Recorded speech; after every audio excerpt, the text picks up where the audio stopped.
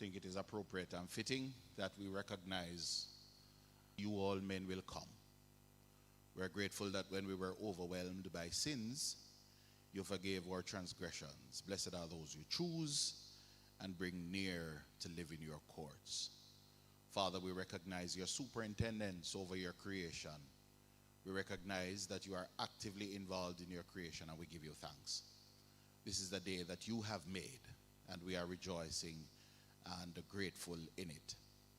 We thank you for this event of the Small Ruminant Association of Jamaica to bring farmers together for training and networking and instructions. We thank you that you would have caused this to be possible. We thank you for the sponsors, partners, and all who are involved in this day's activity. And Lord, we pray that your blessings will envelop this space today, and that all that will be done to the glory and to the honor of your name. We thank you for those who are here. We are grateful for journeying mercies for those who are already here. And we thank you for those who are on their way, that they will get here in good time. Thank you for those who have joined us online.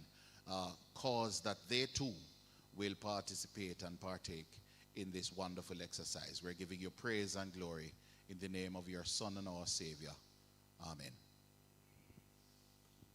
Thank you very much, Mr. Larman. Don't forget your eyes,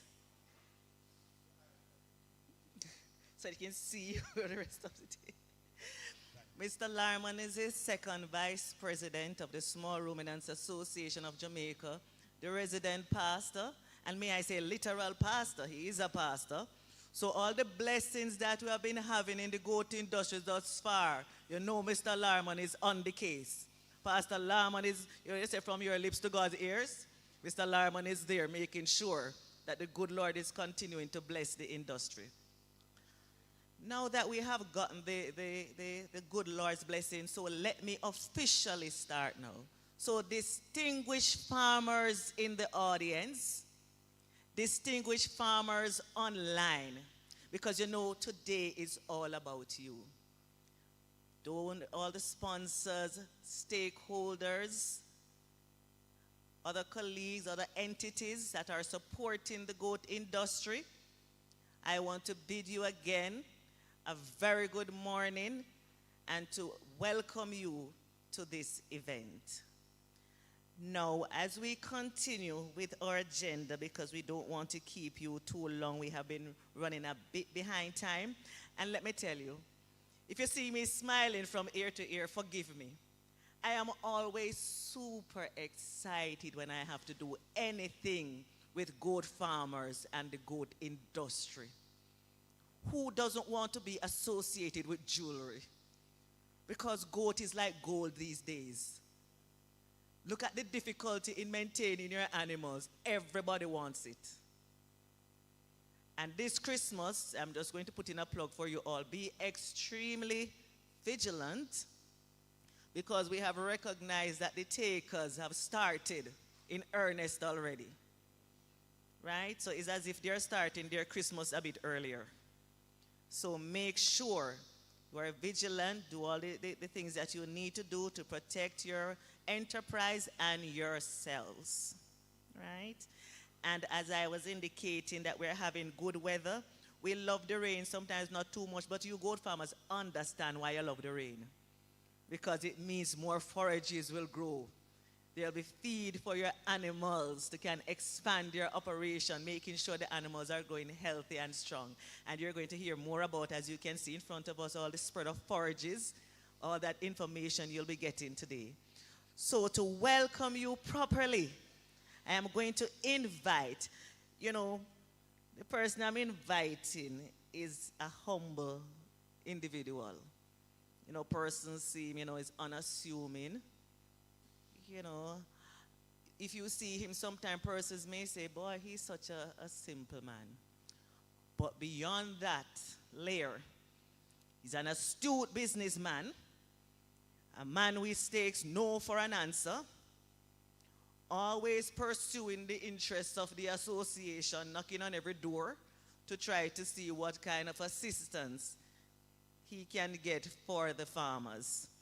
And let me tell you, when things are good, we all share in the goodness. But when things are bad, who is the first person in the association we look at to blame? The president, that's all. The president we look to blame. So the man who has to carry all of this burden on his shoulder. Sorry. Please just give a good round of applause and help me welcome the president of the Small Ruminants Association of Jamaica, Mr. Trevor Bernard.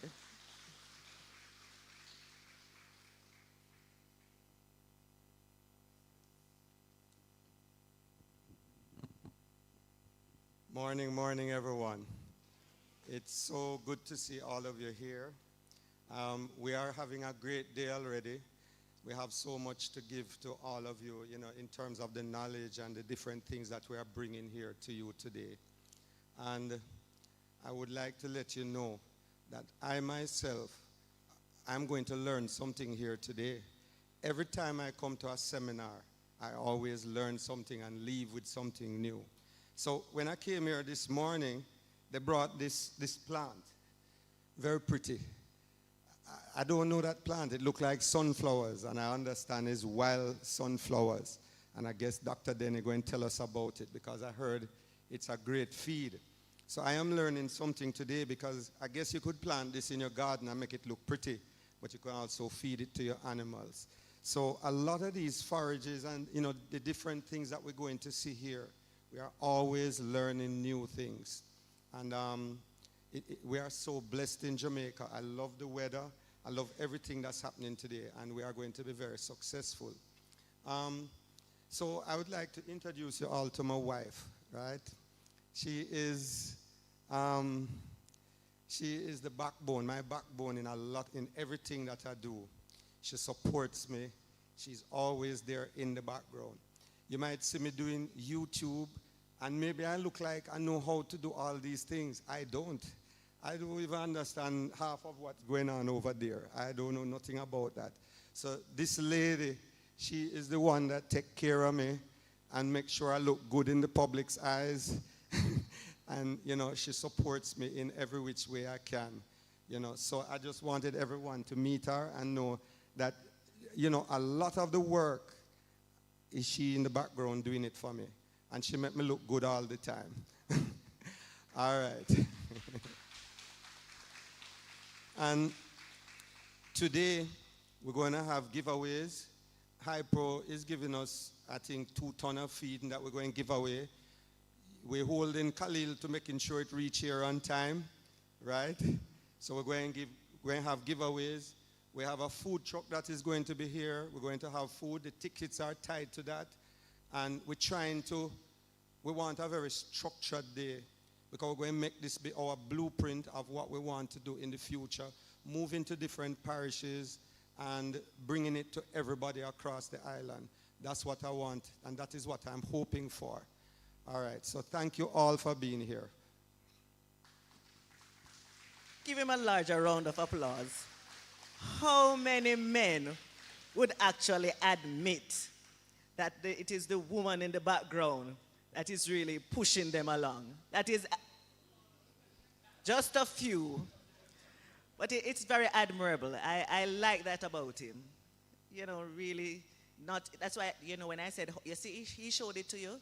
When I said he was a humble person, he displayed it for you right there. And let me tell you, he spoke about his YouTube channel. And it was when I first heard about his YouTube channel, and if I'm not mistaken, I think you probably were the first one from an association perspective to have a YouTube channel, because it was, in the COVID time and everybody's locked in, it almost seemed as if maybe even the association wasn't even going to survive COVID.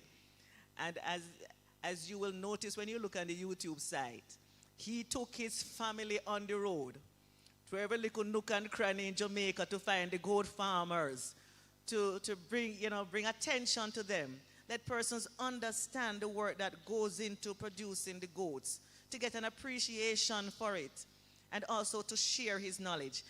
And that is the thing about him too. You see, he said he came here and he learned about that particular plant, Don't be surprised if you see a little YouTube video telling you all about that plant and how to use it and that sort of thing. So he's always sharing information, which is good. And that is what we want from you all here today. Whatever information you get here today, share it with other farmers. There is space in the marketplace for prosperity for everybody. And if you have forgotten, remember, and I know you know, but I'm just reminding you again.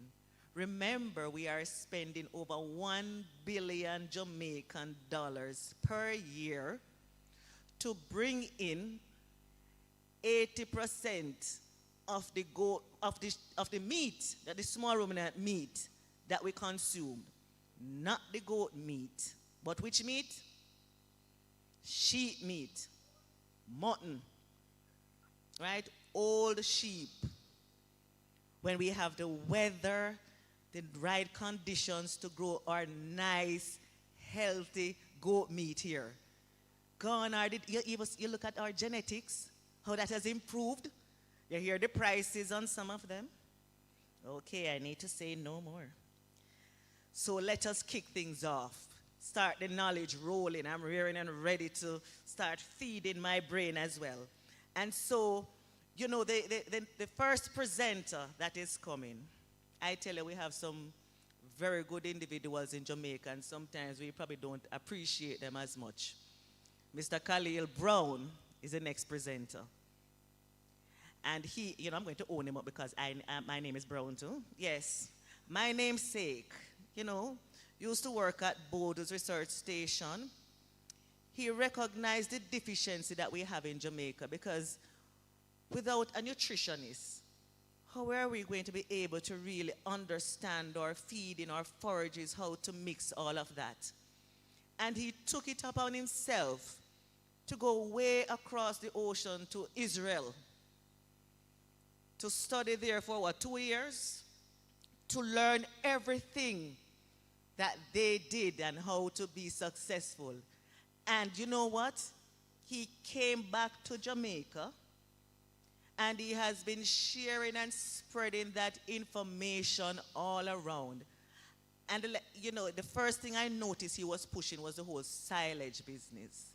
And I know persons are going to say, but silage is nothing new. We have been doing it all along, you know, for the older farmers. But we must recognize there was a point when it seemed as if it was dead. Like we've almost forgot about it. And I know he came and was excited about the silage. And I remember a presentation I went to with him, and he was talking about in Israel, they made it and sell it. Companies that make it and sell it to farmers, etc. And that is how we started kicking off the ball rolling in terms of, you know, promoting the whole further conservation sort of thing. So what is admirable about this individual? He came back to where? Jamaica. He could have said, you know, now that I have this wealth of knowledge, I could have gone anywhere else. Probably get better pay too, definitely, right? But he chose to come back, to give back to Jamaica, to help you, the farmers, to ensure that we are producing quality animals in terms of making sure the nutrition is up where it should be, so that we can expand our operation and the animals can reproduce as they should. So let me tell you, everybody, please, please put your hands together and give him a big round of applause. He's a young person, you know, encourage him to continue to do his best. Mr. Khalil Brown.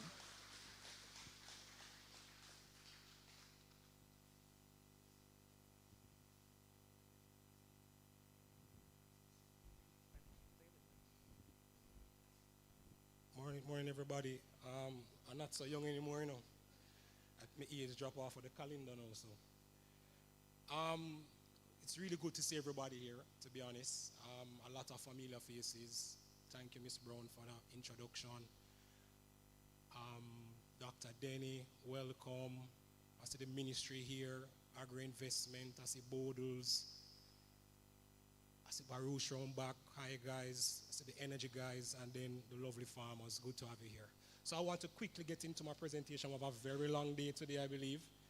I've been charged with giving you guys the basic on nutrition, so I try to be as basic as possible. because I know Dr. Denny coming afterwards looking on forages, and if you know, forages tie into the nutrition. So I just want to kind of set the stage before we get into, way more technical information. So I think I'm ready for the presentation. I'm not sure you guys can see it well. I don't know how this side going to see it, so I'm going to try, present myself as much as possible. I can't even see the presentation, so I might come off of the stage, so I can be here that good with your cameraman and the people on the net, so I can see the screen better. All right, so the basic of small ruminant nutrition, guys, that's where we're going to start. So the next slide for me, please. All right, before we go into nutrition, I like talking about the business aspect of small ruminants. And I put this picture here because it represents so much for me. See that lady in the glasses right there? So see Peter Gay there. That's Peter Gay at the end. That's extension service from RADA doing our same silage training that we're talking about that I think was exceptional. We wanted definitely for the guys to understand that with all these erratic changes in the weather, we see more rainfalls even later down now. There is a special way to conserve it. And also the potential for you to sell this as a product. This little young guy down here, Dante, if you guys look on YouTube, I remember going to St. Elizabeth and this guy called me on my phone saying, Mr. Brown, I went to come visit my farm.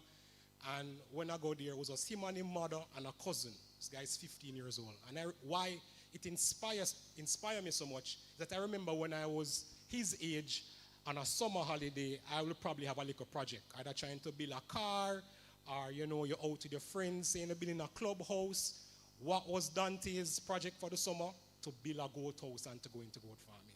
And this guy would go around and get scraps from all over in his community. Like, I remember his sign that said, "Welcome to Dante Farm," was a license plate. And when you go inside, they paint him with a license plate saying, "Weena pen, mother pen." And I was so impressed. He would just little small branches and thing him build up a wooden structure. And I can be honest with you, if you're a 15-year-old, I've never been to one of the top farmers' farm and see them have like a harness that could hold the goat so he can administer his medication. He had one on his farm and he built it from scratch. Right? The presentation gone. Where are we going? He gone go look for Dante. No, can go back go back. And then at the top corner here is a guy that live up the road up in Cristiano. And what I saw him doing was that he had his young 4-year-old, 5-year-old son inside with him doing the goat farming. When he went out to the farm, he put on him water boot and him go there and him hold the goat and him take up some grains and him feed the animals. And then to me, this is the model that represents the local goat farming business. It's a model where your family can get involved, your child can get involved, a woman can get involved. But the difficulty I see is that we have a lot of hobby farmers versus businessmen. Next slide. So why are we in small ruminant farming? Why? A big thing in Jamaica is genetics. I think everybody know that. Most of our farmers now is selling animals at some really high prices, and they say they're registered and a full-bred, purebred situation, and we know where that market is. But the money is there, and I understand why. Right? You have meat. Miss Brown a while ago talk about it. We import in how much billions of dollars, and we have our goats here that we can actually get that market share if we want to, if we structure our thing properly. Then milk, this new trend of milk. I spoke to this gentleman earlier. He wanted to go in goat farming just for milk production, which is really good, because there's so much other value-added opportunities with milk. Your yogurt, your cheese, you name it. And then the other value-added, leather, cosmetics. When they say ram goat liver and good for make manish water, but the billy goat teeth make the herring for your daughter. So you get what I'm saying? There's so much opportunities from this as a business. But how is it that we get these products? And I just want to bring this again to your attention, the value-added revenue. And why I bring this up is because I want you guys to look at the money. Because we're in this, definitely, yes, to feed ourselves, feed the country, but we're business people and money is important, right? So I want to show you something. Mutton, $872 per pound when they cut it up. Lamb rack, I remember the lamb rack now is just like a little piece of my rib bone right here that they put. Look at the price of it, $2,000 to $2,900 per pound. right? The leg, I was talking about the leg of the goat. $2,700 per pound just for the leg. Goat cheese is $3.04 per gram. And goat milk, which is processed, is $1,000 per liter. We went into the supermarket and I collected all this data from them just to show you guys the potential revenues you guys can make once you do this right. Next slide, please. But how are we going to get it right? How are we going to get these products? How are we going to get that return on investment that we want? We have to first understand the factors affecting small ruminant production, right? There's a lot of factors here. And I just saw the minister a while ago, so I'm going to bring up the first one, government regulation. How government regulation impacts small ruminant production. If you look about 2-3 years ago, we could not import live animals into the country. Who remember that? Everybody remember that. What we can do now, we can import live animals from the US because the government decided that, you know what, we want the industry to grow, we want better genetics, we want farmers having access to all this, so we're going to free up these imports. And not only free up the imports, them take off the GCT, so that make our life even a little bit better. So that will show you government, just the regulations that they have will impact your production. But if you look around it, you see feed additives, feed ingredient quality, feed intake, alternative feed stuff, nutrient bioavailability, all the other factors, and a few which might not be nutrition related. But nutrition is about 80% of your cost, yes, but 80% of your production is impacted by your nutrition. Next slide, please. So my task today is to teach you guys about a balanced diet, right? And our balanced diet include these nutrients that we have here. Minerals and vitamins, carbohydrates, protein, fiber, and water. This combination is what gives you a balanced diet, that we have a healthy animal that grow fast, produce milk, give you a lot of kids, right? But where we get these nutrients from, we know that. We get them from our forages, and we get them from our supplemental compounds, right? Which is like your bag feed. Or you might get some from one of Baruch product that they have around you, like them Amenia Grow, or the stress mix. I'm just breaking Khalil for 1 minute. The Minister of Agriculture is here, and I want him just say a word for us. I know he's a very busy person, and I don't want him to run away, leave us so quickly. So you do the interview first. All right. I just wanted everyone to know that he's here. All right. Thank you, Mr. Bernard. Next slide, please. So you guys get the balanced diet and the nutrients that will give you the balanced diet. In the blue, sorry? This here? This one, fiber. Fiber is in this. All right, so next slide for me.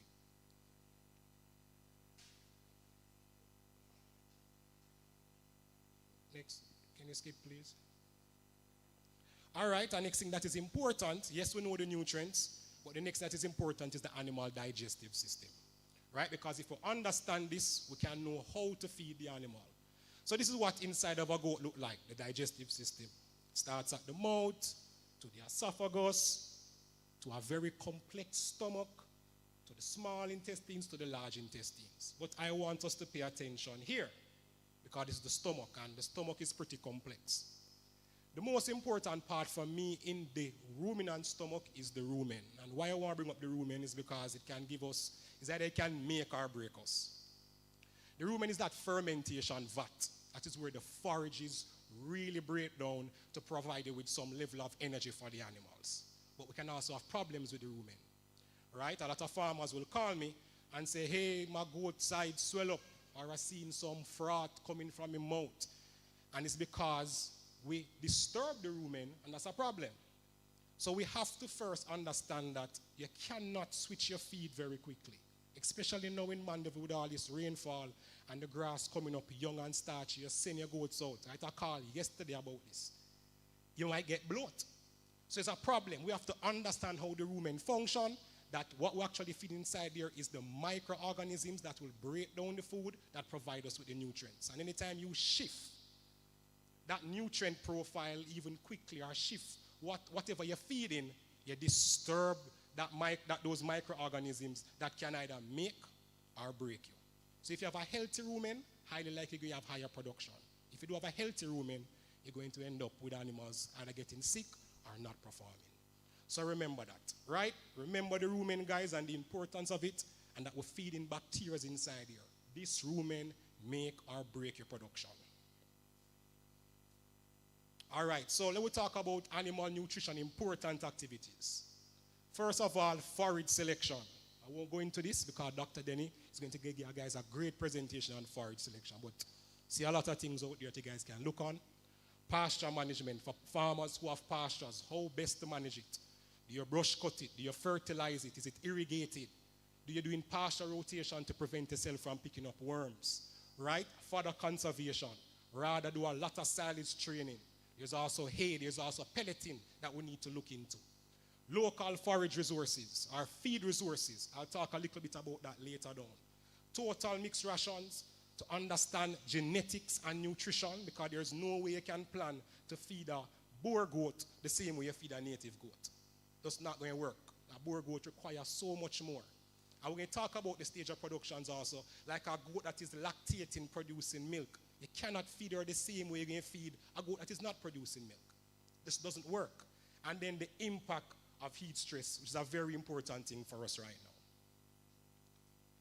So the components of our diets, and this is where I want you guys kind of zoom in a little bit. I take my time here, because I think once you understand this, you can be a nutritionist like myself or like Dr. Denny, right? For goats, for sure. So at the bottom of the pyramid, we start with the most important ingredient, which is your forages and your physical fiber. Right? This is what we used to. A while ago I was on the interview and Mr. Kelly was like, yeah man, talk about nutrition, because I know say goat eat grass. Right? But we know on a grass alone they eat. Right? But here is the basis. If you get this right, everything else fall in place properly. So we need to understand our forages, and Dr. Denny will bring you through that. Above that now, you go to what we call your non-fiber carbohydrate feeds and grain byproducts, which is like what Hyper supply you with, and your rumen degradable protein. Very important. This rumen degradable protein is what feed the bacteria. Can come from your forages, can come from your concentrate. It allows them to grow, and then they die, and then you have what you call microbial protein, which goes down into the small intestines to become, a part of muscle building or milk production. The grains also import a lot of your energy from your grains. And the next level is your minerals and vitamins, critical for immune support, for bone development, for transporting nutrients into the animal. We have to have our minerals and vitamins. Above that, we have your fat supply. A lot of people think that, if I give them sugar, it's okay. But sometimes, for example, a pregnant mother who our belly so big, it constrict our stomach, giving our carbohydrate alone as the only source of energy might not be enough, because you get more energy from fat. So what kind of fat source are you using? I see a lot of farmers using fish oil and the salmon oil, and when them say I give it to them, say, "Khalil, my animal look shine." Yes, because you're giving them a great energy source, so they meet the energy requirement, and now they can look good. They can have shinier coat than a rough coat. They can give you more milk. So the importance of your fat supply is important. Your bypass protein, also very critical, because majority of the feeds you might find out there going to have what you call rumen degradable protein. So it's going to break down in that same thing I was talking about earlier. You want something, you want a protein source that can literally, just like the highway we have there, that may cut through porous and cut through all those bad roads. You want something that can cut straight through the rumen, go directly into your small intestines that the animal now can utilize. Then your feed additives, critical, and that's mainly you get that from your concentrate feed. An example of a feed additive that you might see in like the hyper feed is like some of the medication that we put inside of it, like a coccidiostat. Because we know, for example, that a young kid, when about 3 weeks, 4 weeks, them start pick all over the place. You see them having diarrhea and the back part look away, and people call and say, "I'm going to deworm this animal." But in most cases, it's not worm. It's a cocci problem. So if you're not giving them a coccidiostat, like what you'll get from in the hyperfeed, you will end up having this serious problem. So your feed additives is something that you need to take into consideration when you look at what you're getting from your feed company, or what you can buy to add to the nutrition that's going to enhance the animal performance. So just remember that triangle, guys. That is ultimately what you use to feed your goats and your sheep. I can switch now. All right, so some of the major livestock ingredients that we have out there and have access to. Corn, everybody know about corn, right? Who plant corn here? Anybody plant corn? Corn planter, you feed the goats them with it? Or you sell somebody with goat the corn? Sorghum. I see sorghum get a little bit popular. I know a farm up in St. Mary planting it. We see trade winds now planting acres of corn. Dr. Denny giving you a sorghum silage if you guys want to purchase it. Soya. Everybody call me, ask me for soya. I don't sell soya, guys. So don't call me and ask me for soya. But I know why farmers would want soya, because it's high in protein. But strangely, we do have it on the local market. Cassava was a big thing back then. Everybody know brewer's grain. The other name for it is beer hops. Everybody, who use beer hops? 1, 2, just 2 farmers alone using beer hops. That's strange. Then you have your wheat, which is a wheat middling. Who know about wheat middling? And you use wheat middling too? All right. And then you have your oils and your cakes. Right? But we could look on the local market. On the local market, guys, you can get beer hops. Hard to get. Red Stripe produce it. Like Red Stripe stop giving access to any little small farmer. You have to go through the truck guy, and the truck guy deliver, and it's expensive. But I can say if you can get some of the drums, definitely it's a good product to have on your farm. Weed screening. Who know what weed screening is? Anybody know what weed screening is? Weed screening they get from the flour mill. It's like GF Mills, Seprod. Them have, when them get the wheat and them have a lot of trash from it, leaves and some of the little grains that you'll get, you can actually buy that. Again, it's an excellent source. I think probably 2 years ago, they were calling me saying if I know any farmer who want it because they had a whole stockpile of it. So I know it's not something that the people them find out get like beer ups. So when I have the information, I can run in and try to get some wheat screening. Corn, that you crack corn or you mash corn. I know Seprod have access to the corn mash that you guys can have it. Kind of pretty expensive to me. But again, guys, is byproduct ingredients you can use to feed the animals. A very questionable and controversial one, chicken litter. Who using chicken litter? This guy use everything, man. You mix your own feed, Papa. Right? So chicken litter, I really would recommend it. But in cases where you need an emergency, you can't get no feed, you might find somebody who might have it. You can use it. I would say keep your inclusion level at about 5%, no more, to cause any problems. All right, good question. Very good question. I would recommend that you don't use fresh chicken litter.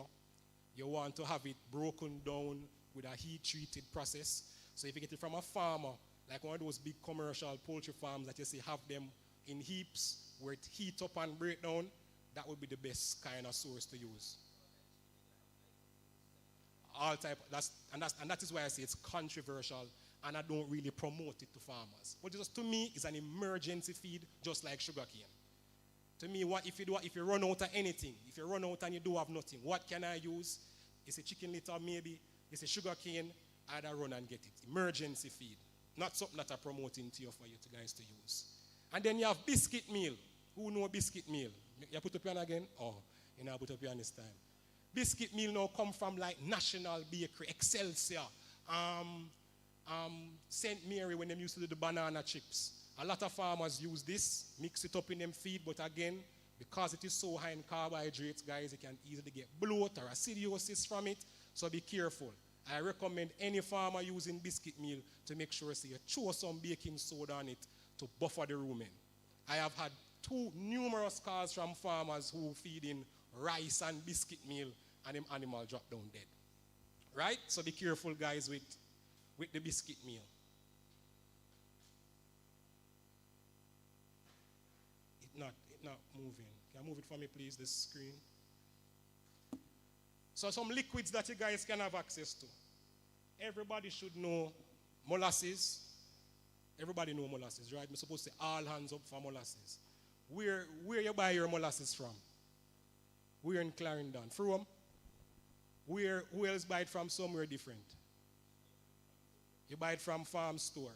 All right, cool. Molasses, guys, very good energy source. Also, you can get some minerals from it. Another liquid out there was what you call an inoculant. Right? People use inoculants on them silage, but they can also use it on your feed, and it helps with adding the good bacteria to the animal rumen or to the small intestines for you to get a better efficiency in breaking down your feed. All right, for example, in any feeds, I really don't go above 2%.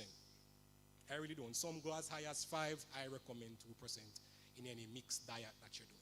Yeah. Some people put in the water, just they can make them drink it. Say a pregnant mother, she going like she probably could pregnancy toxemia. You mix it in her water, I give it to her, help with giving her the glucose that she need to stay alive. Next slide, please. And if we press something on this.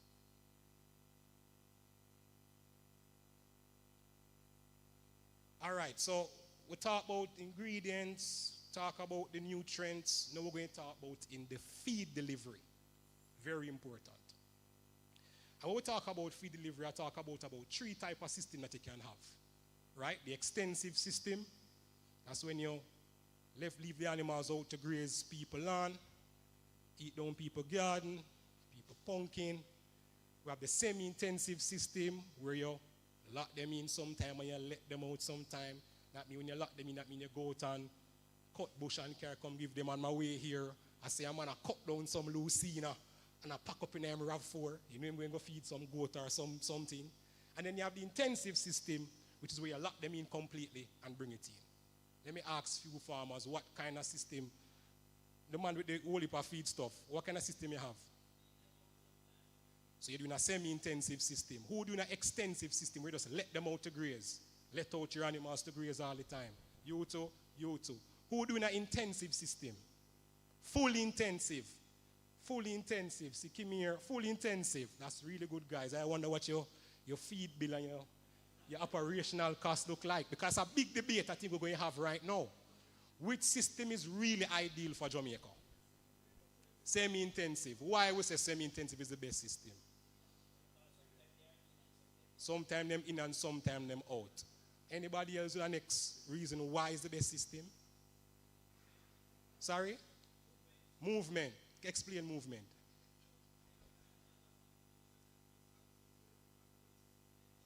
Okay, I see what you're saying. Lazy animals get too fat. I get what you're saying. Them not moving, them not being exposed to the bacteria out there if you can build up the immune system. Get what you're saying. But what I wanted to hear from you guys was the money. And the money me didn't want to hear, you know. See, Patrick say fully intensive, his bill expensive. If you cut grass, carry feed, at least there's a day where I can say, you know what, I'm going to save some money and some gas than if I go cut my thing. See what I'm saying? You save some money. So there's a balance between both. Because the extensive, we have problem with dog, thief, bad mind. You get what I'm saying? So the balance of the system to me is what works. So today we're going to agree. The semi-intensive system is what we're promoting for our local small ruminant sector. All right, sounds good. Next slide. So I just quickly did this one. The effective utilization of our pastures. I won't stay on this. I just think the most important part is when you harvest your grass, the cutting interval is important because as grass grow older, less nutrients become available to the animal.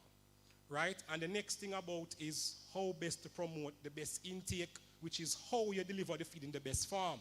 That's why we have shafting machines. That's why Rada and Mr. Bernard brought shafting machines out to make farmers have access. Because if you look at it, say you have cut king grass, and you throw the whole king grass inside that feeding trough. When you come back, what you see? Them trample it, you see the whole bone inside of it same way. But when you run it through the shafting machine, break down the particle size. When you come back, what you see? Much less. The animal have the ability to consume more. So that's what we talk about today. Cut at the best time and ensure that the forage or the feed is presented in the best form so the animal can consume the most of it, increase in dry matter intake by just making this. That's why in even poultry nutrition you have like crumble feed first, Let's imagine you giving a day-old bird one pellet. Can he eat the pellet? Him too small. So think about the same with animals. Make the farm good for you, and you get better intake, better performance. Next slide, please. Click, man. Oh. Okay. All right, so we're going to talk a little bit about protein and energy. And this is a big debate, and I'm going to ask a question. What do you think is the ideal protein levels you should be feeding a mature goat? No, Doc, we can't answer that. You're a nutritionist, Doc. Come on. You're a book. But give me an idea. What you say, Papa? I hear you say something. 20? See, a guy said 20%. Anybody else? 15%. Why you say 20, sir? Tell me why. More protein. So you say more protein equate to better performance. And you hold you by that statement. All right, guys, that's a myth. Remember now we deal with ruminants. And the rumen we talk about can manufacture its own protein, you know. Hear what Dr. Dennis said a while ago? Dr. Dennis, tell them what you say is the recommended level. 12%. That's what Doc said, you know. She's a nutritionist. All right. So I just want to quickly go into this. This was a research that they did 15, 18, and 20% crude protein. And I know you expect that the 20% would do better. But from this research, they found out that at kids, 18% was even better for kids. And we can understand why. They don't have a fully developed digestive system yet. They're still a little bit monogastric. So, you know, they can utilize the protein. When they get older, they don't need so much. Because the protein is going there and break down anyway. And they're going to manufacture their own protein. So just remember that, guys. Your 20% or 25% is not where you really want to be. It's going to cost you more when you're thinking about a 20% crude protein diet. Right? And there's also a balance between protein and energy. What people need to understand is that you can feed this animal 20% crude protein, I'm not going to put on no weight. And me feed him 12% crude protein. But I make sure I have the right quality forages, the right amount of molasses that give me energy, and my animal is going to perform 10 times better than yours. Because an animal won't put on weight until he meets him energy requirement first. That's the first rule. If you don't meet him energy requirement, he's not going to put on no weight. Because everything is going to metabolism to keep him healthy. The protein, not going to use that protein to say put on little muscles. So you can probably use my body to kind of determine what kind of state I'm in. Right? Next. Minerals, guys. Critical. The important ones, everybody know calcium and phosphorus. Important ratio to always have. Chlorine, magnesium, sodium, sulfur. Then you have the microminerals. Your cobalt, your selenium, your zinc, iron. These are essential, guys. Where you get these from? Farm store. I like that one. Yes, you get it from the farm store. But where would you get these minerals from? From your forages. Yes, that is right. Also, where else? From your feed. From your supplements, right? Good. And then you know you guys can literally buy a mineral block. Or you can buy the granular one, the free choice minerals. So these are the sources for your important minerals that you need. And I want to give you a classic example of one. I always use two, are the microminerals. Right? We could talk about selenium. I remember a farmer called me saying, hey, Khalil, you have an animal, you know, animal is not performing. The females are there and he does a walk with the females like him is a female. And I say, is a goat? I said, no, man. The goat just have low libido. So I'm saying, get some vitamin E and some selenium and administer to the goat. When him do it, him say, boy, Khalil, champion goat now. Just by adjusting the selenium and vitamin E level inside the animal, improves libido, improves your fertility. That's how important these minor nutrients are. Zinc, a very big thing right now for hoof health. So when the time wet, and the animal go out there and getting hoof rot and all that type of something or soft foot, zinc is a very good mineral for you to feed the animals to assist with hoof health. Right? So I just want to give you some simple examples of how important these small little things look like to your nutrition program. Vitamins. Right? Where you get your vitamins from, guys? Don't tell me farm store again. But the same sources we talk about. Right? Your supplements, your concentrate, your mineral block, etc. What I want you guys to know is that you see this very first set here, ADE, critical. Ruminants need this. They can't manufacture it themselves. So you must make sure that when you look at your feed label or you look at your mineral block, you're seeing that they're trying to supply you guys with this. Or you're going to have to go find it outside. You can get this from a farm store too. They sell it in injectable bottles, A, D, and E. The animals can manufacture a K and they can manufacture B. But sometimes I believe that you should give some of that vitamin B supplementation that we see everybody sometime run down. But they can manufacture their own vitamin B. There is no requirement for C and D. That means you don't have to worry about it. And our sources, your concentrate or your packs. Right?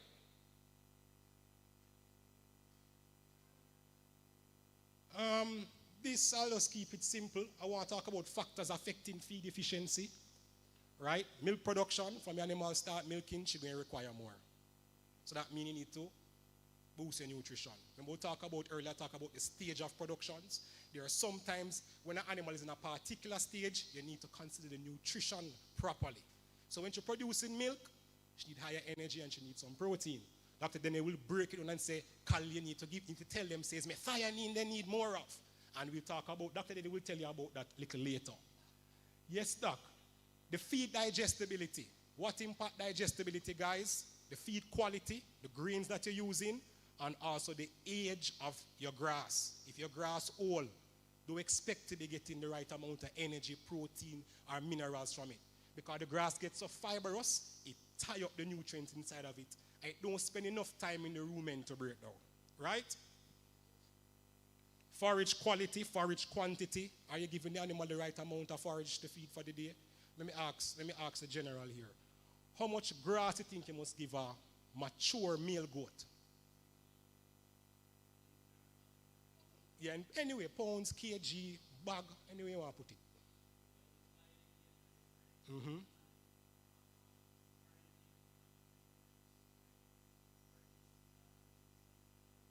Sorry for hear about that. Half sack. And what's the weight of the bale? You have an idea? You're not sure. Anybody can give me a precise number to say I feed my goat 1 pound of grass that are what they think? Anybody? Sorry? 5 pounds. Somebody say 5 pounds of grass. Who agree with him? You agree? 2%. This guy come now, he might use what you call the formula. He must say 2% of the body weight, which is really good. I like that number. So I'm not going to tell you how much. I will tell you guys, work with what? Mr. King, Sir King? 20 pounds. Mr. King said, can your goat eat 20 pounds? You think a native goat can eat 20 pounds? Or a Boer goat you might talk about?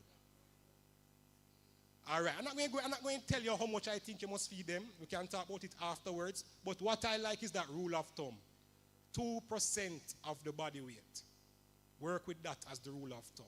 Because as we say, it will vary. And then even the breed, it will vary. But I won't go into that. We can talk afterwards. I'm going to skip this now.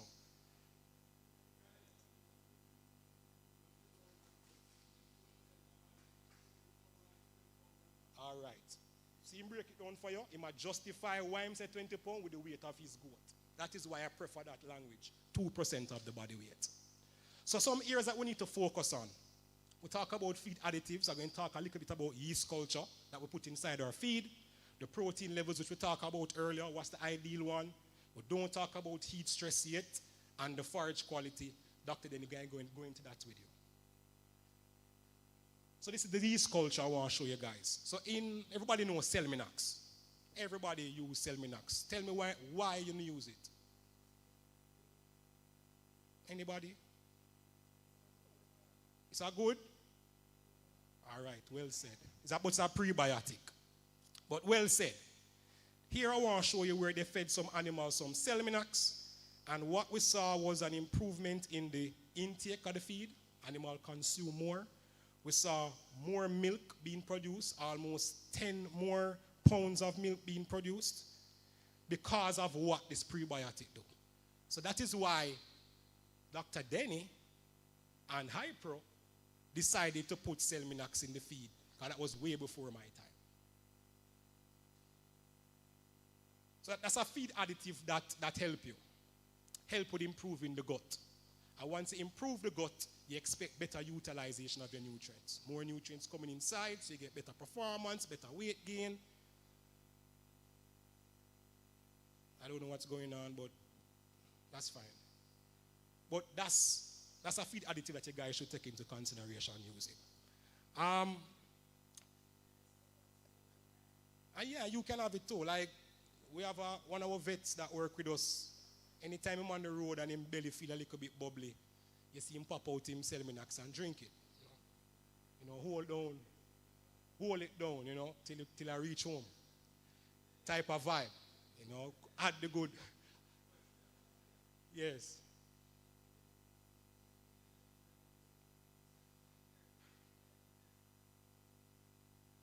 And that now is a good question, really good question. Let me tell you how I approach that. I look at management. So for one, separation is important. I cannot put a tiny little goat with big goats. Him going to eat less. Then, you see that dominant one? Me I separate you, Papa. Because you're not going to make me have uneven growth.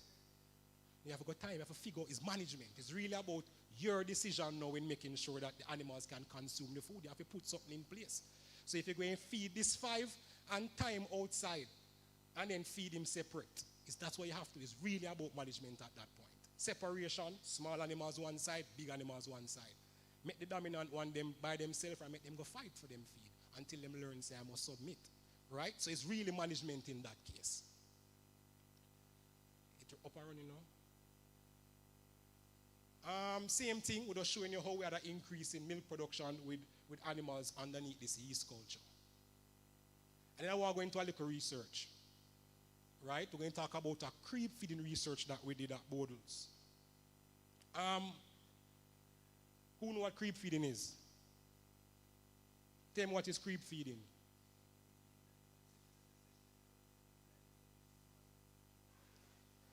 All right. That makes sense when I'm saying, well, right? Give unlimited feed to the young kids.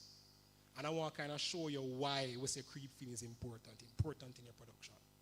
So I can get a genesis. We're thinking about releasing a creep feed into the market. So before we release the creep feed into the market, we have to do evaluation of this particular feed.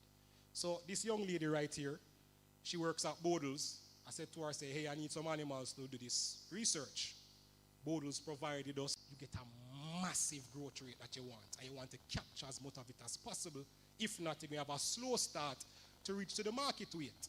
So say your market weight is 80 pounds. I see farmers, especially from this research, are those farmers that we talk to, reaching 50 pounds, even 60 pounds at 3 months. How much farmers can boast and say that? Not many. Sure that. It is possible once you do a proper creep feeding type of system. And we're going to show you a little bit. So, in this research, what we did, we had 5 animals to a pen, and we did 4 different diets. One diet was just hay only, so only animals on grass, young kids. The other we gave one with 18% crude protein, which is the old hyper feed.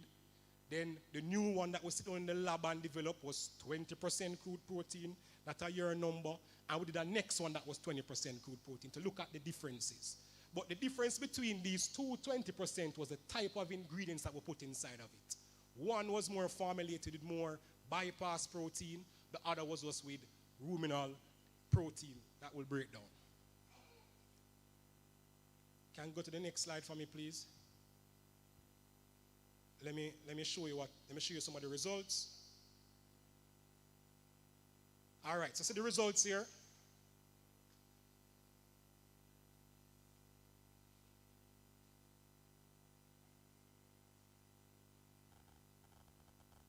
All right, here's the result. So the one that was without no protein source. Just here alone, this animal has 47.7.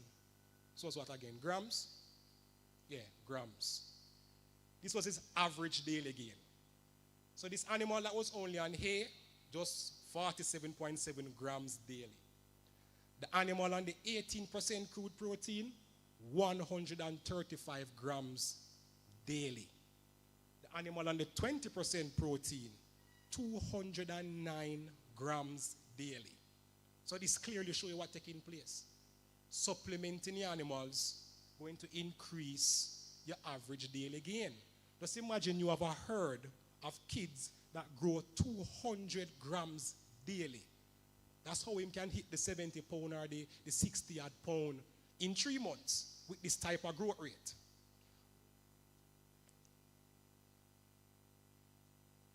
Next for me, please. Thing not work. No, same. All right. So we had to give some to our farmers to evaluate. So we gave some to Unity Boer Goat Farm, that's up the road from here, to evaluate the feed. And we run the trial from April 17th to March 27th on this new feed. Here are the kids. I want you guys to pay attention to. The average daily gain that we got right here was 0.24 kgs daily. Think about that. The weight gain, the average weight gain was 9.9 kgs just from April the 17th to May the 27th. Here, we even have animals that was giving us 0.37 kgs daily.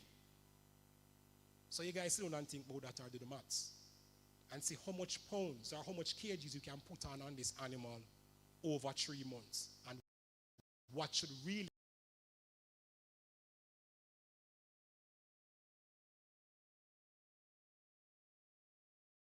be our weaning weights. This section of your operation, right? All right? You with me? Perfect. Skip, please. This thing now to work. All right, so the next one here. How I know that I'm feeding right? How do I know that my animals are they're healthy and them looking good? And this is the perfect tool for you guys to use. The body condition score. Everybody should know the body condition score, right? Who don't know the body condition score?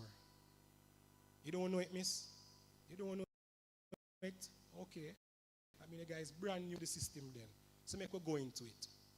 Right? This is a physical appraisal where I can look at a particular animal and know if I am doing something right or something wrong. Gentlemen, please stand up for me. Please. I will just quickly give everybody blue shirt, please. You're close to me. All right, let me ask a question. From 1 to 5, you guys seen it there?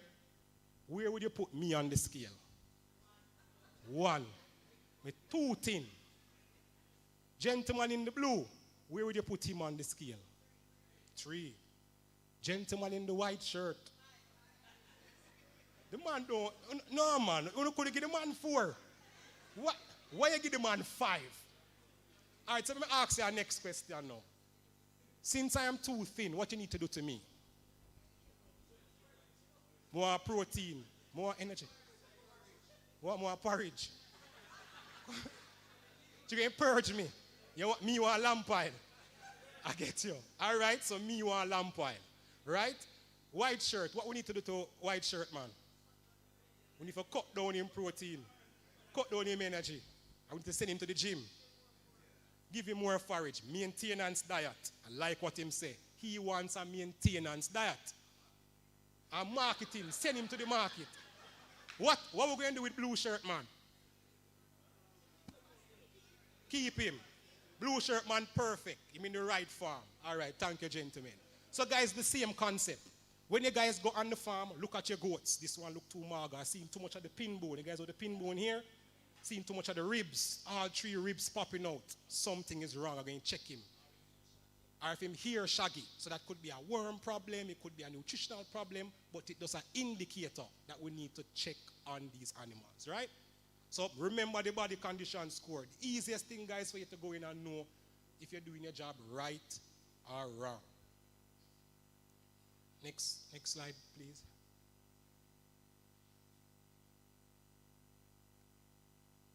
All right, so some smart investments. We're getting down to the end now, guys. We talked about the shafted machine earlier. Why we talk about it? Because we want to cut up the grass into finer particles, especially for using those tall grasses like your king grass, your guinea grass, etc. We want to break it down. Even if you're using some of these protein shrubs that you see here, you want to break it up so the animal can consume it better. Especially if you're doing, like what you were saying, large farms with a lot of feeding trough space, the fighting is less when you have it like that. Somebody must ask, why am I doing with a plastic drum? What you can do with plastic drum? Silage. I like how that the first one. Miss Brown, you have to go to work, man. What else we can do with drum? Feed storage. Well said, from the rats and the roaches and all them type of something there. What else you can use it and do? Water. No, bright, man. Smart investments. There's so much we can do with this plastic drum. I like the hay bags. I get less wastage from the hay bags. I like when my animals have to go up also. I get even less fighting because they can have a circular approach around it. Right? What I have here is a milk replacer. Sometimes the mothers might go down. Sometimes the mother's not producing milk. Sometimes, your system don't allow you to can make the kids spend enough time with the mother to get milk. The milk replacer is also a very important thing to have on your farm. And then concentrate feed. No matter which one you want to buy, you guys know who I work for, but what I'm saying, have your supplementation there in case of emergency, or animals that you want to send to the market quickly, animals that probably lactating, that you want to make sure that you can give them a condensed source of nutrients to make them feel good, right? So these are the smart investments. So my recommendation, make feed changes slowly. So I can give you a classic example. I use this one all the time. Say, for example, you normally use the Nutramix feed. And you plan to decide, say, what I like Carolina, so I'm going to switch over to Hyperfeed. I'm not saying that you guys should just take up and switch tomorrow morning. You guys should transition over into the next feed. And it's not just bag feed alone. It's grass. I can give you a story. I was at Bodles, and we never have any grass at all. And all we had was a plot of sugar cane. So we're saying, boy, it's the only thing we can feed, Doc. So we go, cut the sugar cane, throw the sugar cane on the sheep. And see, by the time we come in the morning, sheep lie down on side, swell up. Everybody are holding them head. Mr. Brown, what we are going to do? We switch from dry grass or poor grass to sugar cane. So what I get to go with them? Bloat. So I'm saying we should have transitioned that over. A crazy experience for me, I'll never forget it. All right, avoid excessive carbohydrates and protein in the diet. It can be very problematic, guys. Ensure the appropriate stocking density for your forages, so it comes down to your same question. If I have a feeding trough length, how much animal should I really be feeding on this feeding trough? You can have a feeding trough length that is probably 5 feet and want 20 goats to properly feed off of that. Make no sense. We have to look at the head space and make sure the head space makes sense, right? Same thing for your pastures. You can't have a square of land and watch 50 goats inside a square of land. Somebody going to get left behind. Are you going to end up in problems? And then we must use the best nutritional practices to reduce health issues and increase profitability. Because I know the feed cost is the most expensive thing for you guys. A ton of grain is very expensive. A bag of feed, I get it all the time. Why the bag feed so expensive? So we have, I can't answer that for you. Want to be above my pay grade. But yes, guys, the value of your concentrate, the value of the minerals that you buy, the supplements that you buy, increase your production costs. So we have to ensure that we're using it in the best way so that we get the return on investment, which is more meat, more milk, or the best looking type of goat that a man going to buy for $500,000, right? That's where the game is. So just a quick summary. Critical factors of success. Your feed efficiency is your benchmark. Am I really getting the conversion I want from this feed? After I spend $1,500 on a bale of hay, $2,000 much bag for a bag of feed, is the animal really growing when I spend this money on them? You think it's important. We have to always be consistent looking on ways to improve the intake of our animal. How can I move my animal from eating 4 pounds to 5 pounds? Or from 5 pounds to 20 pounds? What I need to do to make him want to eat so much feed, right? Focus on your feed digestibility, the quality of your grass, the quality of your concentrate. Very important, guys. Balancing production and feed costs. A lot of farmers don't want to do this. I don't understand how you're running a business and when I come on your farm and I say, what is the operational cost? Or how much to feed this one goat? You guys don't know. You guys supposed to can tell me, say, Khalil, a $50 a day for feed my goat. Because I give him 1 pound of grain, this amount of something, and you have an idea. So at the end of the day, when this animal reach 8 months, we can calculate. That means this animal, the production cost for this one animal is $35,000. So if you even sell him for $20,000, you can see the percentage profit margin you're getting. It is something that you guys must do. You cannot be running a goat farm and can't punch your numbers. Really make no sense. It's hobby farming you're doing. Record keeping and research to drive the sector forward. You guys have to give us feedback. You guys have to check Dr. Denny. Dr. Denny, me see something, and she can say, all right, I'm going to investigate it. Miss Maxine Brown from RADA, I realized that when I bring in my goat them a little bit earlier, I don't see this problem at the end.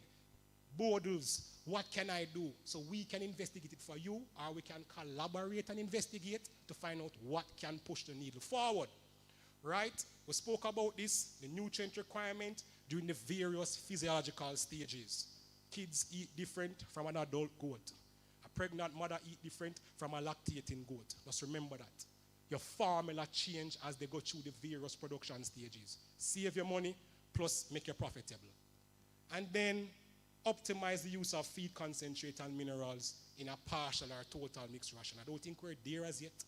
I think we're heading in that direction because we see more farmers doing a lot of different mixing of feed, and they know they must buy brewer's grain and they must use leucine and this. I get a lot of calls about helping them with formulations also. So I think we're getting there, but we're not there as yet. Give us some time, and I think we'll improve. But this is my summary for you to be critical success factors for nutrition. I think this is it. I believe so. This is the references. Must give kudos to them for sure. And that's it.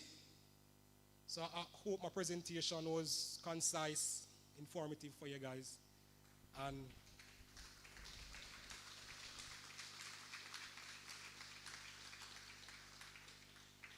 thank you. I'm going to take questions now. Or all right, questions.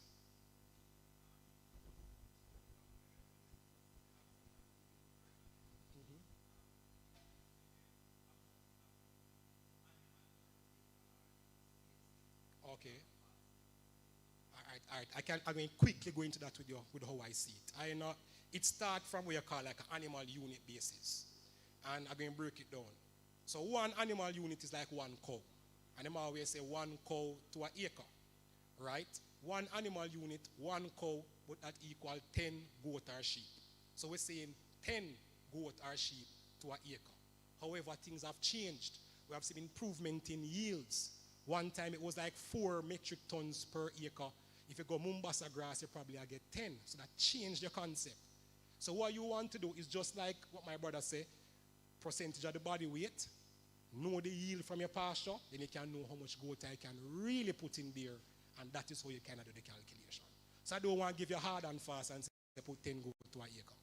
It's not like that anymore. Things have changed. Right?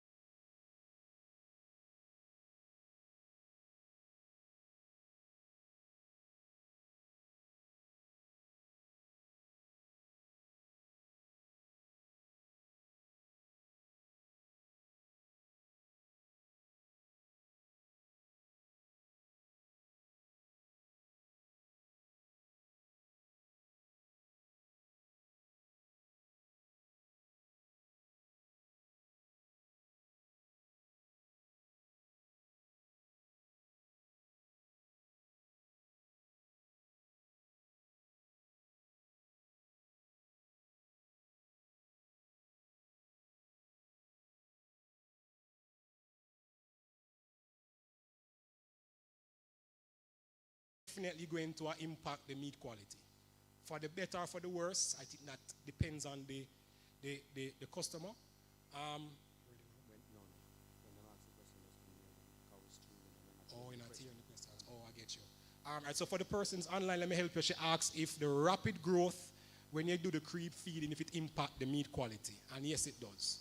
You have like for America, there's no way you can send concentrate fed beef to America for whatever reason. Persons will tell you that grass-fed goat tastes better than concentrate-fed goat. Yes, it impacts how the fat distribute through the meat, and that will definitely change the taste of the meat. So I think it's what your consumer want is where you should really start. Does he even really care? I don't think Jamaica care because we are eating mutton as goat. So I think we can get away with it in a situation like this. Any other questions for me? All right, that sounds like nobody else is ready. Thank you guys for having me. It was good being here.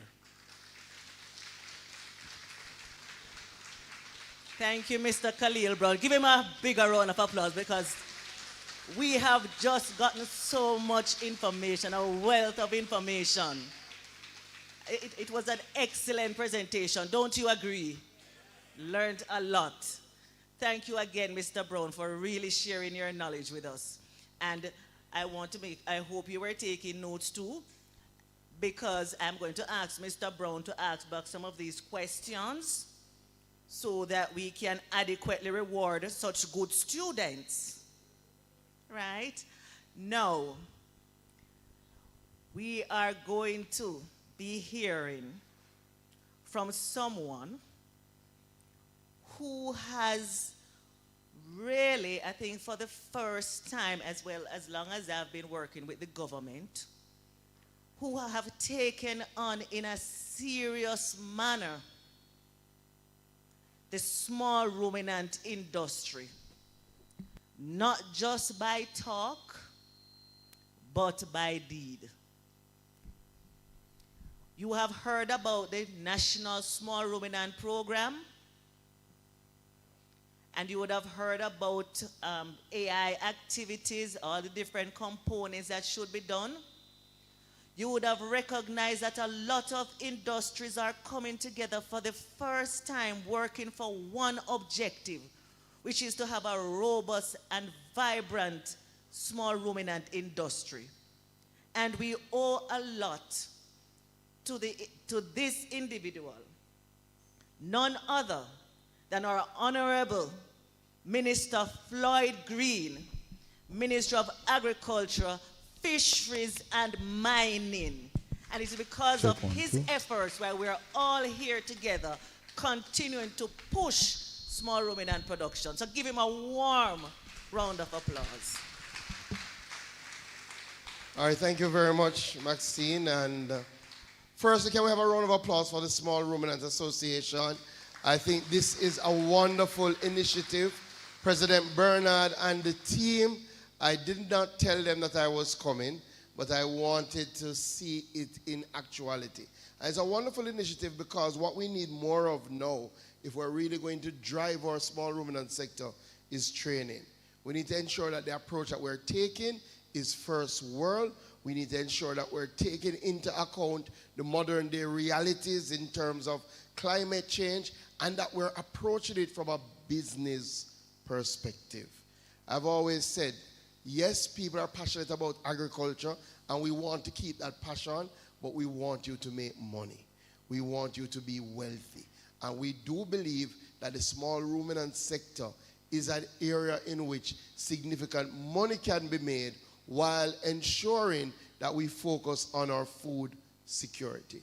So when we looked at the ministry and we decided that one of our fundamental pillars is food security under the new face of food, we said, what will we eat? So if the world closes down as it did in COVID, what will we eat?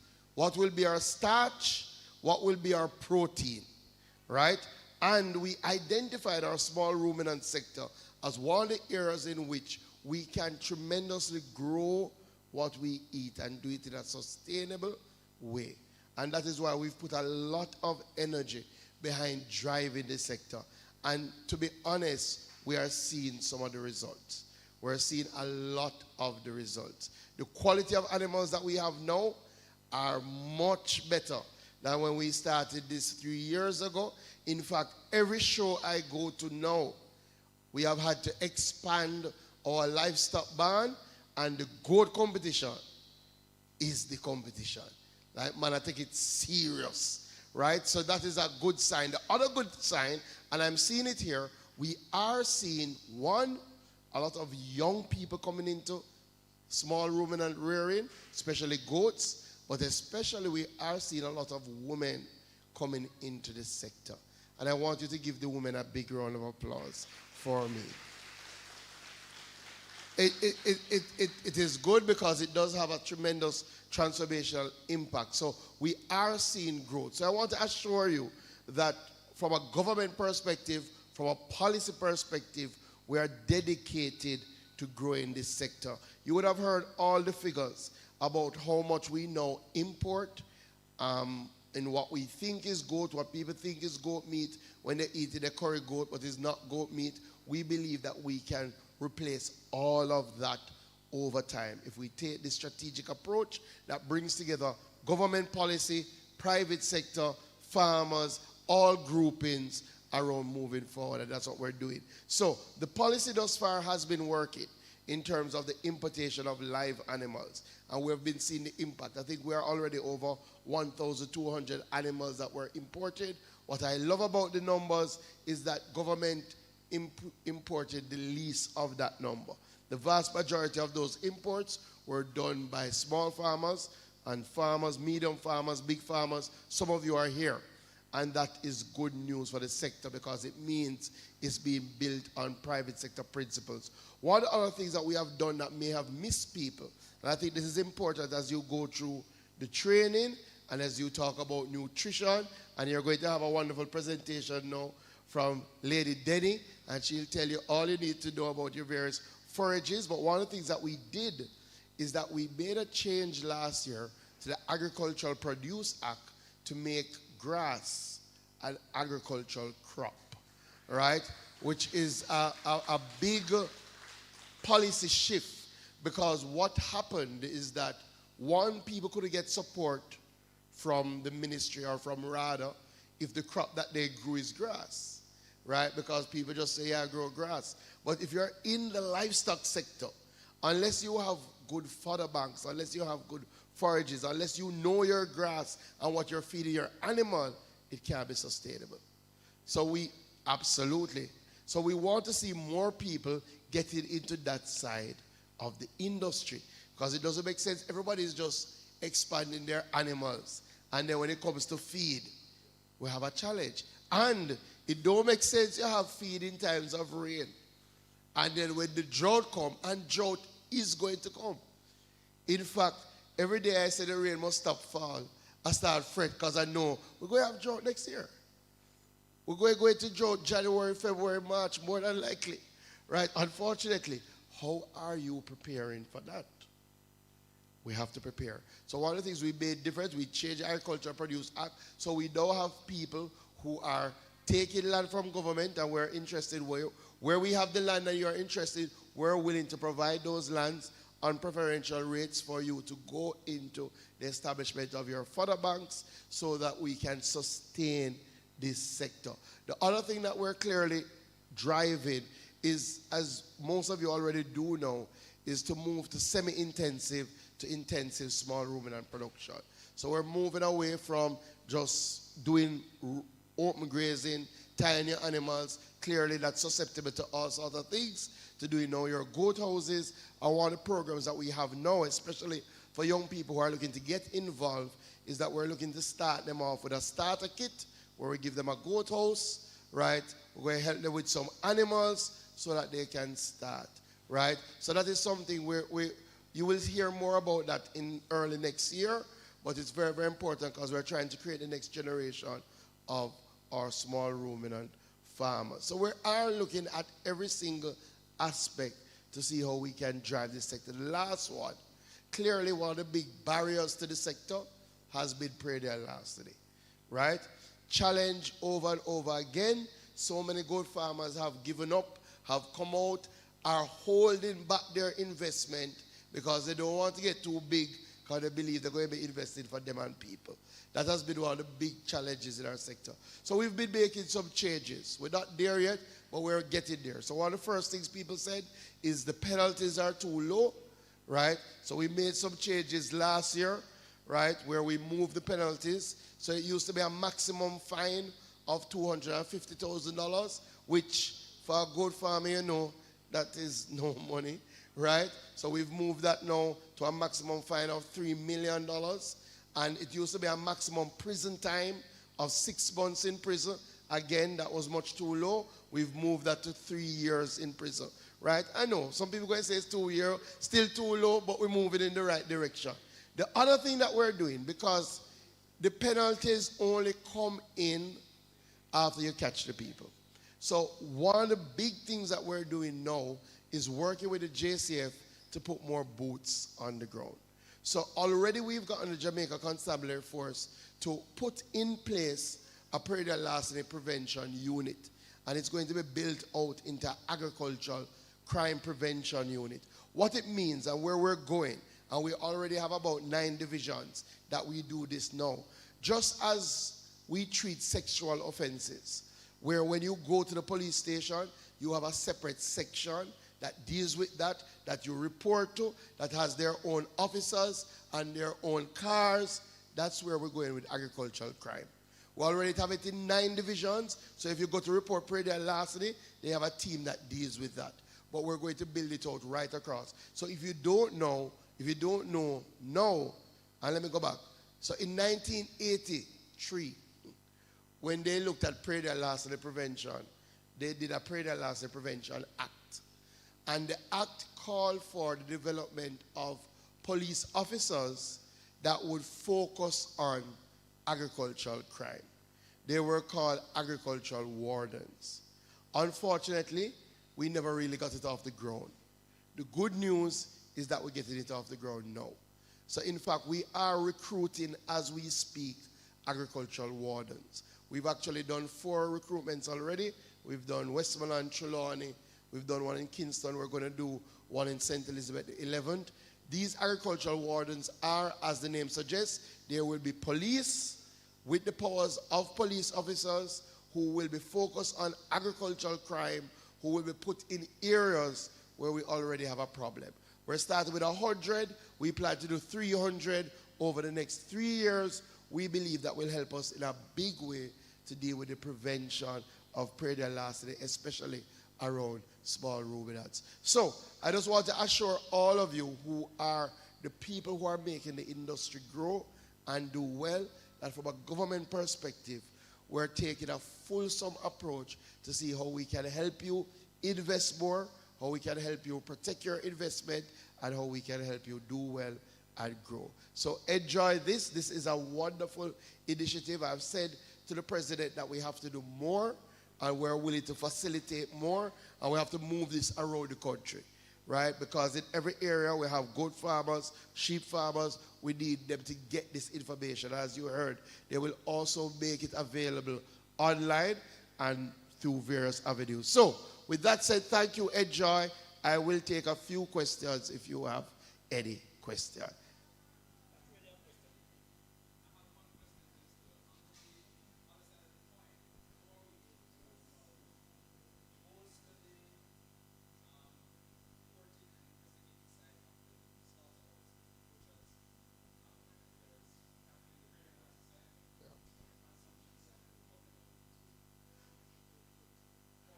%. So that's a big focus of us now. We don't talk a lot about it, but it's happening. In fact, in Manchester, I was looking at the stats, and I think we've visited over 100 slaughterhouses. We've shut down some.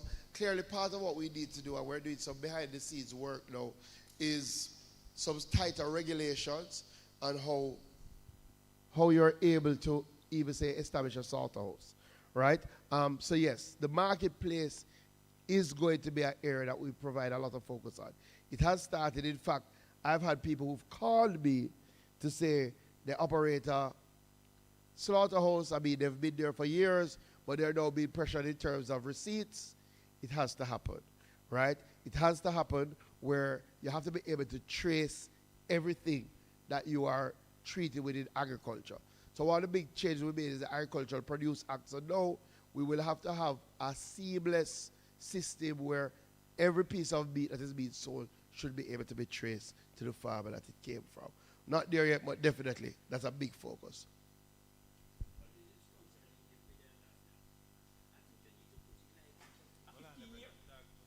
Okay. The Praedial Larceny Act. I think you need to put it like a 15 years. Once you catch a thief, take him off the road, put him at a place where you know that since him love to raise goat, you need one goat, give him a farm to work on for 15 years before he touch back the street. Yeah. Because a little fine, look here. I've felt the hand of thieves, and it hurts. Yeah. Put him away and give him work to do in that area. That guess what happened? When him leave, him understand how a farmer feel to raise with a cow, goat, whatever. And when you're done, make him get a stipend, because if you let back a wild animal on the street, him go and come back again to do worse because the animal. Still treat him good, but give him some time away off the street that he can come rob the next man crossway there. Yeah. And help train him. That's my words. Yeah. If you can take that back and help put it in the act, Mr. Minister. Thank you. Thank you. Again, it's always, penalties is always something that you look on that evolve over time. I think as it is now, we have a minimum 15 year for guns if you're caught with a firearm. One of the things that we don't, I guess we haven't spoken about it enough, we now have multiple acts that people can be charged under. So for larceny of goat can go up to 7 years, right? So that is there. The other thing is that we can now charge people under the Anti-Gang Act, which carries greater penalties.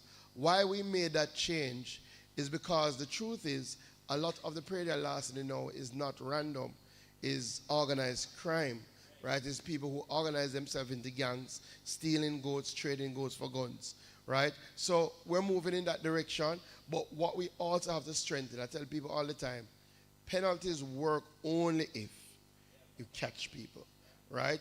And one of the things that we're trying to rebuild the trust, because you just have to face the problems as they are. A lot of people had stopped reporting. A lot of people had stopped going to the police because they don't think it makes no sense, right? And if you don't have that, it can't build a case as good as you could. So we recognize that we have to do some trust building again. I will put more boots on the ground. So it's work in progress. But I take the bigger point. It is a big challenge. Anybody else? Okay. Yes, sir.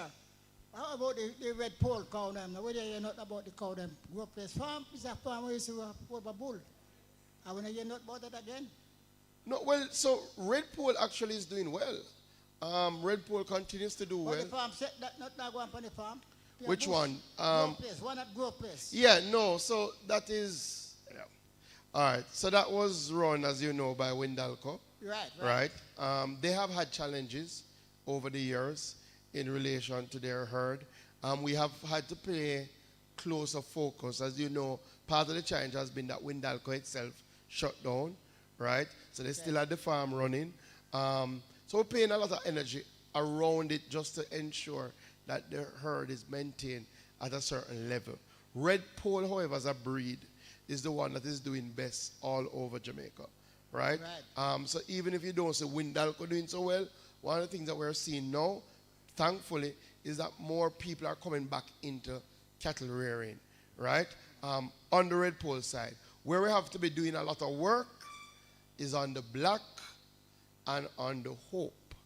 Because the truth is, over the years, we've allowed deterioration. And again, we have to, you see, sometimes people don't appreciate how important initiatives like these are, how important research is, and that's what we have to be doing. So we've formed a new team to focus on the black, to focus on the hope, to build back that stock, look at the genetics that we have, take out the best so that we can keep those going. Okay, all right, okay. Thank you. Yes, maximum.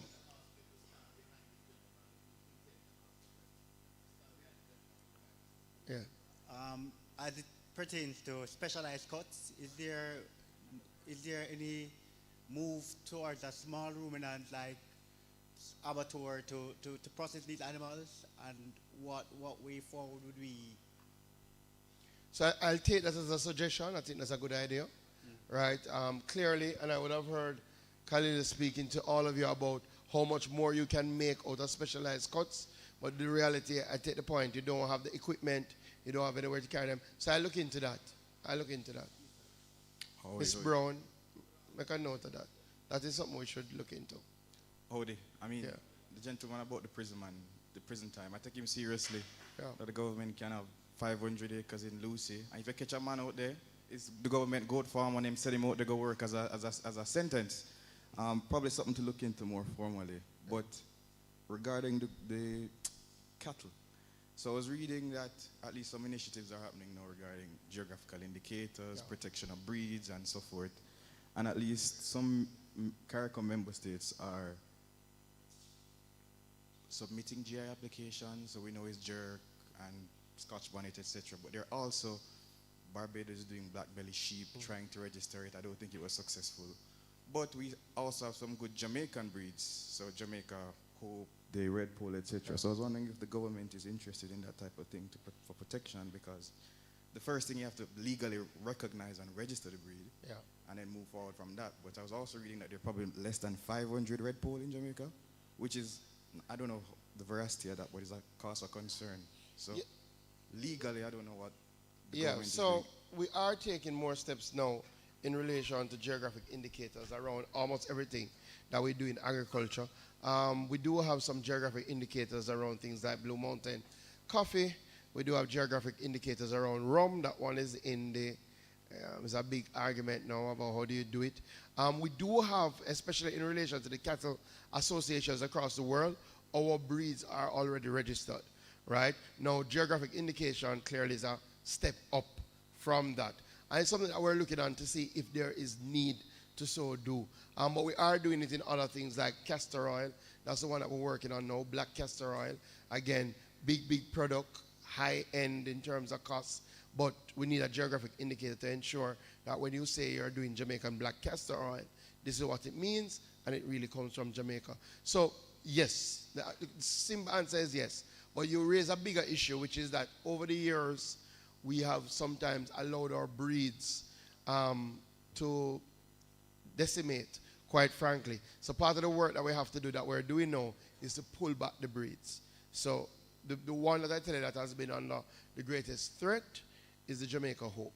And part of the challenge is that as the climate evolves, your research has to evolve with it. So we developed the Jamaica Hope in the 1940s, right, 50s, with T.P. Leakey. But we haven't done much work since. So one, we have to protect what we have, but we also now need to look at what new can we develop to treat with this new climate reality. Because what's good for a time, we still have to look some more work. Hi, Minister. I have two questions, actually. As I was listening about the cackle, because my son is here with me, Matthew, and he's interested in the black pole. But unfortunately, it's very hard to locate. And you just have a sale at the Minard Estate, and it's a first-come, first-served basis. So if you're in Western Jamaica, and you're to reach there on a first-come, first-served, you're practically almost locked from the market. So how can you help the people in the Western end to be a part of the agricultural sector in a prosperous manner? Very good question, suggestion. And just to tell you, for about maybe 4 years ago, we had actually stopped sales at Minard because there had been such a significant depreciation of what we had. Through effective management, we've been able to bring back Minard to a space where we now are having more than one sales during the year auctions. So, what your suggestion is, and I will take it on, is that we should do something in the West, right? We do have the JS place in Hanover. We do have places in St. James, Mount Pelion. I don't see why we couldn't do it, so I will take that on as a suggestion. So I'll tell the Minard that the next time, let's bring it to the West. Because you're right, by the time you get there, it don't make sense. So let's move it around, because we can move the animals around. So we'll do that. Good suggestion. Okay, thank you. Ms. Brown. So quickly, the second question is, you had mentioned that the ministry is now interested in going forward with fodder production, and you were saying that people may be able to get land to lease to do that. Is that something that's going to be on the website? Because one of the problem is I can go call the ministry very excited to be a part of this project, and then people there said, well, we haven't heard about it. So I don't want to have to bring this YouTube there. Yeah. I want to be able to, Yeah. how would you access it? And again, in the Western No, end, so, not for, so yeah. the bigger challenge is where we have the land, right? That's the bigger challenge. So as it is now, for people who are interested in trying to get government land for agriculture, we do have an opening now in our Southern Plains Agricultural Development Project, where we're looking to lease about 700 hectares of land in maybe 50-acre parcels to do everything, include a fodder, right? That is available through the Agro-Invest Corporation. You can go online. But clearly that is land that is in St. Catherine, and that is in Clarendon, Parnassus. One of the challenges is that Hanover, St. James, St. Elizabeth, we don't have a lot of government agricultural land that is under the Ministry of Agriculture. What I would suggest, that I've been saying this to multiple people, if you identify government land, not Ministry of Agriculture land, but government land that's unused, that you think would be ideal, bring it to our attention, bring it to my attention, so that we can speak to the National Land Agency and try and get that land under the Ministry of Agriculture. We just did it in St. Anne. We took over about 600 acres of land. Government land, farmers were on about 100 acres of it for years. We have now regularized them, given them leases, and now we can give other people access. So if you see some of that land in the West, let me know, right? Because one of the challenges we have in the West is that the Ministry of Agriculture doesn't have a lot of land in the West. Most of our land we got through sugar. So Westmoreland, Trelawney is where we have. One other thing I'd like to just mention is that agro-investment is here today. And I just want to remind you all that that is a part of the presentation, how to get government land. Good. And she's here. Well done. She's supposed to be much better than you. She's much better than me. Much better than Yes. you, Minister. All right. Afternoon, everyone. Minister, in regards to the importation of small ruminants, is there anything in the pipeline for small farmers? Because when you go on YouTube or other platforms, you always hear the small farmers say, the cost is too high, they can't get it. What is in it for the quote-unquote, the small man? So I'll say two things. One, I think the association has helped a number of small farmers be able to achieve that goal, because sometimes what it means is pooling the resources, right? So you are not going as an individual to try and get 2 animals, but if you get a group of small farmers together and everybody is willing to put the resources together, that can work. That is why government has imported some for themselves, right? Because the idea is that we will do research, breeding, and then make those breeds available, right? So as you know, we would have started the program probably about 2 years ago, a year and a half, 2 years ago, thereabout. So where we are now, we should be getting to the stage where we have gotten the animals acclimatized, where we're starting breeding, where we can now reach out to the small farmers. So that will be the government aspect of it. But again, I say to some small farmers, sometimes we stand alone, or we come together in our groups, we're much more able to achieve. So reach out to the Small Ruminants Association as well, because I know they've helped even people, young farmers in my neck of the woods, who've been able to get great genetics that they've imported through just pooling some resources with somebody else. Again, even the bigger farmers, when I went to tour our champion farmer, the buck and what he had, his main animals, him don't own it alone. He had to pool some resources because it was a significant investment. But remember, when you pool the resources, it can be done in a way that everybody benefit. So I think we have to look at some of those models as well. Thank you, everybody. Enjoy the rest of your time. Sorry for taking up so much of your time, but God bless you. Thank you very much, Honorable Minister Floyd Green. Give him a round of applause because you have seen for yourself, you have heard for yourself that he is in tune with what is happening in the industry and is working on your behalf. You hear all the different initiatives that are being done to secure the industry. He's always willing to take suggestions. So if you have an idea, put it forward. There's no silly idea. There is no small idea. Let us work through it and see how we can put it into action. And the farmers, you know what?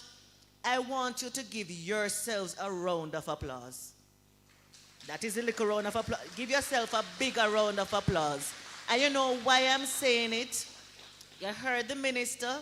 We did not know that he was going to come. Ministers are very busy. There was no confirmation of him being here. You know what you have done for yourselves? You have shown him that you are serious about the industry. When he comes and he can see you all here, he sees and knows for himself that what he is doing is really making an impact. And that you are serious about moving the industry and you're serious about government doing their part to make you successful. So I am so happy for you all who have turned out today and even those online to show that this industry is serious. We're up and we're going full speed ahead. And the government has now seen for themselves how serious we are. Now you know Mr. Brown has spoken about nutrition. Even to the point where some people using Selmanac for the stomach. I don't want us to have to go to that route today, right? So for the first time, I think it's the first time I'm ever going to be at an event where we have a food truck that is going to be, you know, spicing up our taste buds. So what I'm going to ask you all to do, the food truck is at the back, to quickly go and get your meal and to come back and sit down, because if you thought Mr. Brown's presentation was so enlightening and so thrilling, believe me when I tell you, you do not want to miss anything else. Do you understand what I am saying? So let us quickly get our lunches. And you know what? I don't want anybody to be hungry to the point where you can't listen or you don't understand and that sort of stuff. So get your lunch, get some refreshments, stretch your legs, and let us get right back here up and running vibrantly into filling our brains after that with information. Yes, and she's so correct. So the next speaker is Dr. Denny, right? Boy, this was the lady. You can listen while you go for your lunch, but this was the lady that introduced me to all these plants. Because I used to just send goats out to feed out into the bush. But she showed me something different. If I missed her presentation.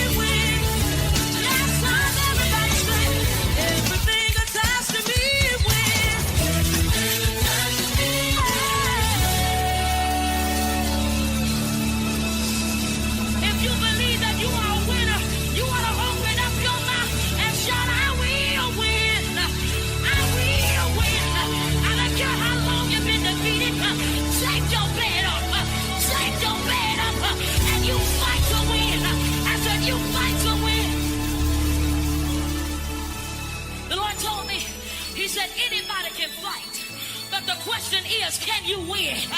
I came to tell somebody up in here tonight that there is something on the inside of you that's going to help you win in this season, and it's called a champion. You want to open up your mouth and shout, I am a champion. So, cameraman is coming. Everything attached to you wins. So,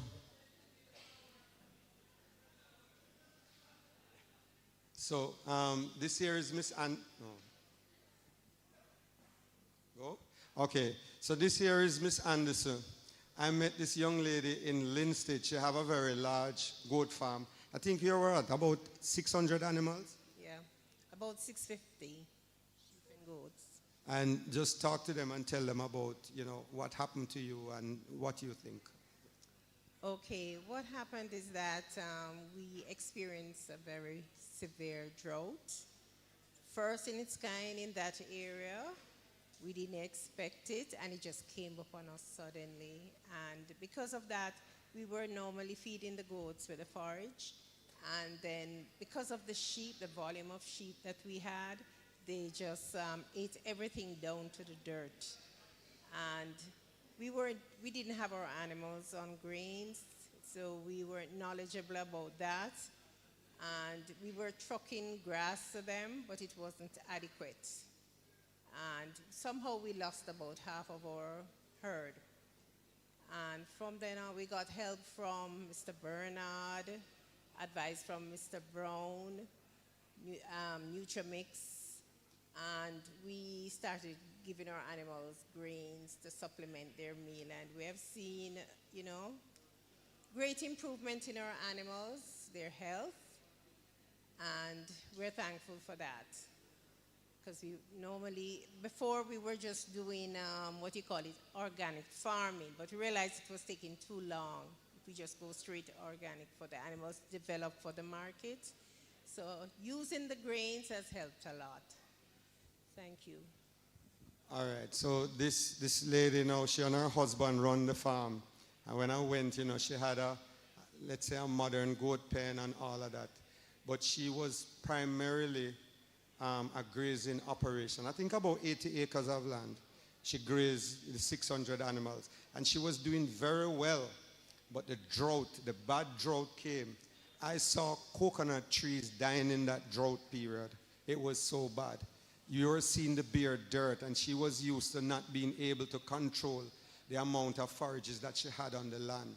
And when that drought hit her, I think she panicked. She didn't even know what to do.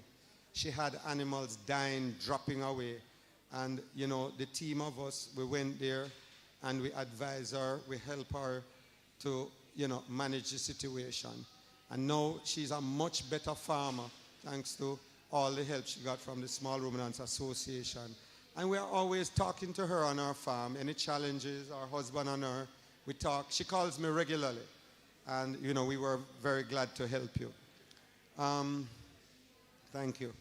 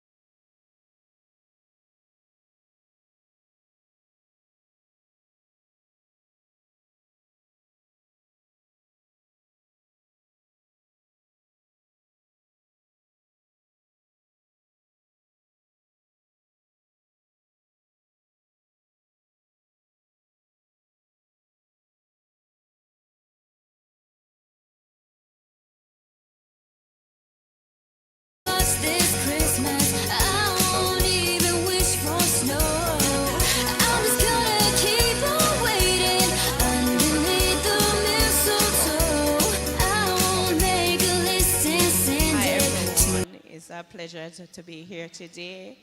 For who haven't known before, Baruch is a veterinary distribution company.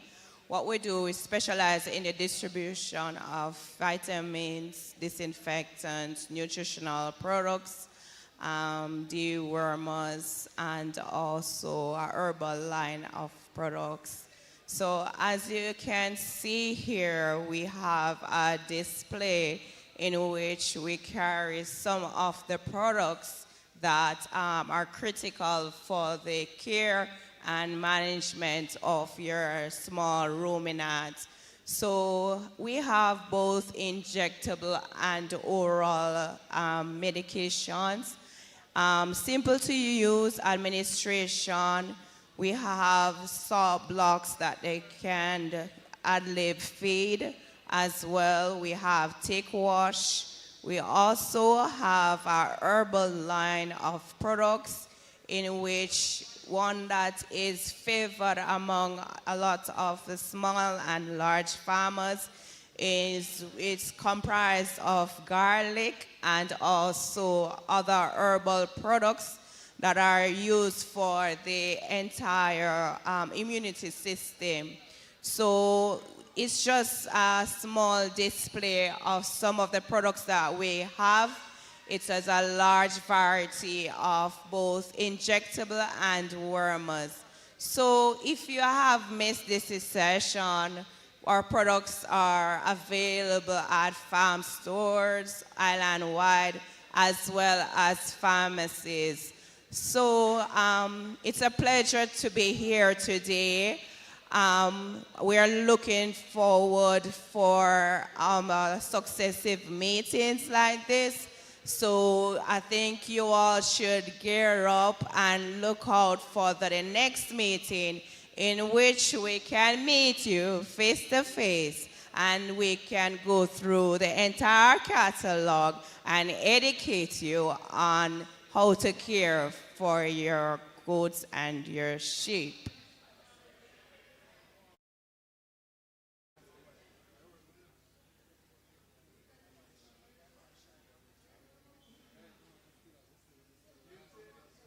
We also have two products here that we need to highlight. This is propylene glycol. So for pregnancy toxemia, we have this in the small size, something that I think every goat farmer needs to have, right? For the rainy season that is now upon us, this is copper sulfate, in which you mix, and as a foot bath, they walk in it, prevent fungal infections. We also have Fenben, which is one of our new products. It's an oral dewormer that you can either direct drench or put in the water or even in a feed in which you can deworm your animals with. So the Fenben is the same thing as Panacure. So some people may recognize the name of Panacure or Safeguard. So the Fenben is what we have now, which is a dewormer that we use, which is safe in pregnancy. So that is a big thing. So normally that is an issue in which you don't want to deworm your animal and causing abortion. So the Fenben is what you would use in the case of pregnancy and lactation.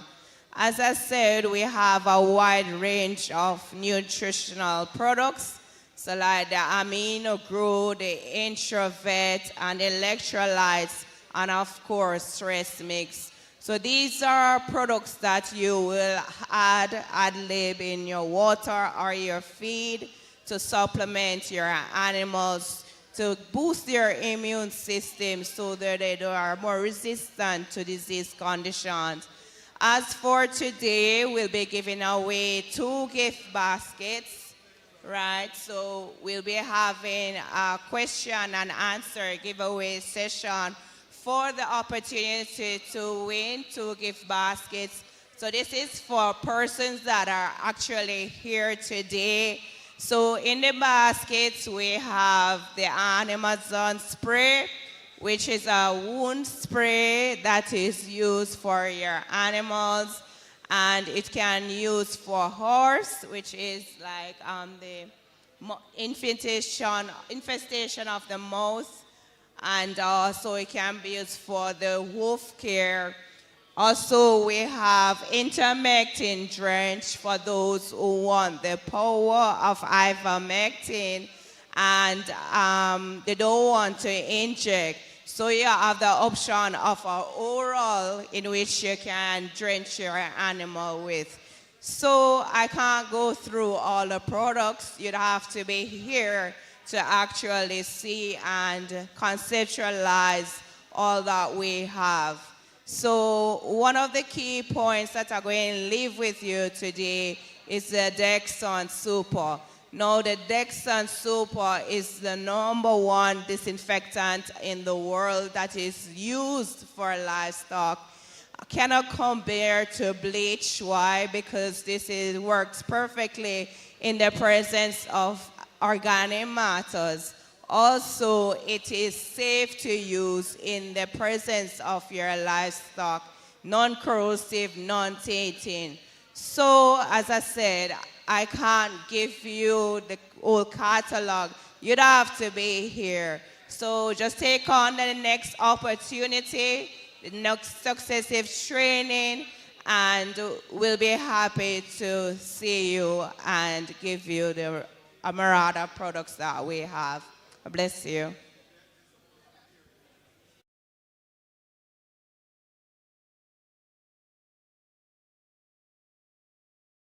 We're going to talk to one more of the sponsors.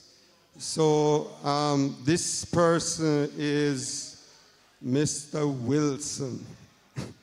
And he's going to talk about this company, Premier sponsors of this event. So, Mr. Wilson. Hello, good afternoon. I'm Kenrick Wilson from Premier Energy Solution.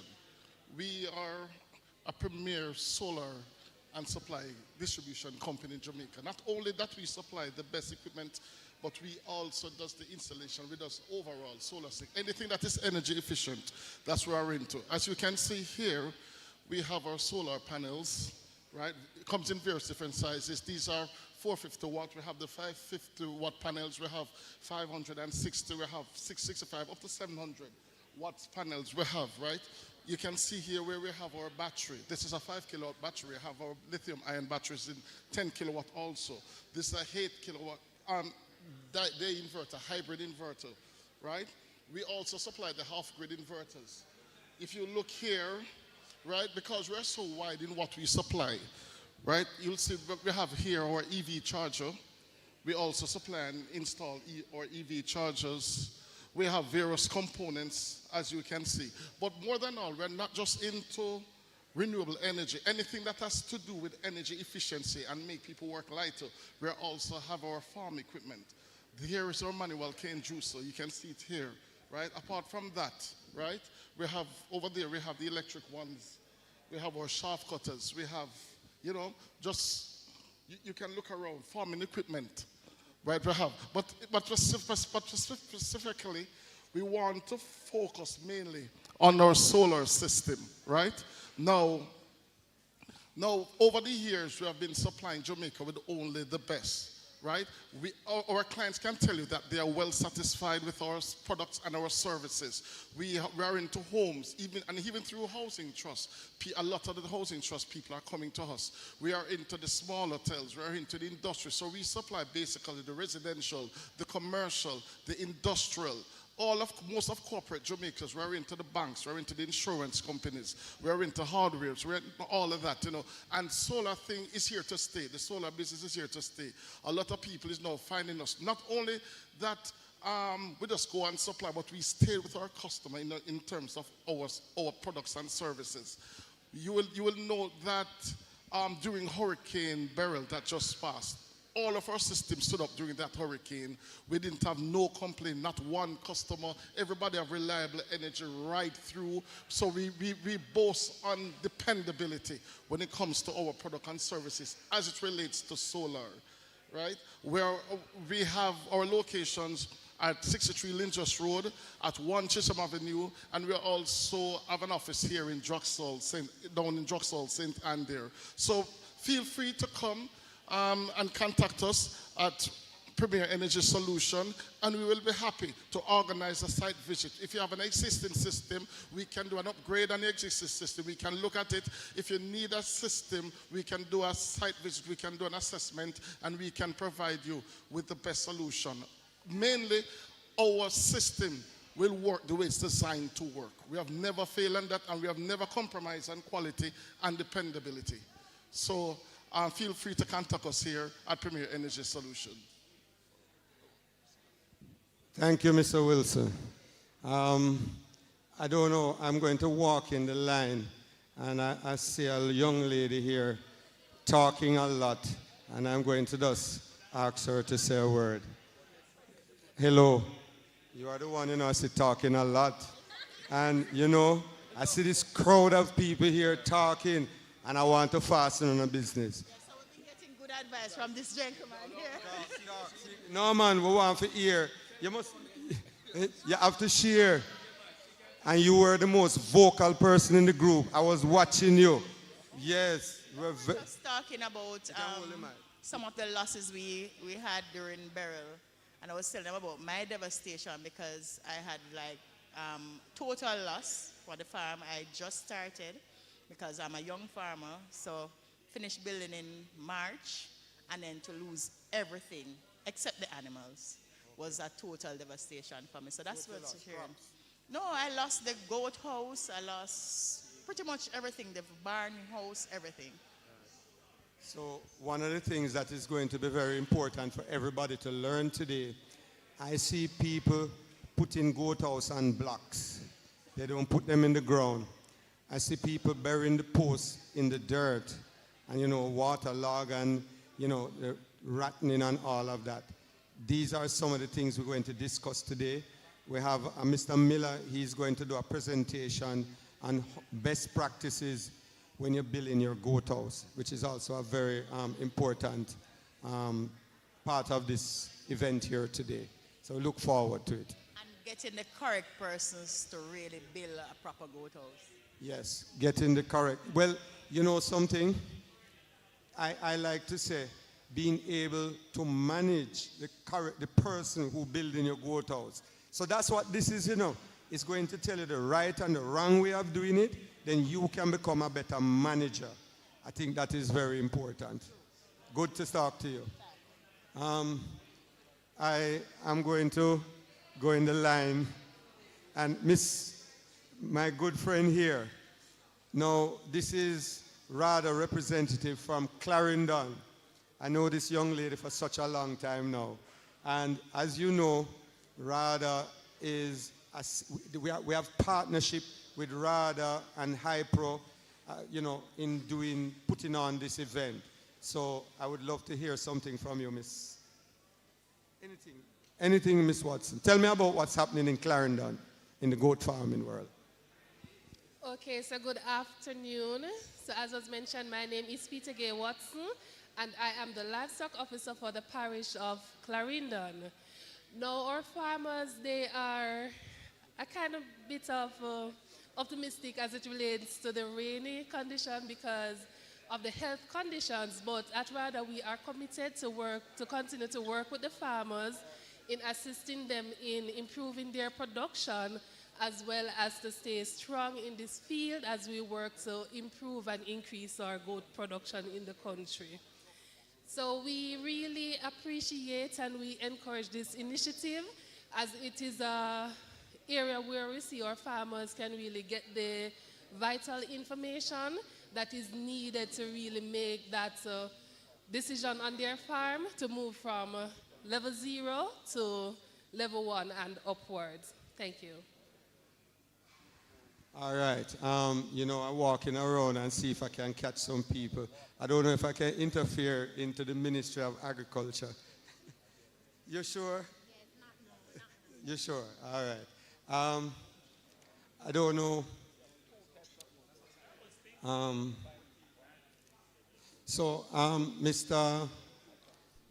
Mr. Lamont, you're not ready for me as yet? Okay. So I'm going to have a word here now with one of our past presidents of the association, Mr. Ken King. I just want to give him greetings. Hey, thank you, Sir Trevor. Well, I must commend you guys on this effort here today. A very good turnout. Farmers from all walks of life, and everybody has one intention towards production. It was good to see the minister pass by. He has clarified a few areas and has given hope for a number of farmers here. And I'm sure that when we all leave here today, after those guys have given us all the training, all the opinions, all the avenues to farming, I looked at a particular area, and that was the forage department. You know, all these different plants that are ready available in Jamaica, the food value that is there. And I'm sure a number of these folks here are going to put in their own things and start their own farm towards meat production, milk production, and the value added that come along with it. Thank you, sir.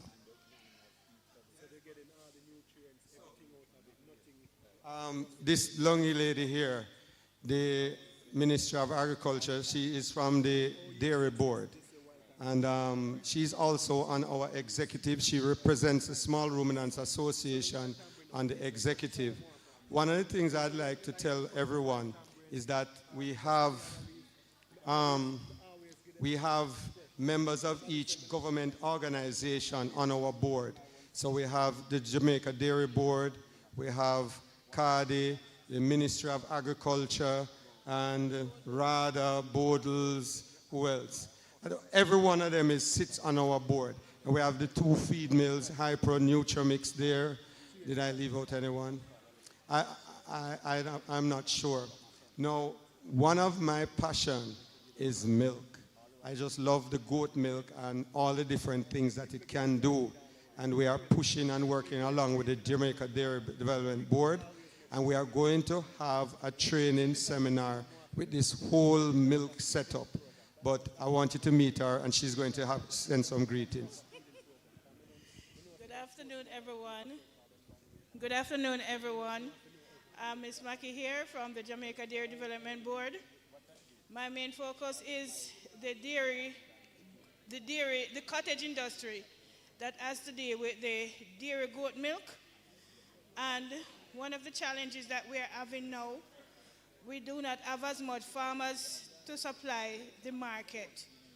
The demand is high, but we do not have the amount of farmers. So I've been here today. I would very well appreciate it if we have as much farmers on board so that they can know that not only growing the goat for meat production, but they can grow it for goat and meat and milk production that is dual purpose. And at the same time, this industry is geared towards mainly youth and women. So it helps them in bringing in income to the family. By you growing the milk, growing the goat, you can get milk and you can get meat. And at the same time, you can sell the baby goat. So there's a lot of avenues in this area. So I guess when the time comes and we have the seminar, we will highlight more on it. Thank you. You know, one of the important things she said there a while ago is that the demand is so great and she cannot supply the market. The market is so huge and we cannot supply the market with goat milk. It is in extreme shortage and it has low periods and I don't think it have any high side. It's always just in great demand. We have never been able to overproduce milk, goat milk in Jamaica. Am I correct? And at this current time, we also have never been able to overproduce milk in Jamaica at this time, meaning cow's milk. Is that true also? We don't have as much either. You see, the niche market out there for the goat milk and milk in general is huge. It is a big, big, big thing out there. So, I mean, I have people come here today and asking me, is there a market? I got a call this morning, and you know what she asked me? Can you get sheep milk? Sheep milk. This is a question I'm being asked all the time. Can you get sheep milk to buy? Have you heard of anybody producing sheep milk as yet? No. No. I don't. There's no one doing sheep milk. It's an untouched market. And it's a niche market that is there also. So the goat milk, the sheep milk, very important. All right. We're going to talk to, you know, I would love to talk to a young farmer. Is there any young farmer here that want to talk? What about you? You're shy? So, what is your name? Are you a farmer? A goat farmer? All right. Hold the mic. Yeah, man. Put it. Yeah, man. Yes. Where you do your farm? Mandeville. Okay. Tell us about your farm. How much goats you have? Yeah, I currently have about 30 mothers. Yes. And I want to go in it for both milk and meat. Okay, that's your plan. Yes, sir. Okay. How long now since you've been doing goat farming? 2 years. 2 years. Yes. What do you think about goat farming so far? What is your opinion as a young youth? Well, it's a good thing, but a lot of challenges and fights. What kind of challenges and fights you see there? Well, we want to know what the young people are facing, you know, so tell us. First and foremost, the bigger farmers, when you reach out for assist from them, they won't tell you. They hide certain things from you. You have to go far out and do a lot of research for yourself when they could just say, yo, listen, you do this wrong or you do this right. Yes, and next thing is the thieves. Big challenge that. Yes. All right, so the praedial larceny thing, yes, that's a challenge. And that's why young people have to bond and group up together and each one watch each other's farm. I think that's the best way. And as you said the bigger man them, but I'm telling you, Small Ruminants Association is here. We have a lot of people within the group that can help you. You can call us. Plus, remember, you know, we have all these stakeholders, you know, all these people that we can link you up with. Don't be afraid.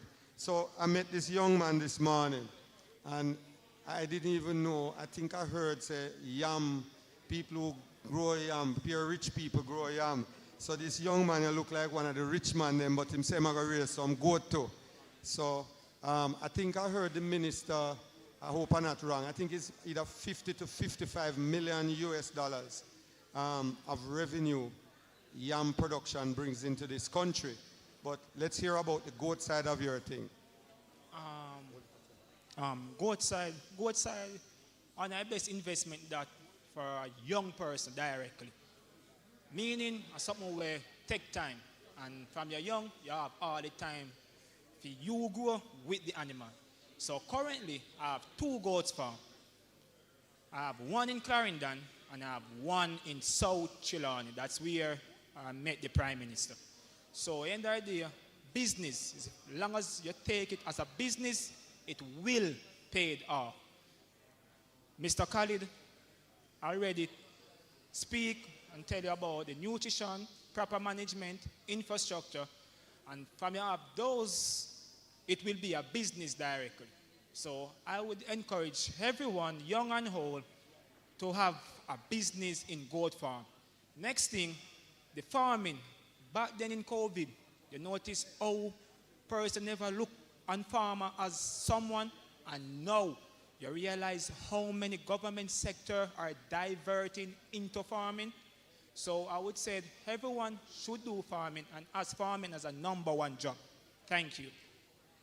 Yeah, man, and I'm telling you, when you look in the past, Khalil, in the past, young people used to, people used to look down at farming.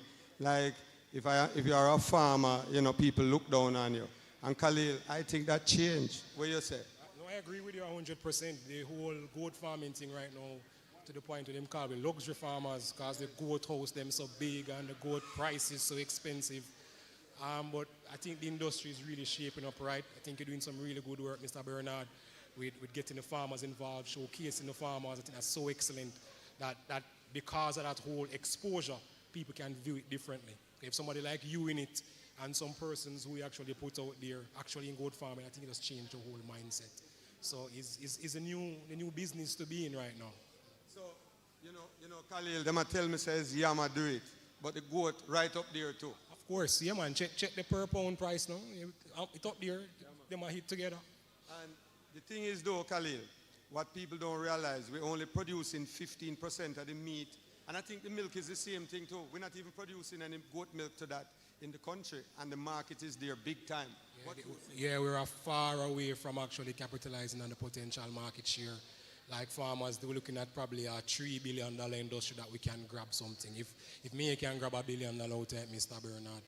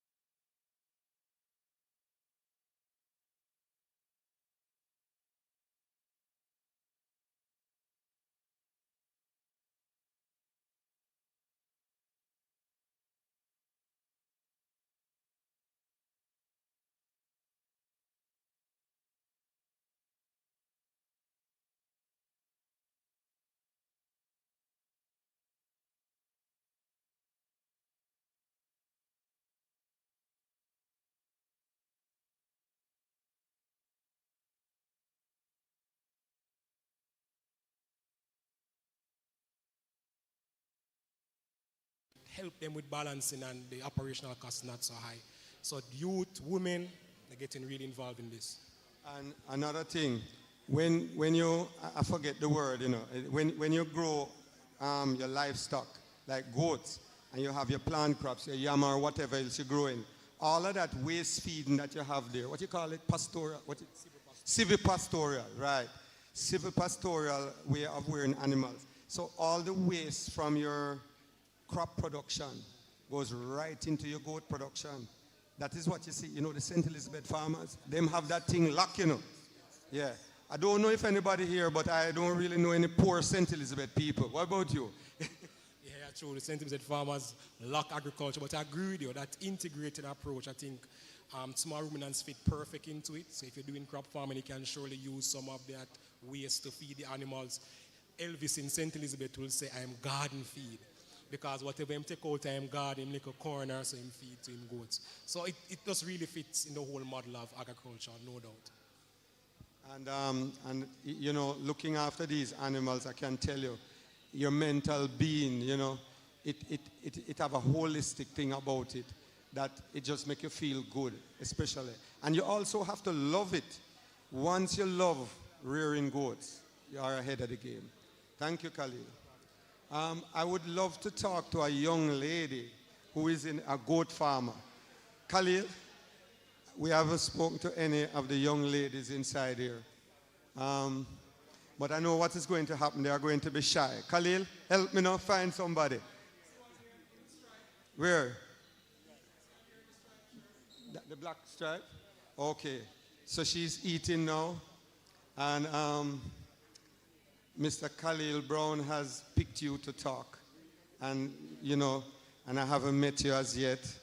So the cameraman is coming right here. A very beautiful young lady. And she's giving me a pretty smile today. And I'm going to ask you, please, can I have a word with you? I'd love to hear about your goat farm. Please. What are you? All right, so tell us about why you're here today. That gentleman is your friend, can hold the food for you, you know. Make him hold it for you, and you just tell us. We want to know why you're here today. No, because we're going to start the next thing. All right. You're trying to be the farmer, and then we ask you after. Go ahead. Are you a farmer? And tell us. Well, currently, yes. I am a farmer. So I am all the way from Portland. Wow. You're far.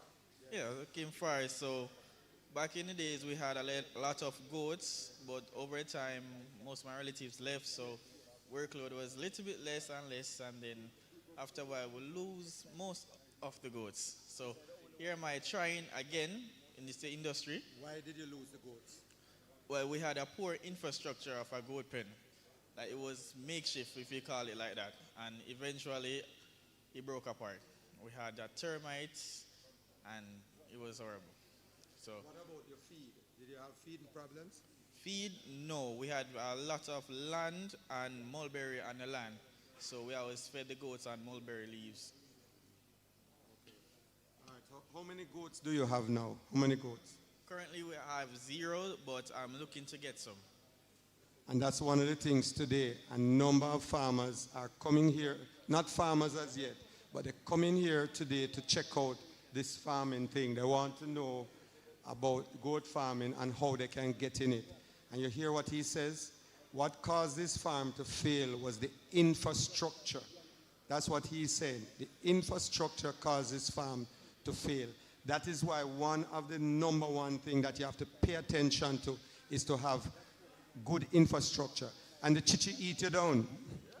You plan to post them in the dirt directly. Yeah. My grandfather did back in 2003, and by 2009, came right down. Everything fall down with the chichi. And not just the chichi alone, but the wood become waterlogged. And when the wood become waterlogged, it just rotten away. So you have to make sure that the foundation is properly built when you're building your goat pen. Thank you. And you're not going to talk again? No? All right. We're not going fast. Eh? All right. So we are going to take a break now. Everybody is eating, and we'll take a break. Thanks.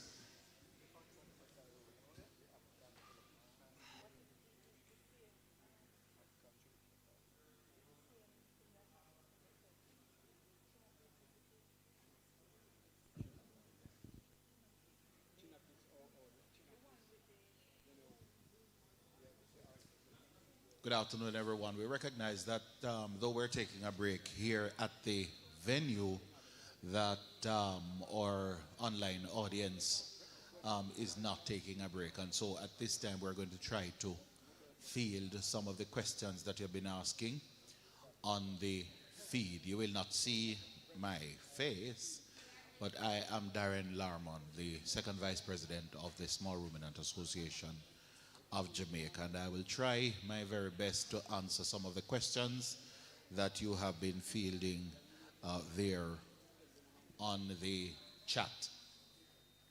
Of course, some of your questions obviously were for previous presentations, and as it relates to the questions on nutrition and so on, that would be a little bit above my pay grade. And I think the question about why farmers have it hard to get protection was really directed at the Minister of Agriculture in his presentation. And we're assuming that this presentation, or this protection that you're talking about, is getting a firearm. Well, all you have to do is go to the Firearm Licensing Authority, and they will give you all the relevant information that you need in order to arm yourself as a farmer. Of course, there are no concessions to farmers different from what other citizens would be exposed to. Yes, I'm going to introduce you to this lovely young lady here. She serves from the Ministry of Agriculture and Fisheries and Mining. I don't want to say the wrong thing. And I'm going to introduce you to her. She represents the Ministry of Agriculture and our executive. Hi, morning everybody. Morning, everybody. Morning. So I'm Kaden Campbell. I'm from the Agricultural Marketing Unit under the ministry. And as Mr. Bernard had just said, I serve on the board as their liaison person. And I also provide information to the association, and I have information that I can provide on market information on crops, on meat, how much you can get your meat for sale if you do sell goat meat, for example. We also do surveys, and we have information on export markets, on the local markets. And we can probably connect you to sellers or connect you to buyers for your products as well. All right, thank you very much. So I just want you all to see, the level of people that we have on our executive from time to time. Thanks. And so what she usually also does, when she comes to our meetings, she also records and carry back relevant information. So if we go there and we discuss that we want A, B, and C, she would have our own, what you call it now? She write up our own paper and presents it to the Ministry of Agriculture. So very important person. Hold on. And also the activities that the association is taking on, for example, like this training session that we're having here today. And I also want to commend the association on their effort that they're putting out to support the members and to support persons in the agricultural space. So big up to SRAJ. Thank you. We work hard and we are here. All right. So, Mr. Lamont, you ready again? Hold on. All right, thank you very much. We're back with our online audience. Of course, we value your participation in this event as much as we value those persons who are here for the face-to-face engagement. And so we ask you to field your questions, and we will try as best as possible to answer those. All right, how do I get to be a part of the Small Ruminant Association? That's a very good question, because we are looking to engage as many farmers as possible with the association so that you can be in the best position to be represented. Of course, the Small Ruminant Association of Jamaica has, I would describe it as having found a new gear, and we're looking more to equip the farmers through training and development. And this is really just the first of many such training sessions to be held across the island. We are grateful for our sponsors, grateful for those who have partnered with us to make this event possible. And so, if you wish to join the association, as a matter of fact, we're going to be sharing a link with you in the chat where you can register online to become a member of the association. So you go online, click on the website and go to the members area, and you will be able to register there. The fee is just $2,500 each year, and of course I'm not sure if the discount, if the summer discount is still on. I know we are beyond the summer now, but perhaps we could make some arrangements for farmers who got the link at the training session to be able to register at concessionary prices. And then now there is a question from Kisha. Will there be a presentation on the ideal infrastructure design for successful goat farming? Yes. In fact, that will be our final presentation for today. The president, Mr. Trevor Bernard, as well as Mr. Alfonso Miller, they both will be doing that presentation for you. Even though we're not on a farm today, we have actually brought a farm to Kendall Camp and Conference Center. And so you will be able also to get a live demonstration of new materials going into goat housing, and so on. So look forward to that presentation. We'll be having that as the final presentation for the day. And Kisha is also asking another question. Are there any grants available for such projects from, say, DBJ and other sources? Yes. The Development Bank of Jamaica does offer grants and loans to farmers. Unfortunately, for a startup, you'd have some difficulties there. You would have had to be registered for a while, and of course you would need to present financials. So you would need to present your audited financials, and then you can engage the DBJ. From time to time, the DBJ also has different offerings, and so it would not hurt for you to speak with someone at the Development Bank of Jamaica and see what is there for you. Hi, can you please remind me of the product used to provide protein and nutrients for the goats? We'll have Khalil answer that question, but there are a number of products that provide protein and nutrients for your goats, but the best way to provide protein and nutrients for your animals is really through natural forages. And when you listen to the next presentation from Dr. Denny, you will be given a full gamut of forages that you can use for free, and anything else really is supposed to be a supplement.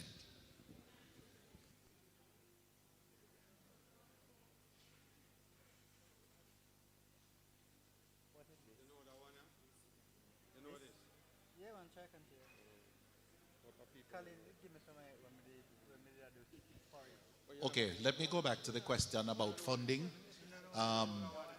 The Agro Invest will be having a webinar tomorrow, agribusiness growth webinar tomorrow, and a lot of those questions will be answered. Of course, the DBJ and the Exim Bank will be a part of that webinar, and so perhaps what we will do in our group, in our WhatsApp group, is to share that information so that you can join in on that webinar. AgriInvest is really working on our behalf and on the farmers' behalf, and they have collaborated with the Development Bank of Jamaica as well as the Exim Bank. And I'm sure there's a wealth of information there to be had from that webinar. Can I receive assistance in regards to building a goat house, please? Well, how do I answer that question? First of all, from a farmer standpoint, we usually encourage persons to start where you are. You do not need a fancy slatted floor goat house. As a beginner, you need to ask yourself a number of questions. Why am I going into the business? What kind of farming that I intend to do, a number of questions, and that will determine the kind of startup investment that you do. But there are simple, available, cheaper materials that you can use to start your goat house. What is interesting though is that the minister in his presentation intimated that there are some farmers who would be benefiting from starter kits. And that is an initiative that is coming early in the new year, benefiting from starter kits. And that starter kit actually includes housing. So that is something to explore when the time comes.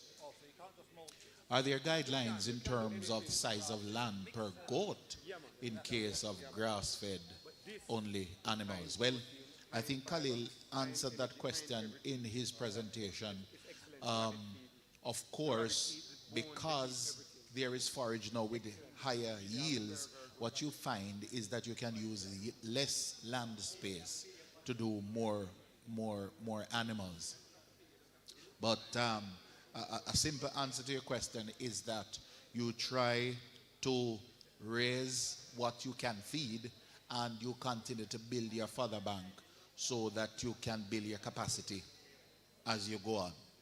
So if you can feed 15 animals with your current open graze situation, then that is what you should do, because you're going to run into problems if you have the goats and then you can't feed them. But what you should be doing though is develop your fodder bank over time. When I started, I decided that I wanted to put in 500 mulberry trees. Of course, that was an ambitious undertaking which I have not yet achieved. But what I can say is that I am in a position to cut mulberry almost twice a week to feed the goats. And so it helps with security, because the goats don't go out open grazing, and it is a very good source of feed. You can do the same thing with growing steak. And so even if you plant your Napier grass or your African star or any other forage, you use the growing steak or line steak or quick stick or grisidia. All of that is the same plant. You use that as your fence material. So you have a live fence, but you also have feed right there at your disposal. All right, I think those are the questions for now. For those who are here on the ground, we're going to ask you to make your way back into the auditorium as we're going to continue with the presentations here.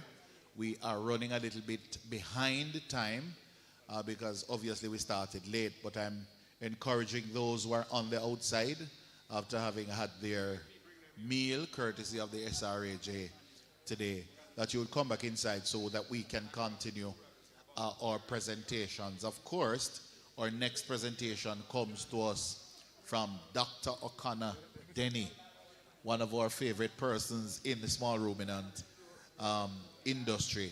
And she is going to be looking at forages and feeding programs for goats and sheep.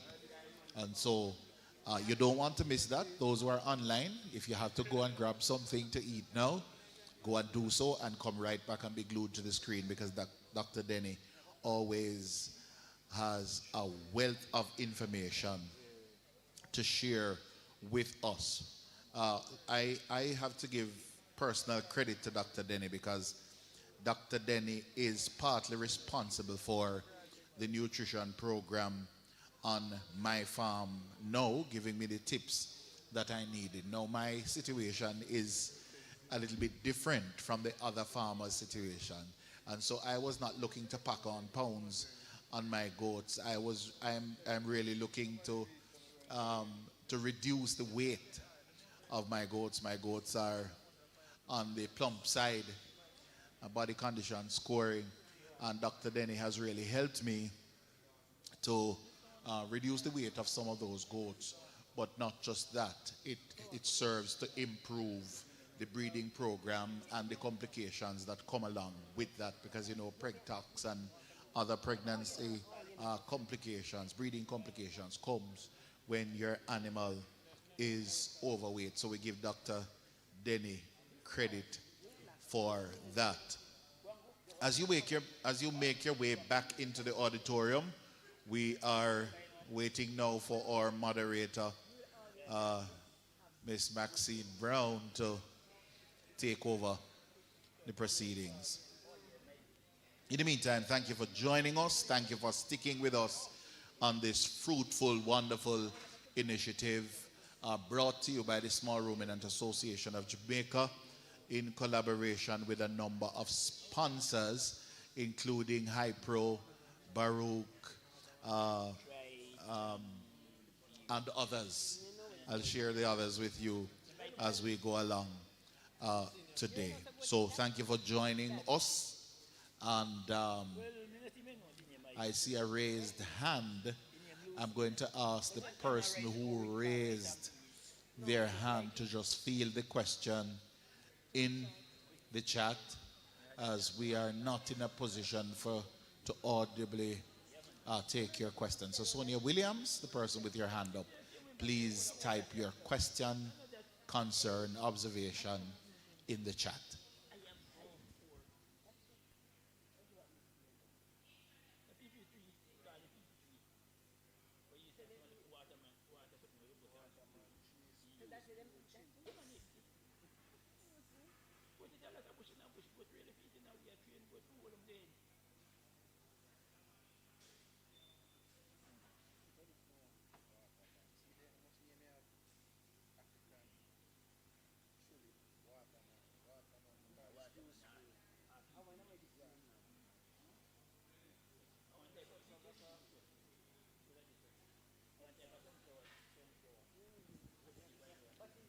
For persons who are a part of the SRAJ community group, we would have posted the link for you to register and become a member of the SRAJ. This is a growing community of 204 farmers, and this group really started recently. It started really on the 26th of August and has grown tremendously and has been a space for support and mutual benefit among farmers. And so share the link with another farmer and encourage others to become a part of the SRAJ community of members, where you get first-hand information and you are also able to interface with other farmers and share your best practices and be exposed to those as well. Okay, so in another 2 minutes, we will resume here, coming to you from the Kendall Camp and Conference Center in Manchester. In the meantime, can we have a little background music so that ear is not too dead?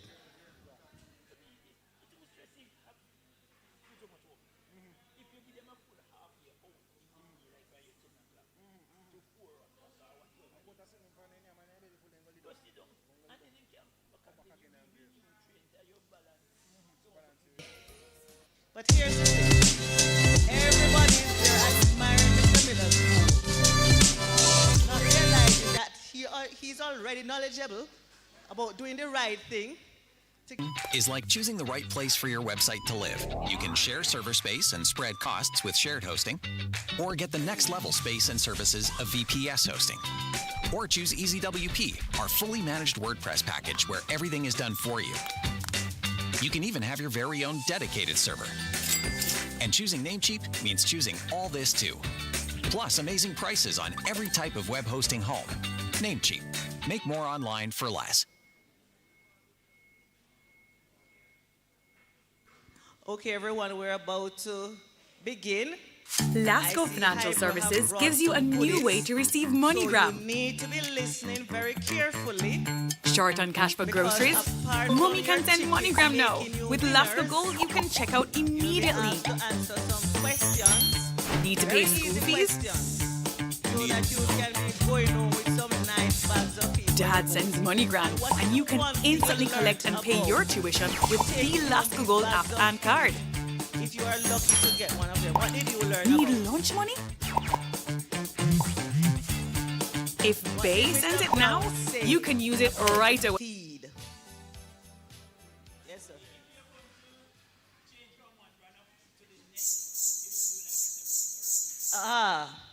That gentleman is going to get a bag of feed. Because that is exactly what he said. You know, the feeds are coming in and persons are going to be excited and they may win some bags of feed. But Hyper may not be the brand that you were using. So you can't just run home and start to open up the Hyper bag of feed and start to feed in the animals. Right? So that was very important, a very important piece of information. And I just wanted to add to that, Mr. Brown also has a YouTube site that can give you some valuable information as well. I think it's for Farmer Khalil. So you can go on YouTube, type that in, and you can continue to get valuable information. So don't think today is the end of it, or even these presentations that you received. Both Mr. Bernard and Mr. Brown are continuously giving you information. Now, no. One second. I would like, if some young gentlemen could just help us upload that if anybody can volunteer. Okay, we have to pause a bit because we need some able-bodied gentlemen to assist with unloading the truck. And I don't even want to say anything, no, but if I were you, I would say, well, you know, if I'm taking off so many bags of feed, not saying it, that what, I never said it was a criteria.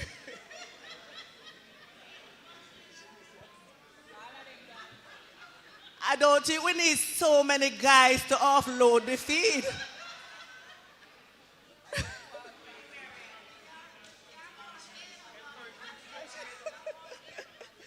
Well, maybe that is it, because I said able-bodied.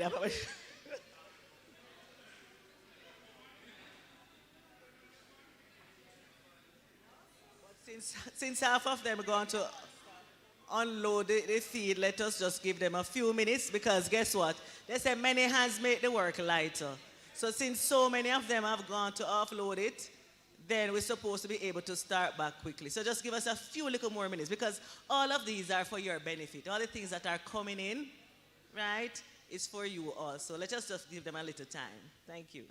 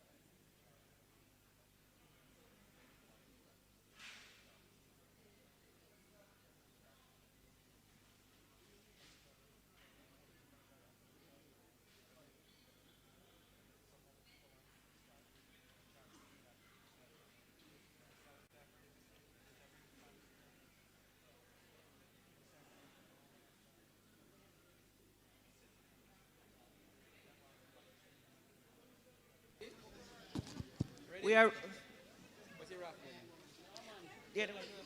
We're going to be restarting, so everybody on the outside, could we come back inside? There's another nutrition presentation. All the able-bodied men, please get back inside.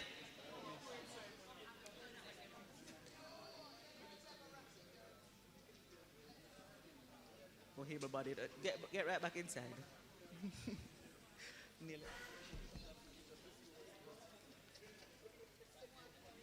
The able-bodied men nearly emptied the feed truck out there. And it wasn't all the feed that was for this venue. We had to put them on pause out there.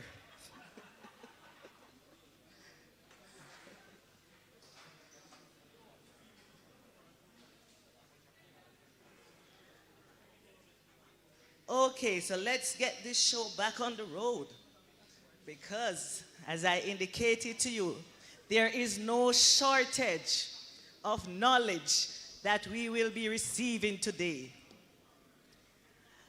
Now that you have settled, you have been refreshed, energized, energetic, and ready to make your own farm successful, hear what I have in store for you now. Because this presenter also it's the most beautiful time of the year. Lights fill the streets, spreading so much cheer. I should be playing in the winter snow, but I'ma be under the mistletoe. I don't wanna miss out on the holiday, but I can't stop staring at your face. Her from Bodu's research station. While she was there, the Selmanac and some of these trees that you're talking about was under her guidance. And then she said, but I'm a nutritionist. I'm also business-minded. I have all this knowledge that can assist farmers. So why not start something for myself? Especially the important part of goat production, the forages. And so she bravely took on the task. Just imagine you moving from the comforts of a 9-to-5 job to step out there on your own. You must have some faith and belief in what you're doing. Just like you farmers, stepping out there, risking it all, getting your animals, setting up your goat house, because you have to believe in what you're doing to be successful. And so she is somebody you can model to say, once you believe in something, go after it. Don't give up, because at the end of the day, you will be successful. And this individual we're speaking about is Dr. Tanika Denny. And she has created her company, Farms and Animal Nutrition Solution. And let me tell you something else about this. Don't start the clapping yet, because when you start, you probably can't stop. And let me tell you something else about this individual. Her knowledge about forages, about nutrition, she did not just even keep to herself and to Jamaica, but she's also working with other farmers in the Caribbean to help them to improve their livestock production as well. Dr. Denny, apart from the forages, is one who also promotes technology in farming. Because I said farm and animal solution. So bringing the solutions to you, she has a lot of gadgets that she used to be scientific about the information that you'll receive, and how you too can use some of these tools to be more precise about your farming operation to be successful. And so let me tell you, when I say that you're going to be in for a treat when she's finished, you're going to feel like you want to lift her up and carry her home to your farm for her to just work on your animals and let them be as successful. So put her hands together. A nice round of applause for this brave lady who has stepped out and has created a business that is going to be beneficial to you all. Dr. Denny. Thank you very much, Ms. Brown. Boy, what an introduction. You see how them build you up? Can you imagine? You guys just don't eat, and all of that blood has gone down to your small intestine, your stomach. So you know what happened, right? You start getting sleepy. Don't make anybody tell you it's ethnic fatigue. It's not so. It's actually a tryptophan overload. The meat releases a lot of tryptophan, which is an amino acid, which is a precursor to the sleep-inducing hormone called serotonin. But anyway, see, me give you a dropper, so now you know. Anybody who will tell you the N-word after you don't eat, no. All humans get it. All right? So thank you very much for that lovely introduction. Khalil set the stage. You know, the student has now become the teacher. So when I ventured out into my own business, you know, I was calling him up, asking him advice and stuff. You know, he could, you know, help me navigate and stuff. So, and then, of course, you know, you have Miss Brown, who forever championing the sector, and she definitely gave me clarity of thought when it came to forming my own business. And as she said, one of the things that I was really interested in is to providing solutions. So, you know, you heard Mrs. Green talk about how now grass is considered a crop. So anytime people ask me when they see my dirty vehicle, and I say, oh, you're a farmer? I say, yes, I'm a farmer. They say, what do you farm? I say, grass. And they look at me funny. I say, no, it's not weed. It's actual grass. And say, people can farm grass? Of course people can farm grass. Grass is a crop. Fertilize it, spray it, everything. Irrigate it. Somebody has to provide the animals with the fodder that they need, right? And I know that you guys are so busy ensuring that the other management practices are in place that sometimes you don't really worry about the nutrition part. But remember, nutrition is up to 70% of your cost of production. So it's a critical component, right? So when you start, and I'm sure you're taking notes and you're having your records and everything, when you start factoring it out and you realize, it's so much me to pay for feed, and your head start hot you, kind of like how my head hot me when I look on my fertilizer bill. And I say, how much me pay? So you're saying, how much you pay for feed? And you say, how can I reduce this bill, this feed bill? I have good news for you. If it is that you're treating your pasture as green gold, then you're good to go, all right?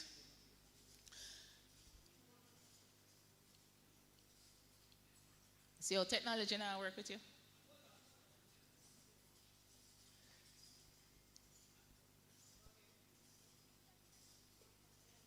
All right, so let me give you a little story, kind of wake you up. Should I really make it a jumping jacks, you know? But anyway, so while I was at Bodles, a friend called me up and said, come to New Zealand. So I said, all right then. I said, boy, I work for government, you know, I don't have money. I said, don't worry, man, him send the ticket money and everything. And, you know, said, I'll be staying with him and his wife. I said, all right, no problem. So I go there now, you know, and something tell me, bring your government shirt with you. All right. So I reach San Francisco, start look round in the bag. I said, where the wallet there? All me have is $20 upon me. I forgot my purse. All right, not a problem. I'm Jamaican. We know how to work the thing. So anyway, I reached New Zealand. And, you know, my friend gave me a little money and, you know, seeing the sights and everything. And I said, but you know, New Zealand is very famous for their milk production. Remember the anchor butter and all that type of stuff. So I said, all right then. So there was this other nutritionist there. And I call her up and say, hi, yeah man, you know, I'm visiting from Jamaica, you know. I work with the Ministry of Agriculture. And she said, really? Oh wow, we're big fans of the Jamaica Hope. Because, quick fact, you know, Jamaica has 4 cattle breeds, right? New Zealand had been trying for years to replicate the Jamaica Hope, but they haven't. But they're still big fans of us, right? So she said, oh wow, you're from the Ministry of Agriculture. I said, yeah man, yeah man. So she make a couple of calls, you know, and she said, oh, we're coming for you in the morning. I said, eh? I said, yeah man, we're coming for you in the morning. I put on my ministry shirt, and the woman take me all over New Zealand. the amount of farms I went to. So you see over here, all of these pictures where you see examples of silage wrapped up, and they have, you see the tires in one corner, that's silage also. And they had a lot of concert fodder. So for every 15 acres that they farmed, 5 acres was dedicated to just forages. The animals are not allowed to graze in it. And to me, that's phenomenal, because we're so used to every single land that you have, you allow the animals to graze. But these guys decided that they're in the business of milk production. And one of the ways to have maximum production is if you have high dry matter intake. And the only way you can do that is if you have a fodder conservation program, right? All right, so keys to success. You have to know the nutrient requirement for your animals. You have to know the nutrient requirement for what you're feeding, or the nutrient profile of what you're feeding the animals, and embrace technology. We really can't see it, you know. Let me come down. All right, so one of the reasons why we say to you that you should not be concentrating on bag feed alone is the overall health of the rumen. If it is you do not have a healthy rumen, then the animals will not maximize on its genetic potential. So in this case, you're not actually feeding the animal, you know. It's a rumen you're feeding. Somebody come to one of my presentation already? You hear about it? No? Oh, well, you know, I say, you deserve a bag of feed, but me not work for Hyper anymore, so me can't gain on Ush.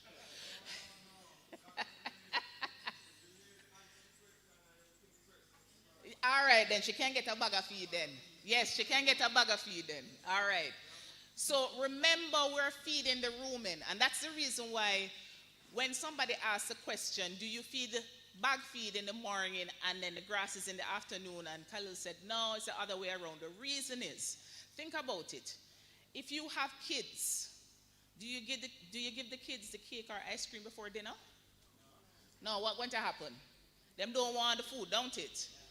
But the cake and the ice cream full of carbohydrates, plenty of energy.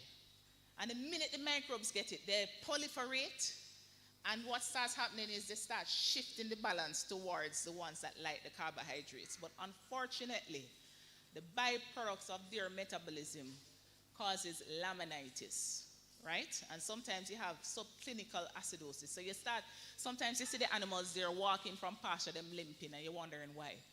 One, it could either be hoof rot, and sometimes it's laminitis, right? They have subclinical acidosis, right? So that's the reason why you fill up the stomach first with the forages, and then that limits the amount of concentrate feed they're going to eat, because concentrate feed is like candy for them. All right? And forages and grains work together. So in order to fully maximize, depending on the stage of production, but in order to fully maximize the forages, sometimes you do need a little green in it. You need a ready energy source for the microbes to break it down so that you get the microbial protein, right? And then, remember we said that you need to know the nutrient requirement of the animal, and this depends on what we call stage of production. So, do you give the baby the same feed as, say, your 80-year-old grandmother? No. Why not? Baby can't take hard food. They need nutrients like the milk. Yeah, they need the nutrients in milk. They need to build the muscle. The grandma is so active, so they don't need so much energy. So may I ask you a question? So if you know that for the humans, why you don't apply the same thing for the animals? Oh, no, don't it? Because Mr. Brown, they talk about it, and on smart for a long time, on watching the YouTube, on Google it, and all that type of stuff, on our whole hand at it, right? But this is the reason why I always say you do not treat every single animal the same. Right? All right. But I want to tell you something extra. And this is something I bet you're not thinking about. The distance between where you house the animals at night and where they go out to graze is very important. If it is that they have to walk further away, then burning energy. And therefore, you need to give them a little bit extra. So even though they might technically be an animal in maintenance like me, I'm in maintenance phase, so I don't need to eat as much, because I notice that the belly start get bigger. Because they're walking a little bit further, that's called extra activity. So you give them a little bit more, because their metabolism is a little bit higher. So you hear them say, if you want to lose weight, you exercise and eat right. Same thing for the animals. All right, so you can go ahead. We're going to provide this later, but if you want, you can take a picture of this.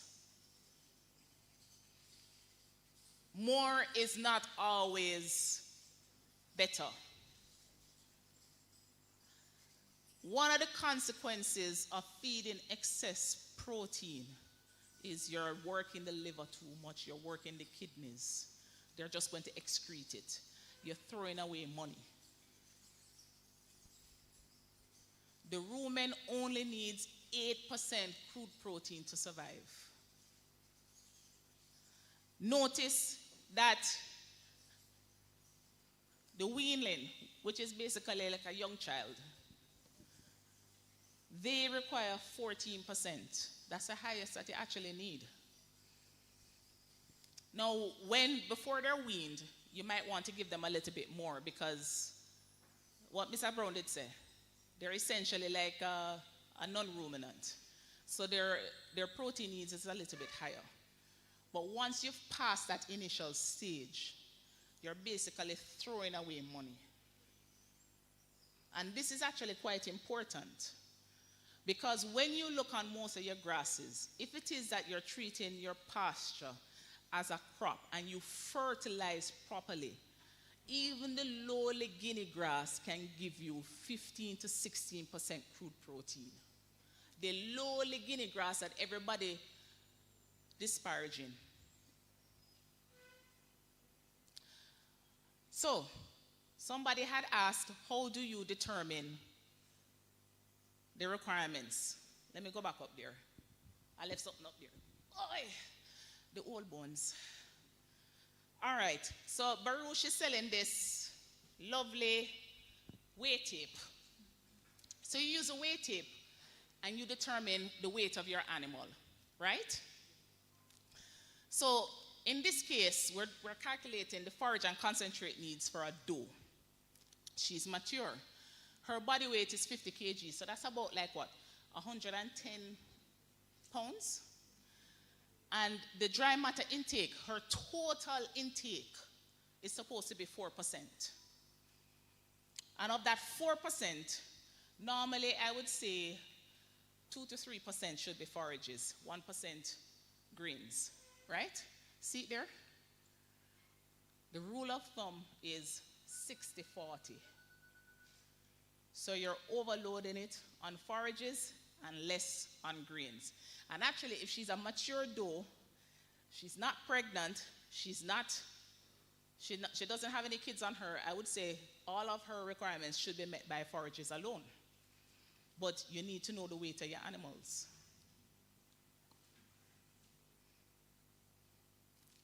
And me, because I'm kind of lazy, and them says lazy people invented the wheel, I use an Excel sheet.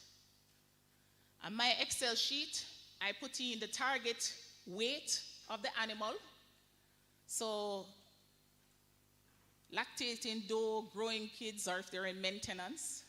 And then I put in the dry matter requirements. Actually, the only cell that I change in my little Excel sheet is the green ones.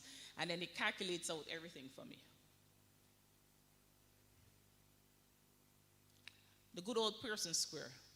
Who here knew that you can actually formulate for 4 ingredients at once? You knew, right? Because most people only know that Pearson square is for 2 ingredients.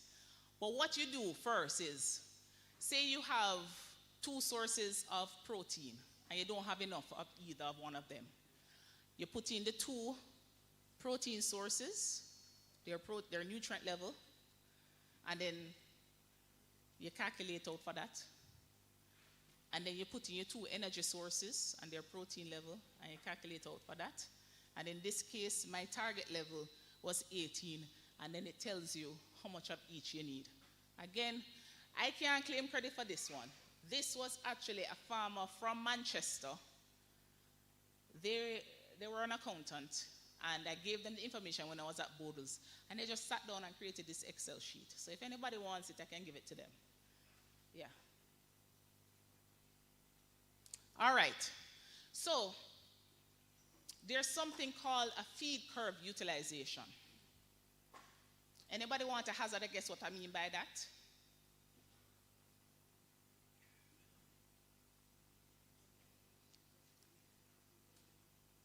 Well, kind of, but no. But you're actually on the right path.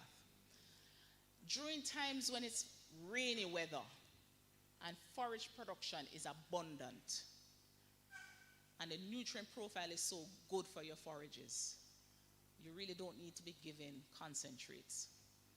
The time that you would need to give your concentrates would be for January to March, then again in July and December. So right here, your feed bill must be much less because you're utilizing the natural resources around you.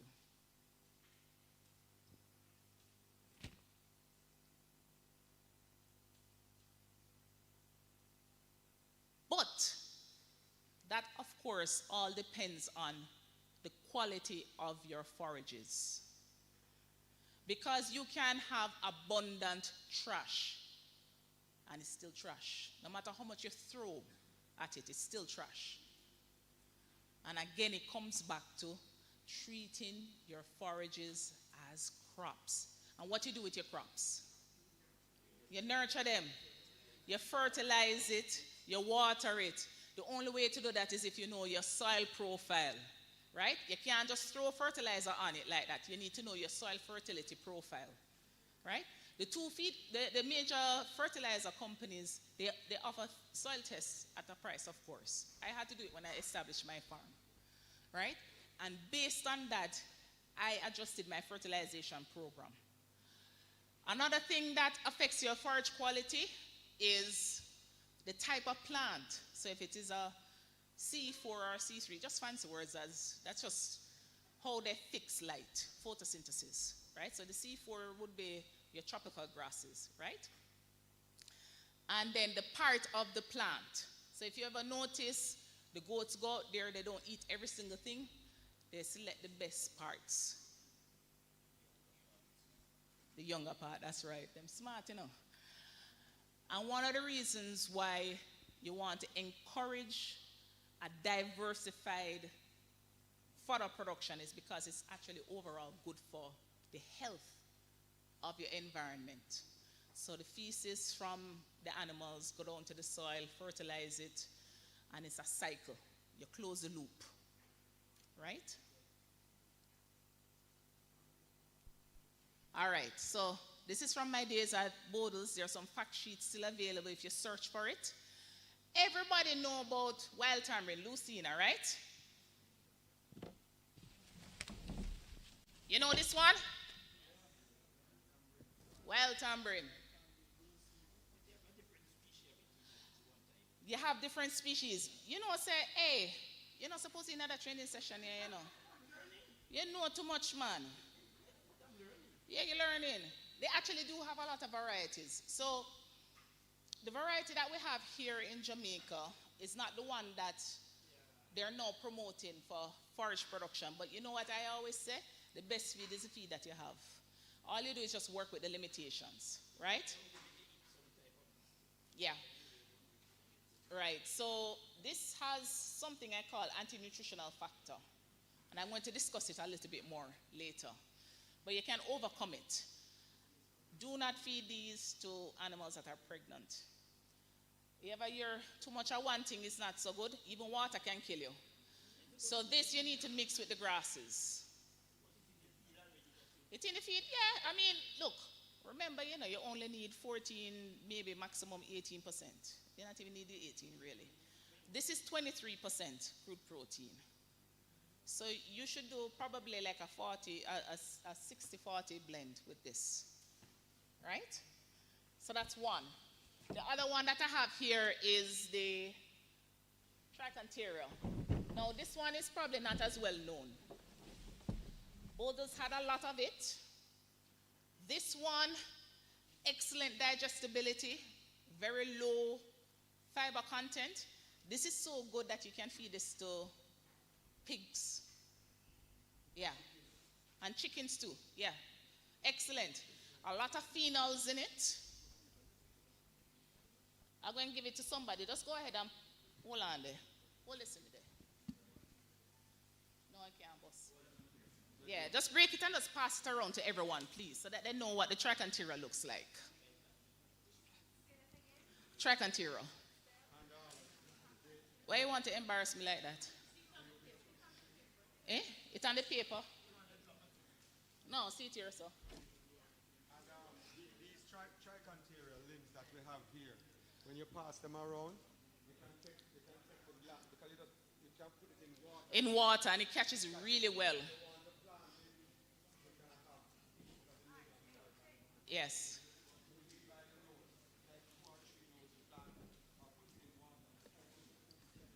Here's another well-known one, Gliricidia or quick stick. Pass it around, please. Yeah. Oh, may I come to your house? May I come to your place for my own? Let's pass it around, please. All right. So every single thing that I've passed around has over 20% crude protein in it.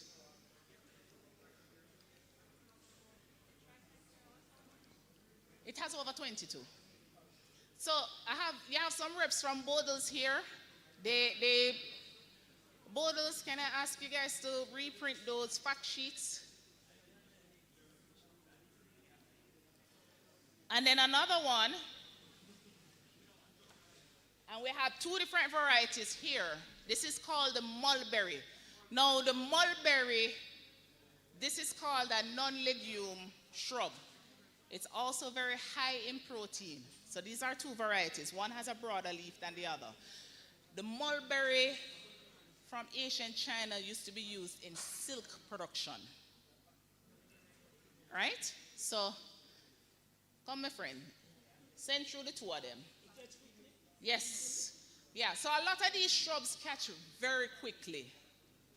Some of the legumes, you have to do what's termed as scarification. So it depends on legumes. Scarification is meaning you just shock the system so that the seeds can grow. So some of the scarification methods are like soaking the seeds or putting it into a mild acid, and that stimulates the growth. But if anybody know wild-time brain is just invasive. It just catch and goes along, right? All right, so you see that, see? Other countries selling Gliricidia sticks or Gliricidia seeds. And this is a mulberry.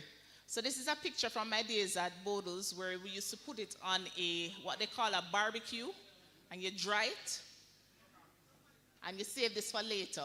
In fact, what I used to do was there was a standing order for mulberry and for lucine or wild-time brain. They had to go out every single day and dry it. So even though you're not giving them every single day, you want to save it for the times when it is so rainy or so dry that you don't have any to go and cut, right? So an example of fodder conservation.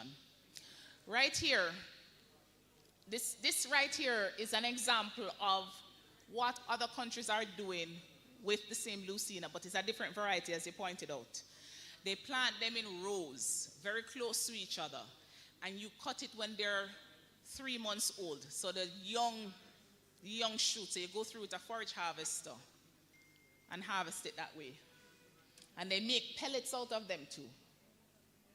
So you can mix it in as part of your total mixed ration. All right? One of the things that affects these forages is the planting distance between the trees. You need to plant them wide enough so that the roots can establish, get the nutrients they need. And one of the things that you need to do, like for quick stick, well, no, hold on there. Where is who going with me? The moringa plant. All right. You ever notice that the moringa, people always talk about it, but it's very sparse. It doesn't produce as much.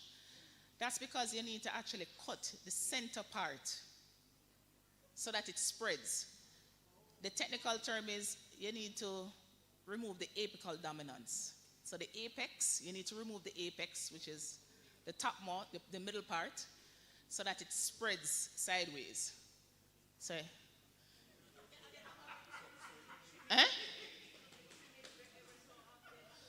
yes, you trim it, yes. So the more you trim it, it forces other branches to go out. Yes, wait, no, before you... It's more nutritious. Yeah, when you dry it, what you're doing is you're concentrating it. No, it's not good to dry it in the hot sun, that's correct. But you know, funny enough, some animals don't like all of the plants dry. Yeah, so you have to play around with it, and sometimes you have to encourage them to eat it by adding a little molasses to it. Yeah, or salt, exactly. Yes, sir. It is excellent for milk production, especially the mulberry and also the moringa. Moringa is great for soils that are what you'd call subpar, so swampy areas, areas that have saline intrusion. It really clarifies water. It has excellent calcium levels, so when you have animals that are producing milk, yeah. So good point. Yes. So let's say I have all of these available to me. Uh-huh. I go out this morning. Would it be recommended that I gather all of these and just give the animals just like that? Yeah, you can do that, but I would prefer, because of the protein content, I'd prefer if you mix it with the grass. Because the last thing that you want is nitrogen poisoning. But they're usually quite good about limiting themselves. But just in case, I would try and mix it in. Don't court disaster. Err on the side of caution. Hold on there. I say I hope it's a good practice, but what I try to do when I'm doing silage, I use about 20% of these plants with the grass. Yeah, man, that's an excellent practice. What do you mean? Me don't know about that one day, you know. But one thing you should do, you know. So she's saying that she adds about 20% to the silage. That's an excellent practice. One of the things that you can do is you want to add some molasses to it, because these plants, they are very good at resisting pH changes. So we're getting ahead of ourselves, but when we talk about silage production, I'll mention it. Yeah. Mm-hmm. Oh, for the questions? All right. You can still hear me, right? All right. So we did mention the moringa already. All right. So here are some other lesser known. Basida. You remember this? The craft vendors use this. The red bead tree. Craft people use this. This is an excellent forage source. All right, calabash. Sycamore, under the sycamore tree. Mango, breadfruit. Right, bread nut. We have a wealth of resources here in Jamaica. Let me tell you something. Jamaica blessed. Enough people wish they would have the natural resources that we have here. And it pains my heart when I see people talking about them relying on concentrate feed. You shouldn't be relying on concentrate feeds. It should be a supplement. Exactly. This is some work that came out of Bodles, where they went around and they started characterizing what's a nutrient profile of a lot of these forages that we have. You can talk to the Bodles staff, or you'll also see it in my presentation. Creative license. All right? But a lot of these plants that we have here in Jamaica, they're well over the nutrient requirements, right? But you might say, well, Doc, what happened to like the minerals and the vitamins and so on? That's why you have things like this. Salt lick. And this one is a good one because it actually has the micro minerals in it. You have the free choice minerals. When I was at Jamaica Broilers, I had reformulated the free choice minerals so that it matched our local conditions here. So it's also an excellent source of minerals and vitamins. All right? Now remember, before I said that you have to be careful with some of these plants if they are pregnant mothers, that type of stuff. All right, it's called anti-nutritional properties, which, as the name suggests, these are properties that goes against the nutrition of the animals, right? And basically what it is, it's a defense mechanism. So just like how a dog might bite a predator, or you have like the porcupine might have, you know, the needles, plants can't really defend themselves against the goats and so on properly. And you have different types of anti-nutritional factors, right? So how they defend themselves is they might have thorns, or in this case, what we're concerned about is chemical defense mechanisms, right? All right, so this includes like tannins. So if you drink tea and well, me, I drink my tea black. And sometimes, like, you feel a little bitterish taste. That's a tannin. All right? Saponins. You have cyanide-producing chemicals. So that's one of the defense mechanisms for cassava. You have oxalates, mimosine, which is the compound that's in the wild tamarind lucina. Right? And then you have non-protein amino acids, right? So what they do is, if you feed too much, and that's why I may tell you too much of a good thing is a bad thing, right? If you feed too much of these forages by themselves, these either legumes or the non-legume forages, non-legume protein forages, you might bind other minerals and nutrients that's required. So sometimes you see like the scruffy coat, or you might have an increased incidence of abortion and you don't know why, or decreased milk production, right? So that's why it is recommended that you mix these with grasses or something else that can dilute it, right?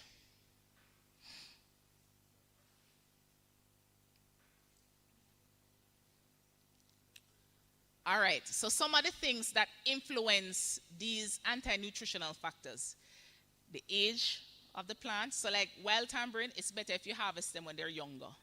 You don't have as much of the chemical in them. The status, like the water status of the plant. So if it hasn't been watered in a while, the chemicals get concentrated, right? Whether or not you wilt it, the management strategies that you utilize will also influence the anti-nutritional factors, right? So it is best that you select a species that has as little as possible. So like the mulberry, the trichantera has very little anti-nutritional properties, right? And even though you hear me talking about wild tamarind that you have to be careful, it is still actually excellent because it has something called bypass protein. Remember Khalil mentioned bypass protein? So everything has its own place. So for every good, there is a bad, and every bad, there is a good. So these same anti-nutritional properties, one of the things that's emerging, remember when your mother used to give you a wash out before you go to school? It was actually the same tannins and so on. What it actually does, it has antimicrobial properties, so it kills the bad bacteria. So they help to shift the rumen composition to the direction that you want. So it's not all bad, right? And then you see here, decrease the risk of coronary disease, so healthier animals, anti-tumor activities, so that means that they reduce inflammation. And worms, so I'm glad they said that, you know. So there was this wild mustard in my pasture. And I'm in the business of making silage. And I do sorghum, Sudan grass silage. But for some reason, this wild mustard come take over my place. See it there? So I said, Jesus and peace, what am I going to do, Lord? Because this is a weed. I never wanted this. So I asked somebody, and them say, oh yeah, them call that wild mustard. And I asked Google what it is. It turns out that this is an excellent dewormer right here in Jamaica. See it there? It's an excellent dewormer. And in fact, sometimes when you're deworming your animals with the chemicals, the store-bought chemicals, and they become resistant to it, they've been studying plants like these because they show less resistance. So, see it there? You think a weed, a good thing. Yeah. Right, but remember everything in moderation. So this is, the maximum you should really give this is 5% of the diet. Yeah. Yes, ma'am. Uh-huh. Yeah, man. Yeah, so you don't know. Yes. And the scratching of the skin. Yeah, sometimes when your skin scratching, you actually have worms. Yeah. Yeah, excellent point. Sorry, a question over here, though. All right. Yes. Hello. What about the bitterwood tree? Yes. Because my goat eat bitterwood. Yeah, man, it's good for them. Okay. Yeah, but again. So I wonder if it was a dewormer too. Well, we need to investigate it. It is. Yeah, the fact that it is bitter, it has high tannins. Usually, trees that have high tannins do have medicinal properties. But again, so would not give them much. No, not much. But it's something that we need to investigate. Okay. Yes, the labor. That's why I said it's something that needs to be investigated. I'm not a vet, people. Don't take veterinary advice from me. Despite the fact that you're a doctor, then I'm a nutritionist. You finished now? Yeah. All right then. Okay. If the animal is feeding openly, yes, they will only eat the amount they want. Need, exactly. They will not eat more. Yes, that because is true. Many times I watch my goats, and once they will pass a certain bush or certain things, yes, and don't touch it. Yes. And another time, they will kill it. Right, because they know exactly what they need. But even your dogs and your cats, you see them eating grass. That's because they need the fiber. Something is happening in their stomach. They need the fiber to pull out the toxins. Yeah. So if they are allowed to graze freely, then you're right. You don't have to worry about that. Yeah, Dr. Denny, I was coming to make that very point. That for the animals that free range, they choose based on the season or breeding cycle what to eat. Mm-hmm. So when you talk about the bitterwood or cerasy or so on, what I find is that when my animals go to graze after kidding, this is what they go for. It naturally purges the system. Know. Yes. So they go and they have those at that time. And during pregnancy, they don't touch it. Yes. Because they know. So they know. And let me tell you, one of the things you should have as a goat farmer in your arsenal is the ability to observe your animals. because you know what they're selecting. And based on what they're selecting, then you plan your pasture accordingly. There are certain plants that they avoid. So plants that are part of the nightshade family, very toxic. And then you need to go through and take that out. And they have this one named ghostweed. It has like this silverish, greenish looking broad leaf. Sometimes it takes up in your pasture. I have to go through and actively dig it out of my pasture. Because the last thing I want is to be harvesting and accidentally harvest this plant. And then you hear somebody call me up and say, Doc, you kill me animal them. Yeah. Jack in the bush, yes. You have to be careful of that one too. And rice and peas. Really? When they're ready. All right, I learned something new today. All right. So remember that feed curve thing that I showed you? All right. So for the times of abundance, and you know you want to reduce your concentrate bill, in the times of abundance, you need to practice fodder conservation. Rada has been preaching this for years upon years upon years. I'm glad to see that we're finally getting some traction. And me, I put my money where my mouth was, because when I was at Bodles, and even when I was working as a commercial nutritionist, I used to say, boy, the feed is only supplementing on that you should be doing fodder conservation. So now I start put some money into it. And I've planted forages for fodder conservation. So you have your hay, you have your silage, and you have leaf meals. Remember I showed you the picture already with the mulberry drying. So now that the rains are falling, mulberry shoot up high. And you can't feed enough of it. So what you need to do is, now is the time you need to pick, wilt it, and save it for later. And then right here, so let me explain. Somebody asked me what is silage. What's the difference between silage and hay? Silage is a process of preserving something using fermentation. I bet you somebody was preserving something with some molasses and little water catch it and it fermented and them taste it and I saw them discover rum. And them decide that they're going to preserve them body with rum. Right? But, so silage is basically acidification.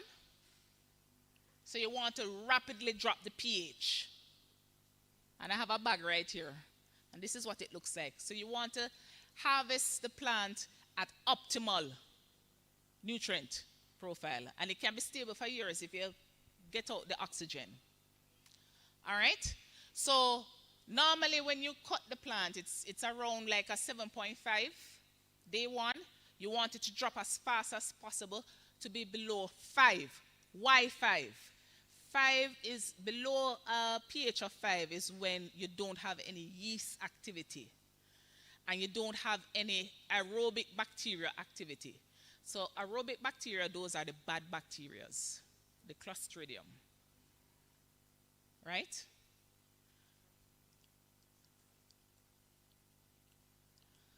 So right here, turning grass into silage is basically 2 bacteria fighting against each other. And then you can see right here, I remember the first time I vacuum sealed the bag, you know. I had a whole bunch of bags and I vacuum sealed it. And I said, boy, I get rid of the oxygen. And I come back one day later. I see this big old bloated bag. I say, what is going on here? And the bag was warm. The remaining oxygen, the bacteria that was in it was using up the oxygen and the whole chemical reaction produced heat. Right? So that's actually normal. So when you're doing your silage production in the barrels and you touch the barrel, it get warm, yeah, the first few days that you made it. And then some countries that they do, they have like a venting valve on the containers so that the air gets to escape. All right, so these are the factors affecting silage quality. And me can tell you from personal experience. It's one thing to read about it, you know, but it's another thing to do it. And I have a 15-acre farm that, trust me, experiment everything. So dirt go get you in it, and it spoil. They put too much water, and it spoil. They put too little, It never really spoiled still, but it was burntish. So me learn from experience, right? So now, me have it down pat. Now me have excellent silage. All right? And then right here, same thing me just talked about. I remember, me know this from Bodle's days, But boy, doing and reading it and actually doing it is two different things. So even though I'm telling you this, and you're like, yeah, I know it. When it's time for you to actually do your own silage, you'll discover that there is a learning curve. Do not get discouraged if a little bit of it gets spoiled. What you can do, is probably even practicing a little, one of those 5-gallon buckets instead. But do not get discouraged. Just continue practicing until you get it right. You'll get it right, trust me. And then see me there. Nobody thinks me I just want textbook farmer, Me love go out in the field, get dirty. Yeah, man. So me stay fit, get my vitamin D. That is my silage. I vacuum seal it. No, apologies. Yeah, so what I grow sorghum Sudan grass.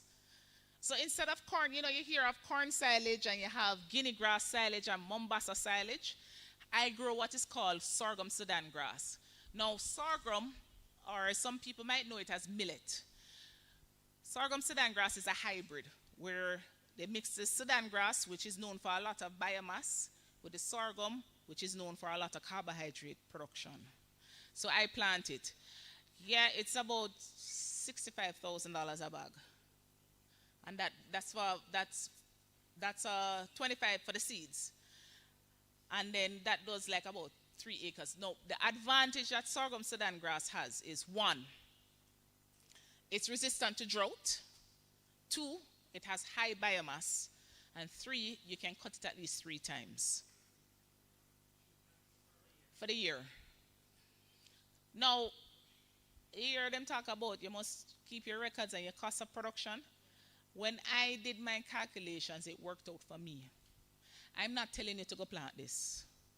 The best grass for you is the grass that you have right now. If you have African Star, stick to your African Star, fertilize it and everything. If you have the Guinea grass, fertilize the hell out of the Guinea grass. It can give you 16% crude protein. All right? So the best grass is the grass that you have right now. But I'm in the business of making silage to sell to other people. So I need the biomass production. Right?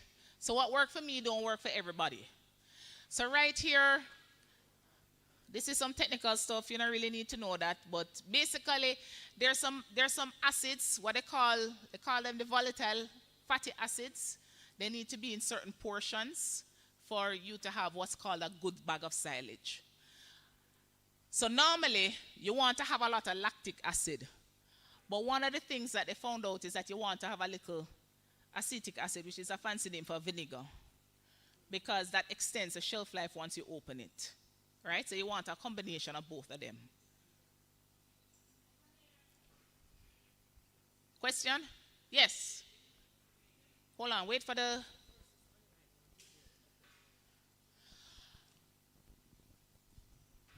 You said something about vinegar. Then they say vinegar poison to goats. Eh? Vinegar is poisonous for goats. Everything in moderation, darling. Acetic acid. The goat's stomach produces acetic acid, So why you give them the vinegar? No. I never said give them vinegar. I was telling you the non-scientific name for vinegar. Okay. Yeah, I wasn't telling you to give them vinegar. Oh, it's a friend of me. Just like hydrochloric acid, the body produces hydrochloric acid, but you should not ingest hydrochloric acid, right?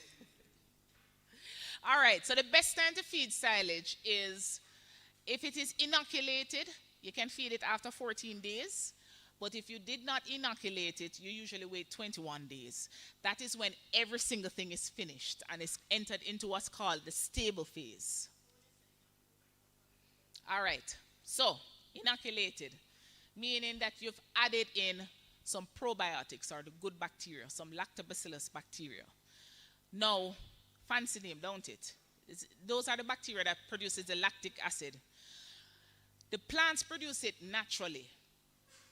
But like me now, because I'm in the business again of silage production, I add it in. So, this is the product that I'm currently using. Khalil had put it up too. You're supposed to dilute it out with molasses, right? There's another company right here in Jamaica. Yeah, they asked me to come and test this product. This one is lactobacillus too. It's called Restore. So I'm in the process of testing this product. But hey, look how the package pretty. Trust me, I'm proud of Jamaica, you know. We've come a long, long way. Me don't know about that one there. Me know my cost of production, you know, so me know, yeah. All right, so once you open up the silage, and this is the reason why I add an inoculant to it, because once you open it, now you've added oxygen back into the equation. So remember before, we were trying to get rid of the oxygen. The minute you open it, you're reintroducing oxygen. That means that you're increasing the spoilage, right? The yeast them that was in there wake up. Them say, wait, you smell something. Yeah, man, then the things start look white. Exactly, right? And then now it starts degrading the nutrients that you have, right? And then heat is produced again. The pH increases, and then the mold and bacteria. And you can actually kill your animals if too much mold is in it. And that's the reason why I add inoculants, because it actually extends the shelf life. Because it's crowding out. It's crowding out the area. So it's almost as if you had water and like maybe you add something bitter to it. And then now you're just adding a lot of sugar to it. The bitterness is still there, you know, but the sugar is kind of crowding it out. So it's the same thing you're doing right here, right? And basically you're tipping the balance to ensure that you're ensuring success. So even if you weren't so good at keeping the moisture level down, and if you weren't so diligent in keeping the soil out, and if you were not so diligent in keeping the oxygen out of the whole process, if you add the additives to it, you are now ensuring that you must have a very good silage, right? And this is a type. And interestingly, these inoculants are actually good for the animals too. All right, so this is it. I gave you two recipes, with and without additional carbohydrates. So some of your grasses are very high in carbohydrates. And I remember when Khalil was teaching silage production, he would say you don't always have to add the molasses. Like if you're doing a corn silage, you don't need any molasses. If you're doing like a Napier grass that has a little bit more carbohydrates, or king grass, yeah. But again, because I want to tip the balance over, I add additional carbohydrates, so that I add the molasses to it. Because the molasses acts as an energy source for the good bacteria, the lactobacillus. So you want them to grow faster than the bad bacteria. And see a sample of silage recipe here. All right, so you had mentioned that you add some lucina to it, right? All right. So what adding the lucina does to it? Why you add it? You want it to add some protein so that it's more balanced when you're giving the animals. The problem with, and it's a good practice, the problem with adding these legumes, they're very resistant to pH changes. Because remember, we said you need to get the silage pH below 5 as fast as possible, right? And if you're doing a grass legume mix, you have to add a carbohydrate source to tip the balance. Otherwise, you'll have a high spoilage rate. So it's either you're going to have some crushed corn or some molasses to it, or even some sugar, you have to get the pH down as fast as possible. Right? You use the molasses. Yeah, whichever one. When you work out the price, see which one is cheaper for you. And even the wheat mids too. Yeah.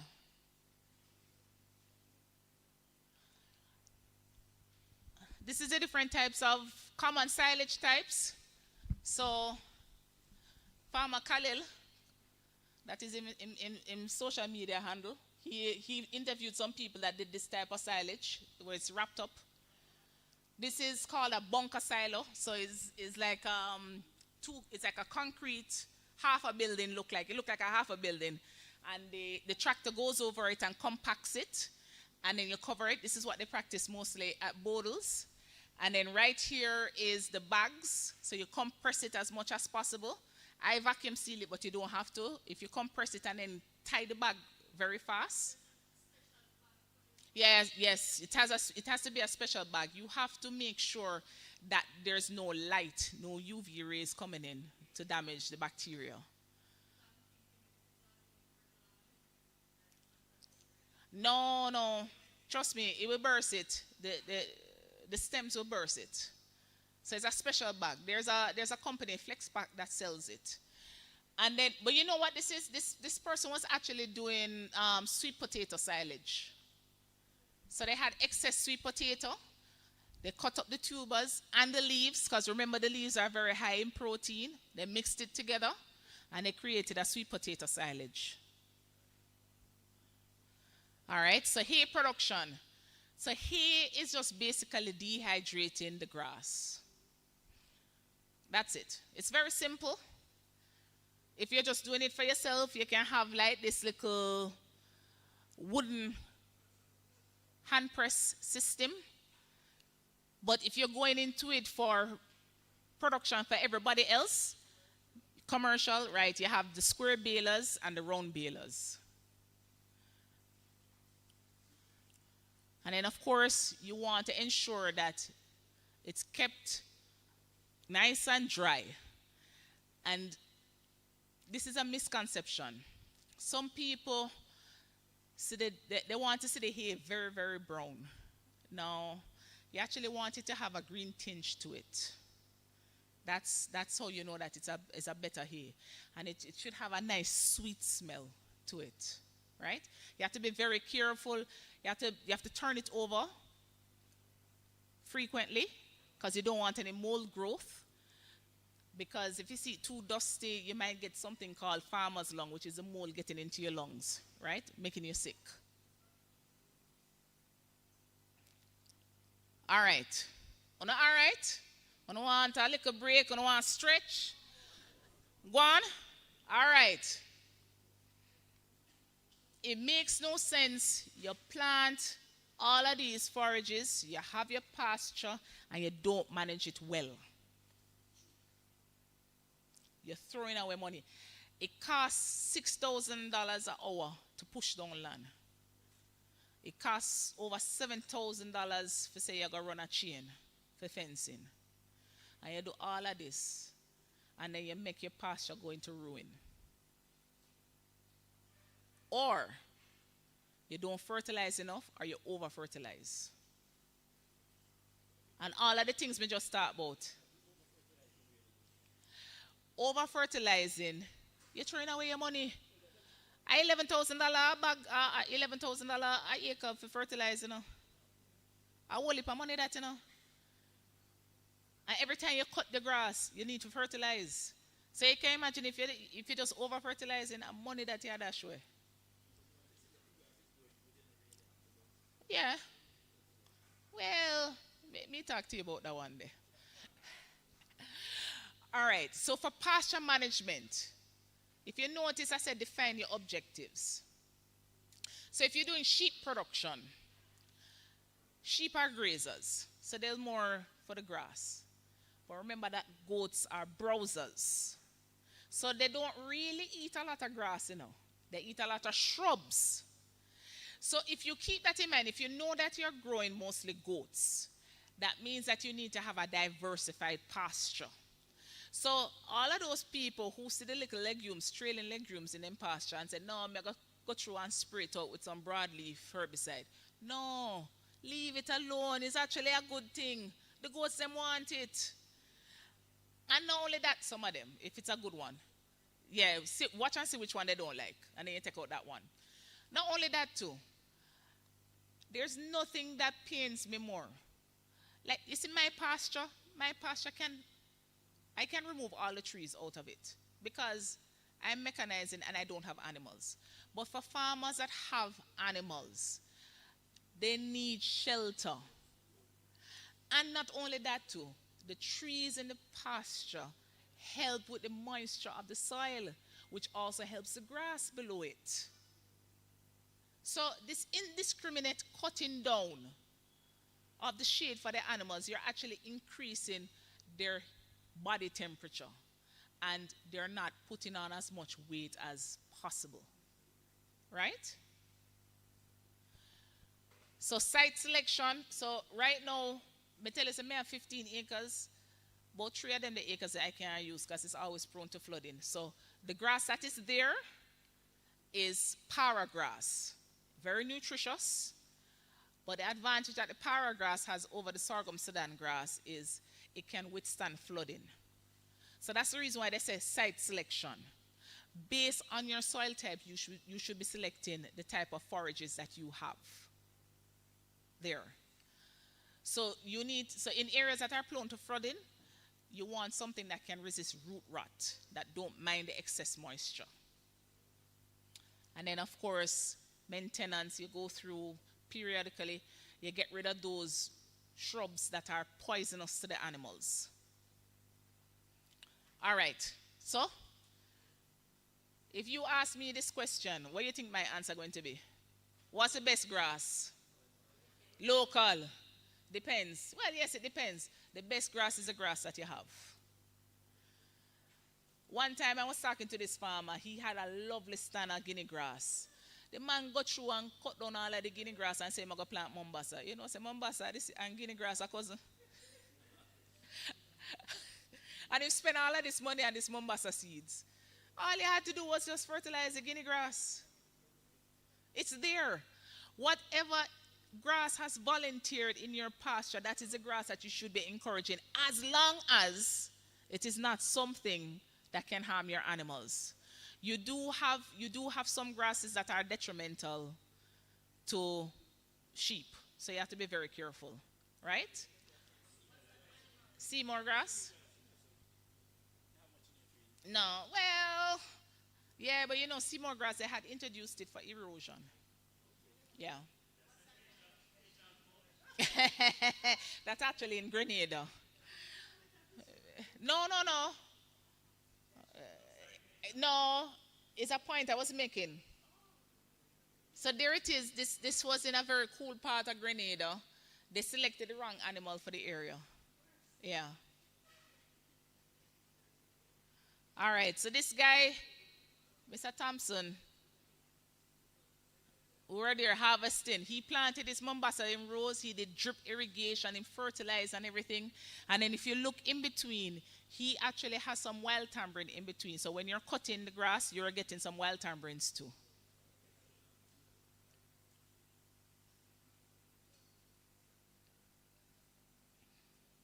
And then this is my operation right here with my sorghum Sudan grass. Hey, let me tell you, I learned some lessons, some valuable lessons last year.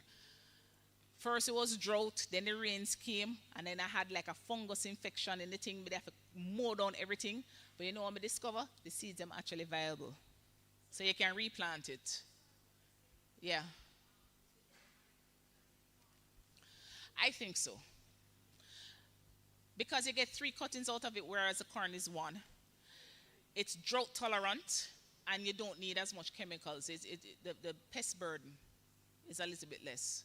Now, the advantage of corn has is it has a higher biomass yield, but not that much. Sorghum is about 80% of the corn. But if it is that you're growing the corn for the ears, and then afterwards you want the thing, then you can go ahead and do that.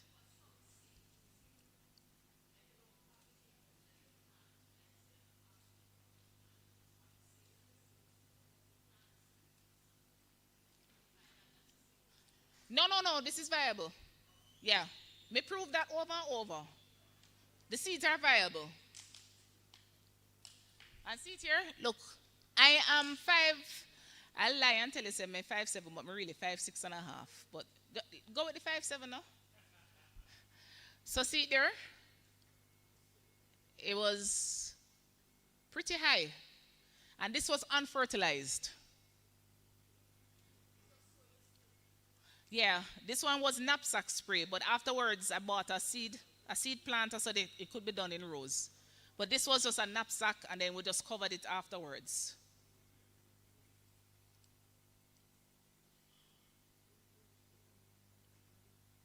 All right, this is weed management, you know.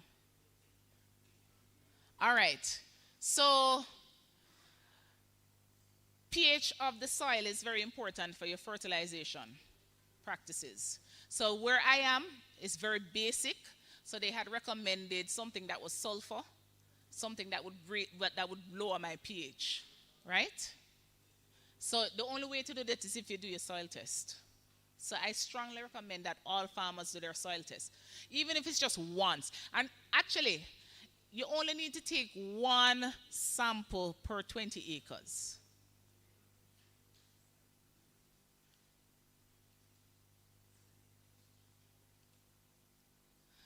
And again, the legumes. If you really want to cut back, so if you have a poultry farmer that's nearby, or the same goat manure, try incorporate it in it, and plant some legumes.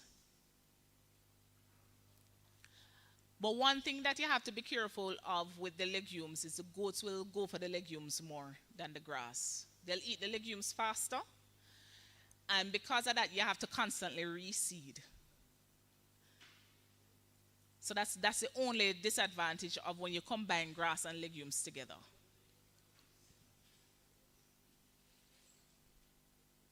All right? And then you take your soil samples. This is how you do, there are different types of pasture sampling. How goats eat. They just bite and gone. So when you're taking your samples, how should you sample? Same way. You're not going to take every single thing all the way down to the roots. You're just going to do what's called grab samples. Just walk, and you just grab it. Put it in the bag. Walk, grab, grab, grab, grab. And try and look for what you think the goats are going to gravitate towards when you're taking your pasture samples.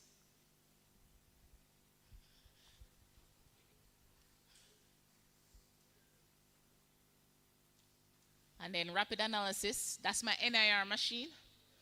There's a video of me, and if you contact me afterwards, I can show you the results. But basically what you do, every single molecule in life has a different light wavelength.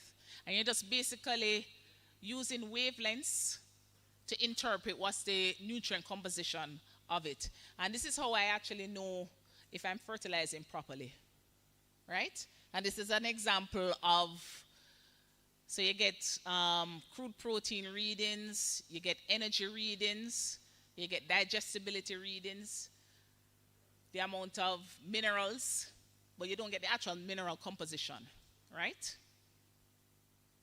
And then I give them, if a farmer sends me a sample of his grasses and I scan it for them, I do a detailed analysis. I tell them what's good, what's bad, what he needs to improve on, and how he should feed the grass. All right, remember Khalil mentioned this one. You have to select the plants at the right age. And there's a direct correlation between yield and the quality, right? So this kind of tells you when is the best time for each. So this, when they're younger, but not too young, because remember you can get nitrogen poisoning. This is the time for them to graze if you're grazing. And then this is when you don't see the heads as yet. It just probably start peep out a little. This is great for silage, very high feeding value. So this is when it's going to be probably closer to like a 16-18% if you're fertilizing. Right here, the boot stage, start coming out a little. Great for silage. when the heads start coming out a little bit more and the leaves started to turn a little brownish, this is more of a hay production. And then this one says, boy, it's too late. You're gone past it. Mow it down and start again. But if you're really desperate, you can actually mix this in with your trichantera and your mulberry and so on and still feed it out, because this is still excellent for dry matter. All right, and this is the different grasses and the pH that they like. So when you do your soil test and they give you your pH reading, if it is that you don't have anything established as yet on your pasture, you can use this guide to determine what type of grass would be ideal. So when Mulatto 2 came out, and I was at Bodles, you should have seen me. Me out there in the sun, we try every single thing to make this Mulatto 2 grow. Nothing would happen. Me have it in a Pepsi bottle with sand and everything, and I saw it there. So till the back of my leg, them hurt me and all that type of stuff. Would not grow properly. It was not the right grass for that area. And this is the reason why you need your soil test. You hear how much time I mention it? You cannot be farming in the blind. You are throwing away money. Yes.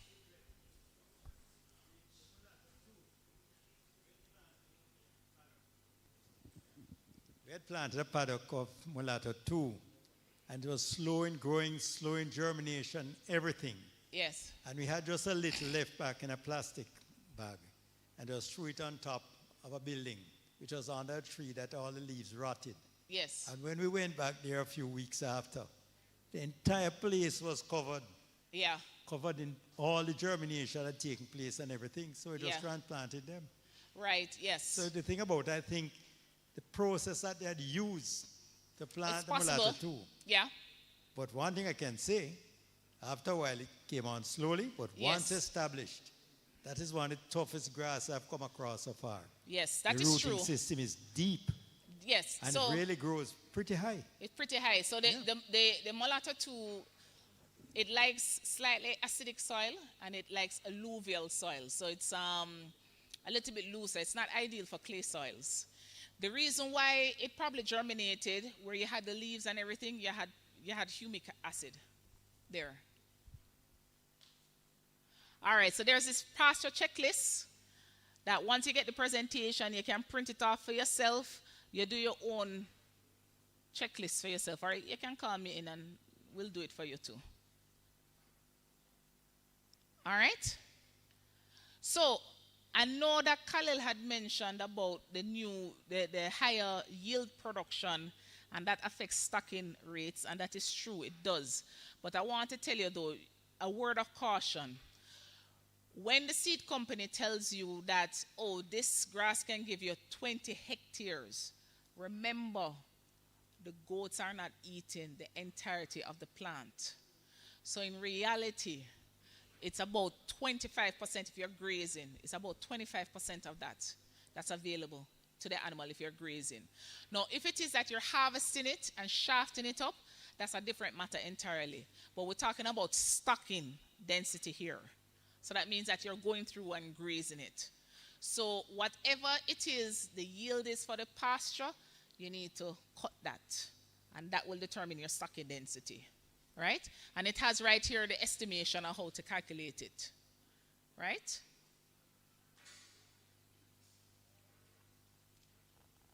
So you can take a picture of that one.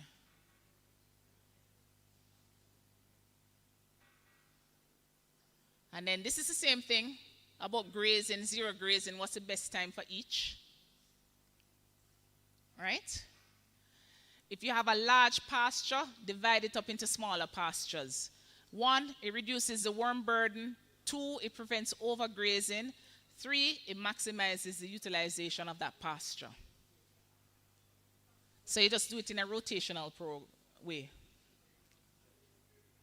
All right?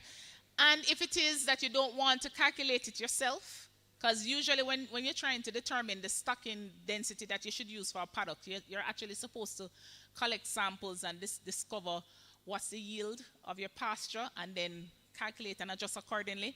You have some online tools that you can utilize, right? And when you get the presentation, you can look at that. Hello, you need to use technology to make your life easier, you know. Me not have time to hat up my brain with no calculation. Them the days are done. Me not in a college anymore. All right? And then you have the occasional grazing. This will be like the semi-intensive system. And then zero grazing, which this will be the intensive system. And then these are the advantages. One, you have a lower medication cost, but on the other side, you have to hire labor. And everybody knows that there's a labor shortage. Man, them want to rub out them hand miggle instead. All right? All right, so take-home messages. You need to choose the right forage for your climate. Choose forages that have the least amount of anti-nutritional properties as possible, right? You need to make sure that it is highly digestible. For further conservation, you need to harvest in the time of plenty for the time of lean. Remember that when Joseph get him vision about the fat cow them and the 7 fat cow and the 7 mager cow. So 7 years of famine and 7 years of feasting. And you have to, I remember what them call about, remember the story of the foolish virgins and the oil? Take heed, the Bible was telling you some good advice. So now that it is raining, go ahead and harvest and save for later. All right? All right. Thank you for your attention. A little thing. Yes. Could you just wait a little minute so I can bring the mic? Persons online want to be actively engaged as well. You know, I must thank you guys, you know, on I'll stay awake. For the take-home message, the second point was to harvest before full maturity of the grass or the plant. Yes. What, like how many weeks should we take? It depends on the type. Yeah. So like African Star has a 15-day. Yeah. But yeah, African Star is 15 days. Really? Yeah. But other grasses might have like a 20-day or 25-day cycle. So it really depends. So that's the reason why, if you notice, there was a diagram as to when the seeds were coming out. And they told you to do it just as the seeds start coming out. Okay. Yeah. Right, That thanks. determines when. You can get very technical, you know. You have some people where them talk about leading leaves and all that type of stuff. Yeah, I don't know that part. Okay, thanks. Yeah. I use the seeds as a guide. All right? So, just a little bit about our company. I'll leave that one up there so people online can see it. But any other questions? Yes. Oh, wait, there's one more. You know, say. Well, all right, let's just finish the question first and then you just... Right, because I was introduced to this new forage and I forgot to show it to you guys. But wonder one here. This one is actually Mexican sunflower. Yeah, Mr. Larman brought this. This is excellent. It has 15 to 30% crude protein. Yeah, it has low fiber content, so it's nice. I'm impressed with it when I read up on it. Yeah, ma'am, they talk about the quick stick. Oh, Peppermint tree. Me don't know that one here either. Tell me about that one here. But the question first. No, man, question first. Mm-hmm. Oh, bad pitney, man. Bad pitney. Yes, ma'am. Okay, can we train goats to eat certain plants? Yes, you can. Okay, because I understand that when you're going to purchase goats, you have to select them from certain areas because they eat certain things. No, man, you can train them. In my area, there's a lot of quick stick, but no goat in that area eats them. So, Really? So how do you get them to eat them? Well, well, one way is actually kind of starve them a little so that they get hungry enough to eat it. Another way is to use molasses, so they're attracted to the smell of molasses. And what you do is slowly wean them off of the molasses so that they're only eating the plant. Yeah, give them small amount. And then if it is something that they like, if there's another plant that they like, just like how with Khalil saying that you should introduce it slowly, same thing. You slowly increase the amount of quick sec that you introduce into their diets, and then they'll get used to it. Yeah. Okay, thank you very much, Dr. Denny. A big round of applause. Thank you. Thank you very much. You know, some of the farmers may not realize it, but Dr. Denny put up something on the screen. And when they say the place gets silent, and they say probably it's Angel Pasture or something. When I noticed you all just got very silent. What was that? There was a graph that was up that says, between these months and months, you shouldn't be feeding any grains, and between the other, and I heard the place just went silent. I guess everybody's brain was just thinking, I've been feeding grains all year round and in my feed, and there were times that I probably wouldn't need to have been using it. So you may not have recognized, because each of you individually were kind of processing that information, so you never realized when the room went totally quiet. So thank you so much, Dr. Denny, for that engaging presentation. See how she brought the forages? Let you touch it, let you feel it, you understand it. Explain to you about silage, what to look for, the do's and the don'ts. Tell me, where else can you get this kind of information without paying a university to teach it to you? Yes, oh. Show people what silage looks like. All right, so this is... Okay, so we're going to open it. Yeah, so who have a knife? So you can open it and smell it. Because remember, they said you can know when the silage is not good because it have a particular smell. So I want each of you quickly, if they can pass it around in something so you can actually smell it for yourself. So you see, when you make it and you open it, we have something, a container that we could put it in. Oh yeah, the cups, that's right. So you can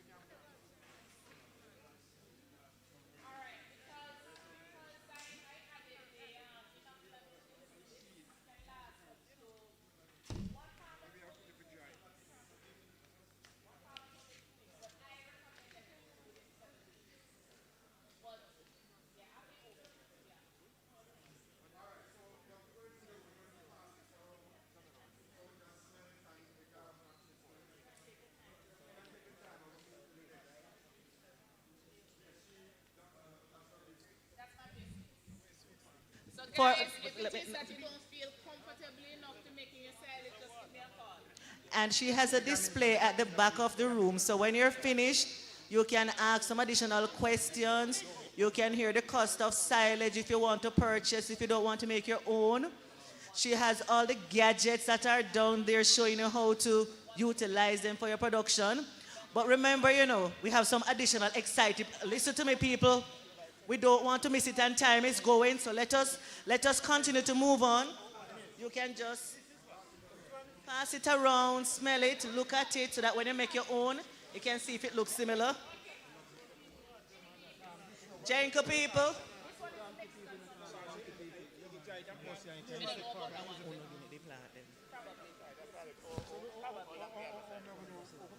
She's going to speak to you after. She'll speak to you after. Everybody, let us be seated again because we are not finished. It is not yet over. And I want you to hear from everybody. I don't want you to feel cheated of the time and the presentations. You see how these two first presentations were very good? We have some more in store. So we are going to move away a little bit from nutrition. You know what I liked about these nutritionists? It was about business, money making. When Mr. Brown started off his presentation, he didn't just jump right into, how to formulate feed and what is involved.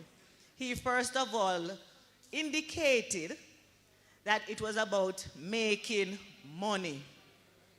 So these nutritionists understand that you are in the business to make money, and so whatever they are formulating for you is to help you to make money. Now everybody be quiet here. A lot of discussions taking place. If you miss out on something important, when you go home and your animals are not looking nice and pretty like Mr. Miller, it's going to be your own fault.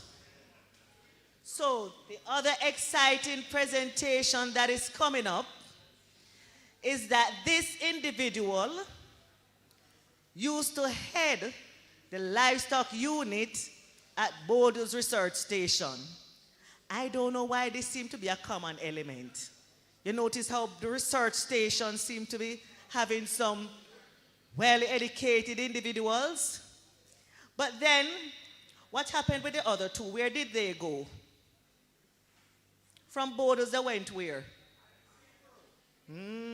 I see a trend.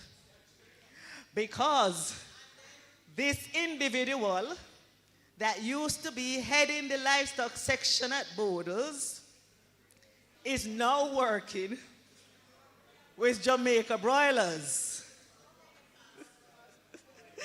So Jamaica Broilers / Hyper is a group of companies. They are private companies. And if you see them interested in individuals, and this is a company who is in the business of making money, is not going to take individuals who they don't believe are of a particular caliber to represent their brand. So, which is why I say you're in for a treat.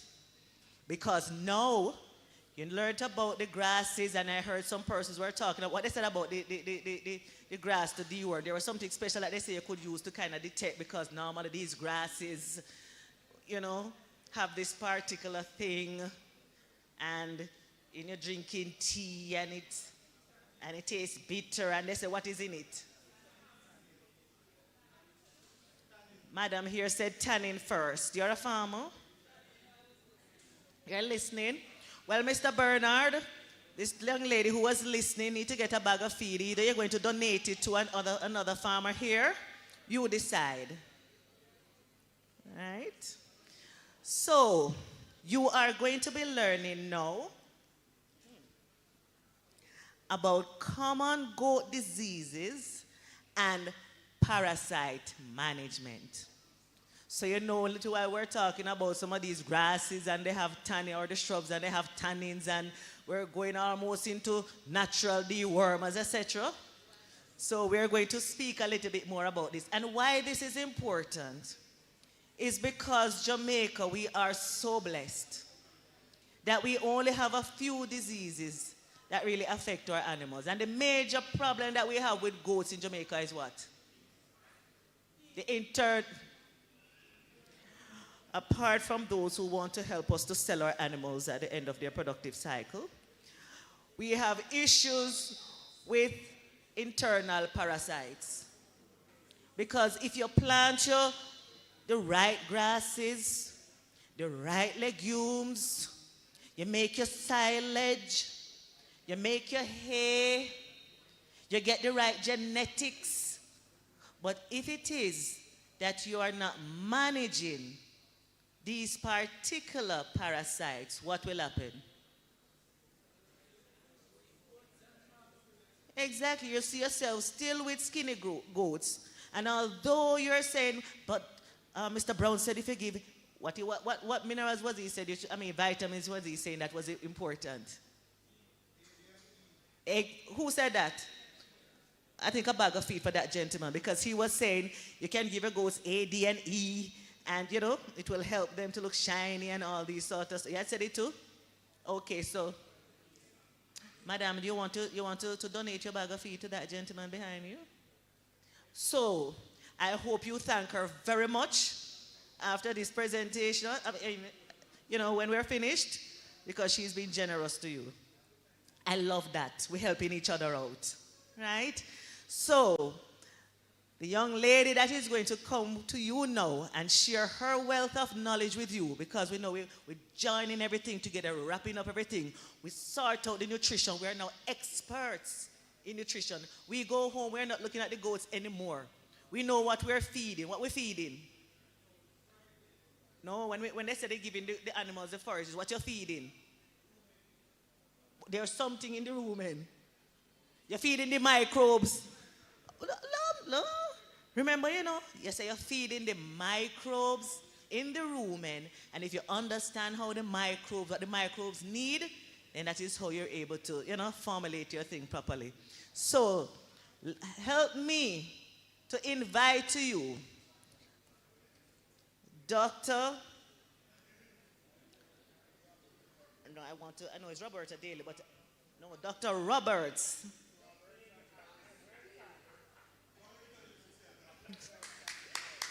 I just know her as Dr. Daly, but I'm trying to give her the full name. So let me say it correctly, Doc, right? It is Dr. Roberta Harris Daly. Give her a warm round of applause, everyone. Hello, good day, everybody. All right, so as I introduce myself most times, I tell people it's a mouthful, so just call me Dr. Robin. That's perfectly fine, all right? Dr. Robin like the bird, easy to remember. All right, so I do realize that we're out of time, sort of, and we have a few presentations to go through. So what I'm going to do is try to move a little bit faster in terms of what I present, and then if persons have any additional questions or concerns, you can always talk to me afterwards, all right? Just so that in the interest of time, I'm not gonna go into too much details with each of the things because it is going towards 4 o'clock, all right? All right, so what I'm gonna be talking about firstly is goat health. So just a discussion about the most common diseases that we as vets see in goats in Jamaica, right? So part of what we need is for farmers to actually understand their role in preventing and treating diseases. So the first thing I always start off with is just to remind everybody that there needs to be a farmer-vet relationship, right? Whenever you have a farm, you need to have a vet. And what I mean by having a vet is not that you have a vet come to your farm on a regular basis, but even if it is to have connection with a vet, you have a vet's number, so if you're having an issue, you can call them, you can get advice over the phone, via WhatsApp, whatever it is. Vet services is expensive, we know this, right? So both feed companies, both Hypro and Nutrimix, we have vets on staff, right, that are available to farmers to assist if you need the assistance, all right? So what I will do at the end of the presentation, I will give you my number as well as the number for the goat vet at Hypro. Her name is Dr. Kathy Leon. I'm sure some of you are familiar with her already, right? So if you have any issues, you can always call or message, all right? All right, so in terms of dealing with your goats, right, everybody needs to understand how to recognize there is a problem, because you can't call a vet if you don't see that there's a problem. So you guys are the first line of defense against problems in your goats, right? So there are two ways that you can actually recognize a problem with your farm, meaning there's a disease problem. There is the individual, which everybody kind of understands. You see an animal, there's an issue with the animal, you call your vet, right? But there's another part of it that we sometimes neglect, which is actually looking at your records, your herd records. So over the year, you might say, okay, a couple animals died, but you don't actually look more detailed to realize that, hey, I have lost quite a number of kids around the time of weaning, right? So the records will actually show you that, right? So you need to make sure that, one, you're actually taking records, and two, that you examine your records to see where there are problems, where is a deficit in your production, right? So looking at the weight gain, the average birth weight that you're getting, the conception rate of your females, because that can also tell you you have a fertility problem or if you have problems with abortion, etc. Everybody understands? Good. So looking at individual, I just go through quickly. Basic examination. Yes, I know you're not a vet, but as a farmer, you should be able to do these basic things. You look at your eyes of your animal, so you can see if they're having any discharge, if there's any discoloration, etc. You look at the nose, same thing again, discharge. If they're breathing rapid, because you see the nose flaring. You look at the jaws, if you have any signs of bottle jaw. The body condition score, which Khalil already went through with you. The hair coat, so you're looking at the hair coat, whether it's very shaggy, if you're seeing a bit of shine, if there's loss of hair, if they're scratching a lot. The tail, anybody can tell me what exactly you're looking at the tail for? You're looking at the tail to see if the feces is soft, so it would stick on him, and then you know that that's not how it ought to be. Perfect, good. So you're looking at the tail, so you're looking for any signs of what we see staining around by the back end, because usually a goat, you should see a nice clean back end. If you're not seeing a nice clean back end, something is wrong, all right? Temperature, so temperature is a little tricky. I know not all farmers keep a thermometer, but an easy way to know if there's a problem in terms of your goat having a fever is, one, stick your hand in their mouth, right? So after a while, you'll actually recognize what is normal and what is abnormal. When you keep putting your finger in your mouth, it's a very simple tool that we as vets use if we don't have a thermometer available, right? And then another way is looking at the respiratory rate of the goat. So you have a herd of goats, right? And you're looking at them, everybody is breathing, and you see one of them going, it's likely that animal actually has a fever or has some respiratory issue. So we don't like to tell you, oh, this is the respiratory rate for a goat. Everybody understand what I mean by respiratory rate, right? So we don't like to tell you this is the respiratory rate for a goat. Why? Because sometimes that can actually change based on temperatures, whether or not they were running just before they came, before you went to them, all of that. So the best way to know there's an issue with your animal is to compare them to other animals in the pen. You understand? Good, perfect.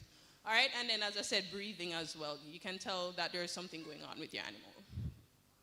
All right, so on this slide, what I have is what I consider a basic first aid kit that all goat farmers should have. Right, so I'll just go through quickly. Actually, let me just say, everybody recognizes everything there? Yeah? No? Okay, all right, let me go through.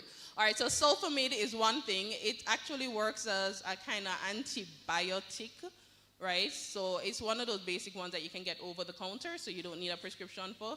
It's really good, especially for young kids, especially with diarrhea and stuff like that. The second one in blue, anybody has any idea what that is? Sorry? No? Oh, 2020.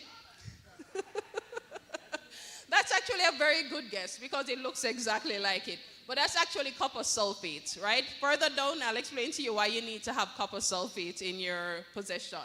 All right, after that, we have, I think that's stress mix, so that's the vitamin mineral supplement. You can get that from Barouge. We have the mineral block, which was spoken about before. Selmanax, you guys are familiar with as well. Propylene glycol. Once you're breeding animals on your farm, you're not just growing them out for sale, meaning you buy weanlings and then grow them out. You need to have propylene glycol on your farm, all right? Iodine spray. I'll talk a little bit more about that later. The vaccines, hoof trimmers, bandages, ametic, some kind of tick wash, Ectoline spray, Dexon Super, which is actually a disinfectant, again from Baru. And for basic anti-inflammatory or painkiller, Ketosol is a good one. Yes, you do need a prescription for it, but again, everybody has their vet, so you can always talk to them, let them know, hey, I'm out of Ketosol, I don't have any anti-inflammatory, I don't have any Banamine, so you need to have at least one of them. All right? And then lastly, vermectin, I put there as a dewormer, which I'll speak about more later. All right, so let's go quickly into the top 15 most common diseases of goats in Jamaica. And this is just my list. Of course, it can vary depending on where you go and who you're talking with, but.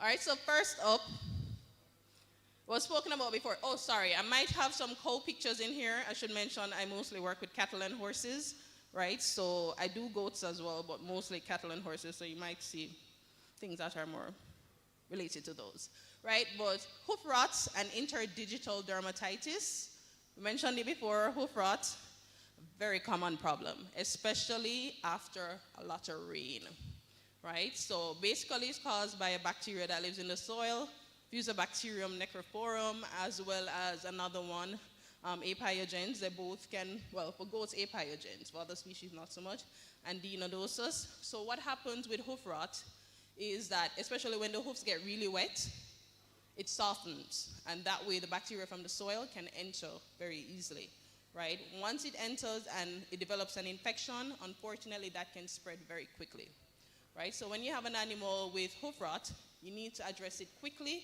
before you start having multiple animals in the environment with it, right? So signs usually see lameness, swelling between the toes, animals reluctant to get up, so they spend a lot of time lying down, etc. All right, how do you prevent it? So I said you mostly see it during the rainy season. Try to keep the hoofs as dry as possible.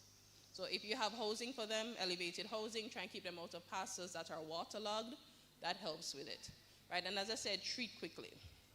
So hoof trimming is something that is done to help open up the areas where you have the bacteria there, so it helps it to dry. So you do your hoof trimming, make sure you disinfect between hoof trimmings, and then also copper sulfate, right? So Khalil would have mentioned before about zinc. Zinc orally good for the hoofs. You can actually use that as well as a bath. It's not so readily available, but copper sulfate is readily available. So you use that for your animals to walk through, or you can actually just make a nice little paste and dip the foot in there, right, just to help harden the hooves and treat it. In some cases, if it is really bad, you may need to use anti-inflammatories, like I mentioned before, the ketosaldobanamine and antibiotics on a prescription by a vet. All right, and then, for the copper sulfate mix, anybody ever use it? No? Nobody has ever used copper sulfate for your hoofs? Okay, well, dairy farmers especially, and beef farmers would do it on a more regular basis, where you actually have a foot bath, where your animals walk through on a daily basis as a preventative. So you don't want it in the first place, because you know when you have hoof problems, you end up with animals not eating as much, so they grow a lot slower, all of that. So you try to prevent it by using the hoof bath. And 10% just means that if you have 5 kilograms, using it to 5 liters, 500 grams, use to 5 liters, etc. That's how it works. All right? Sorry? Yes, so they're not supposed to drink it.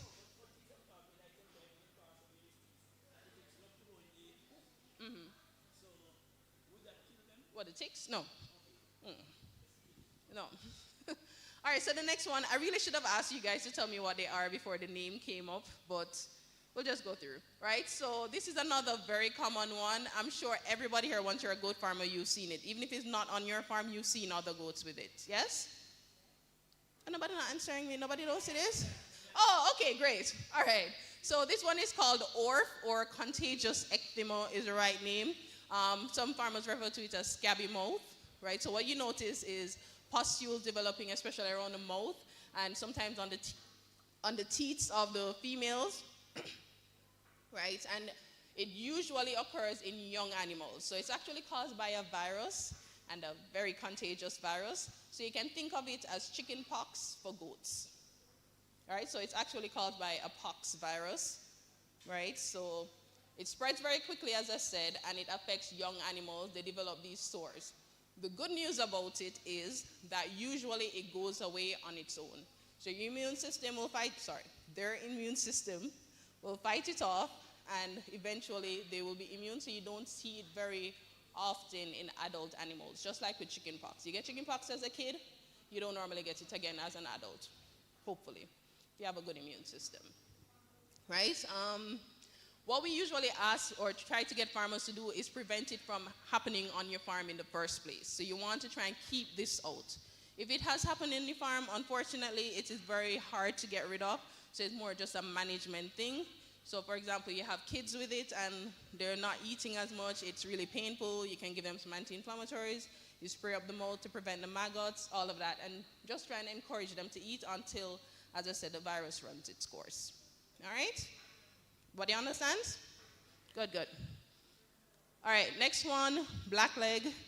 Even though this is possibly a very common disease, we don't see it enough to diagnose it because a lot of times what you see is just a dead animal. You don't see the animal showing the signs of blackleg and then eventually die. You just come, you see a whole heap of dead animals on your farm. Right? It's again caused by a bacteria in the soil. This time it's a clostridial bacteria. So, another theme of all of this is that Clostridium is like the worst thing you could ever have for your goats. You will see in a couple of slides that there are a lot of different Clostridium bacteria that problems. So this one is Clostridium shovii, I think is the name, right? So in the soil, you ingest it. Sorry, not you, they. Sorry, I keep talking like I'm talking to the animal. I'm sorry, my apologies, right? So they ingest it, and then sometimes it can actually get into the muscles, causes swelling, and then you see the lameness issues. So you see another term for it is black quarter. Anybody ever heard farmers talk about black quarter? No? All right. Again, it happens in both goats, sheep, and cows, but you see it more often in cows. There is really no treatment. So as I said, you usually just come and find your animal dead and you have no idea how they died. Important thing is just to prevent it. Make sure you give the vaccine. All right, so I have a vaccine there on display. It's for blackleg specifically, but you also have Covaxin, Barvac, all of them, they cover it. All right? Well, Barvac 7, I should say. All right, the next one is tetanus, otherwise called lockjaw. Awesome, very good. So lockjaw, it affects humans as well, as older persons may know. Before they start giving tetanus vaccines on a regular basis, you would sometimes get people getting lockjaw. The same bacteria, Clostridium tetani, is the name of this one, another clostridial disease, right? So it causes the stiff muscles and paralysis. So it's usually a slow deterioration. So first, they may not be able to stand up. They're still eating, breathing, etc. And then it slowly spreads. Then the front legs stiffen out. And then eventually they die because the muscles, what we call intercostal muscles that control breathing, those become stiff and paralyzed, so they can't get air, and they suffocate to death, right? So, seen quite a few cases out here, right? We have been able to treat a few successfully, but honestly, it costs a lot of money and time. So again, prevention is the best thing. How do you prevent? I didn't hear it, loud and clear. All right, good. The same vaccine we're talking about, it covers for it too, all right? So, you don't have to buy multiple vaccines. You have one vaccine that can cover for most of these things. Anybody here ever had experience with tetanus in their animals? No? We're all good farmers here. That's good.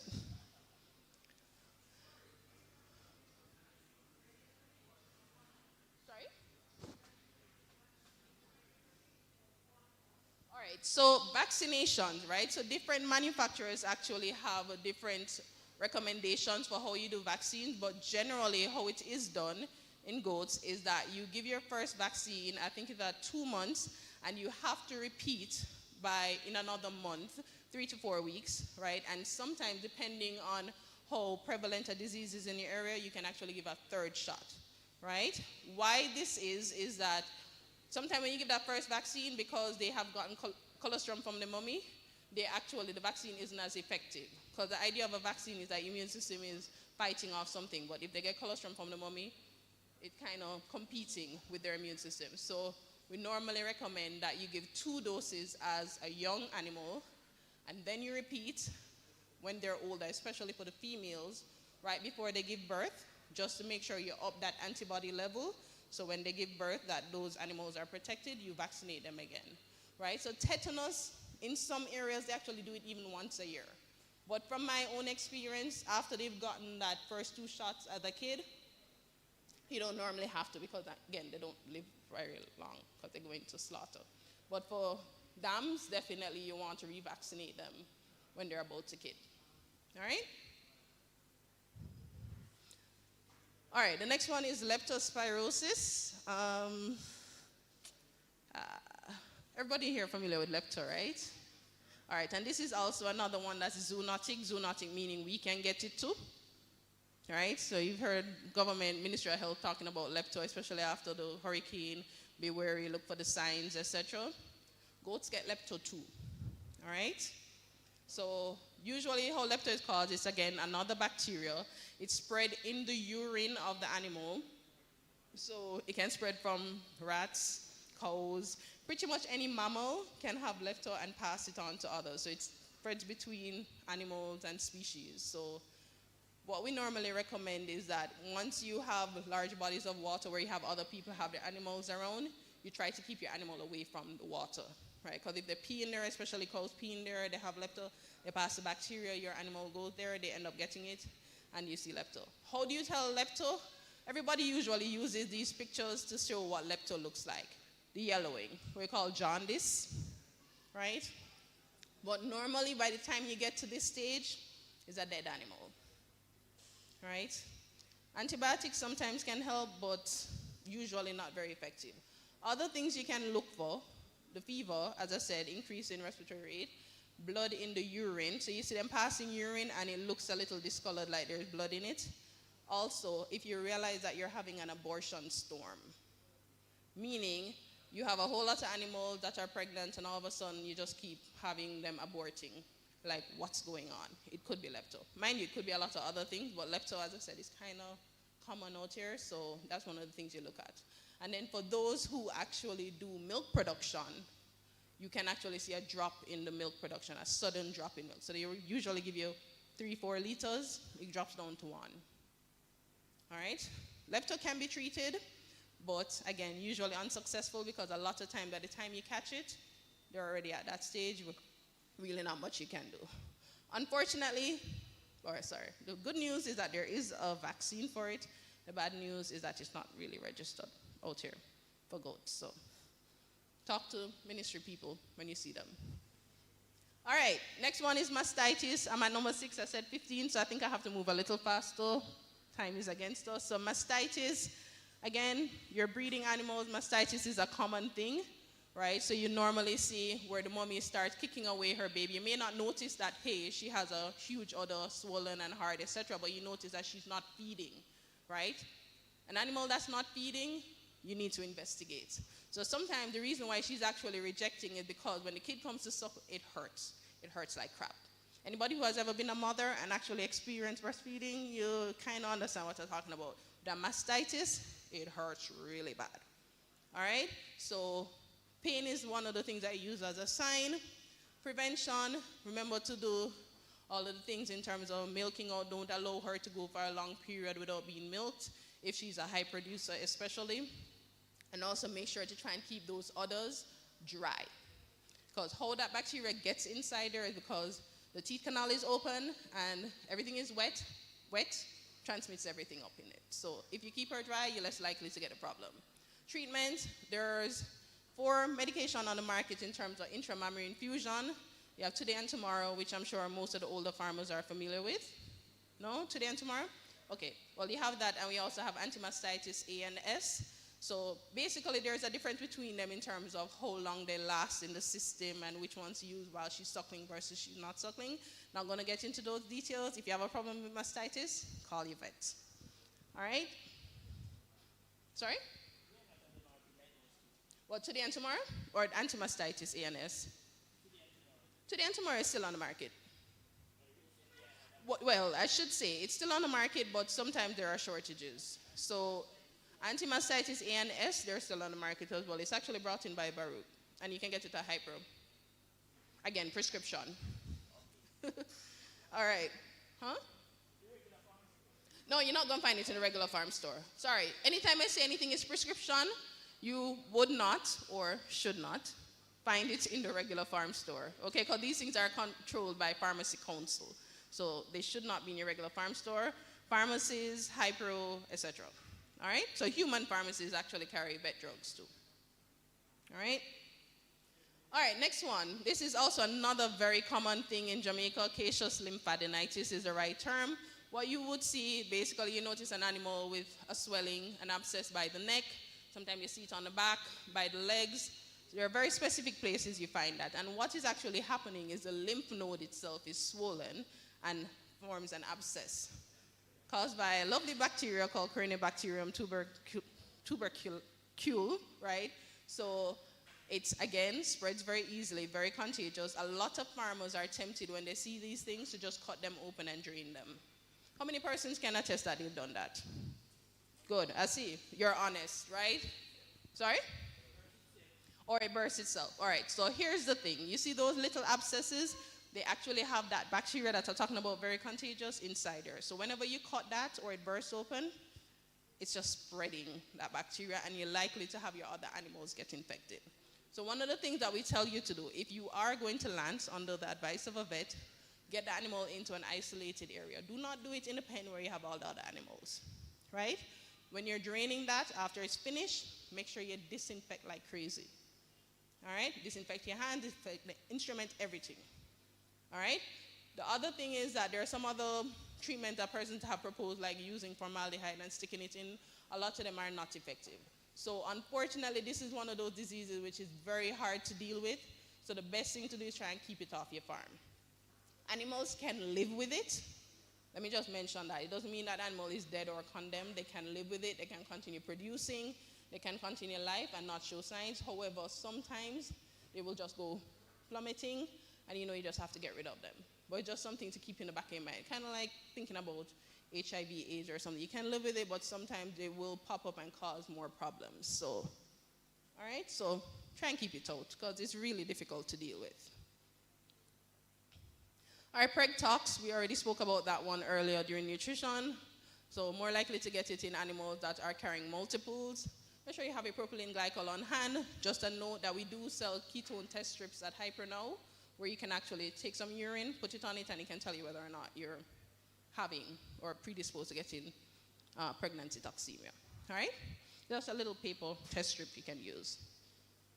All right, I'm not going to go into the details of how to prevent, because they would have explained that to you guys already.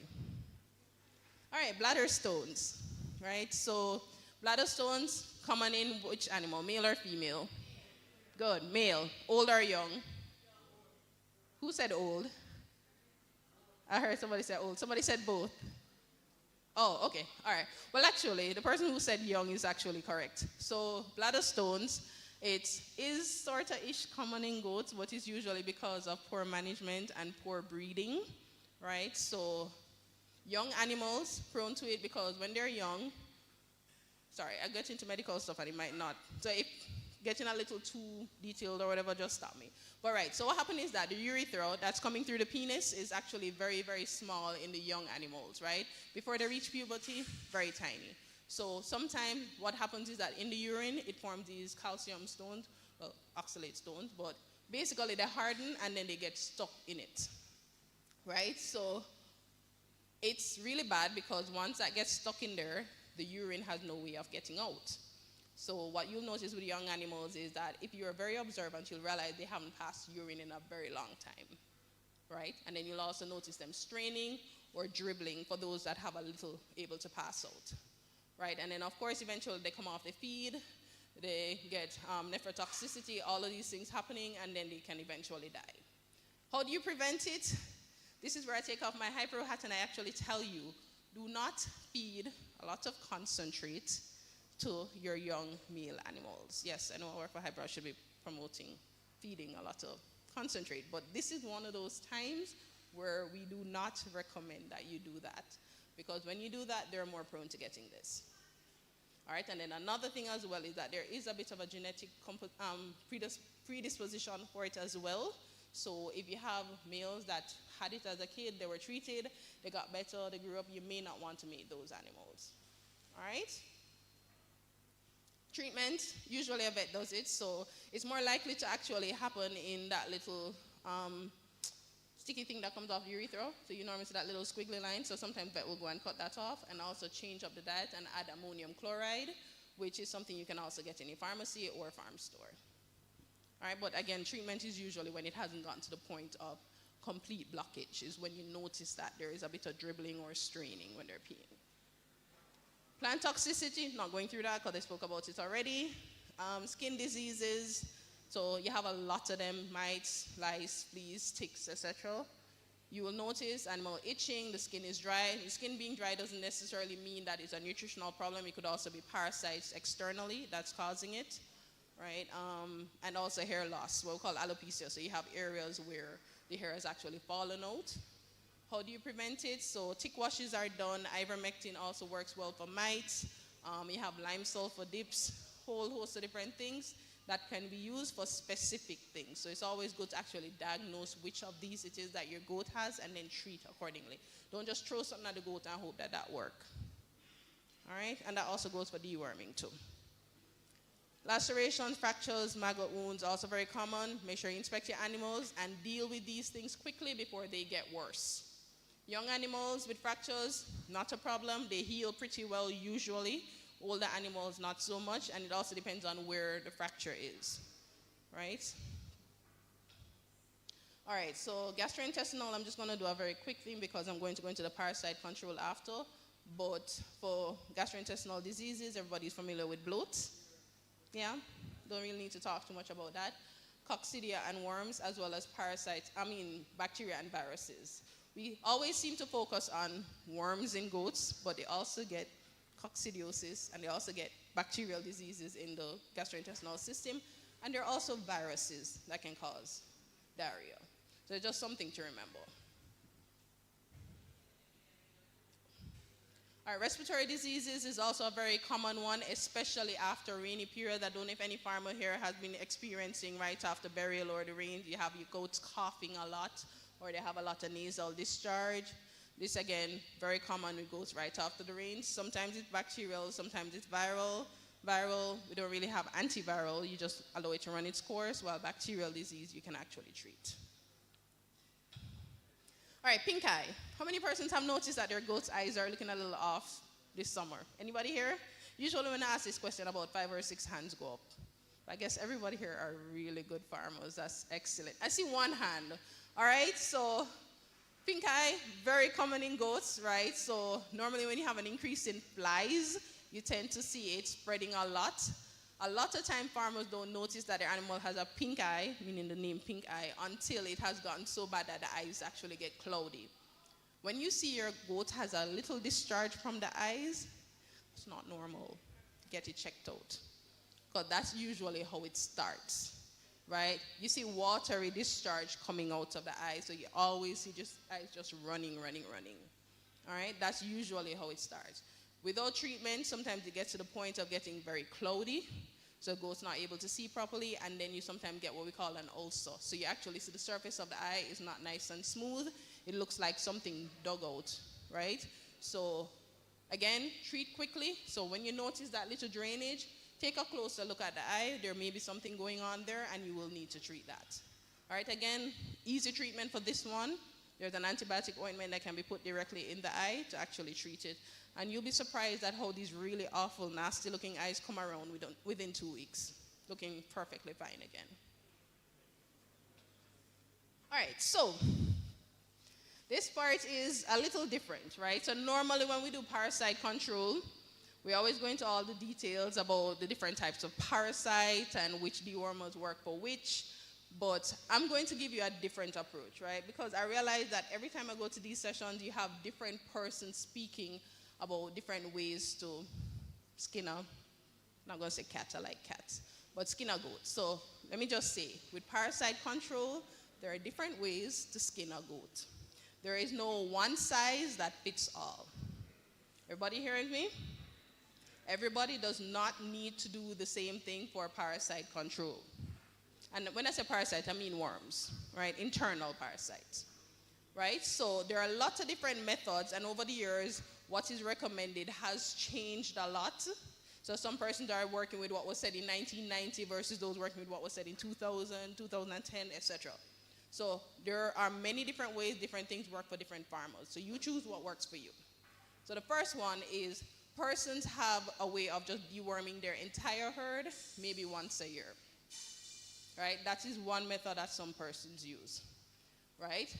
I personally am not so fan of that method because I'm fond of that method because of the fact that worm resistance is a real thing, right? I'm sure you guys have heard them drill it into you. Dewormer resistance, meaning the worms are resistant to the wormwood. If they keep using it in animals that are not really showing signs, you have a problem. So that's one method. The next method is deworming only those that need to be dewormed. So that's the famature.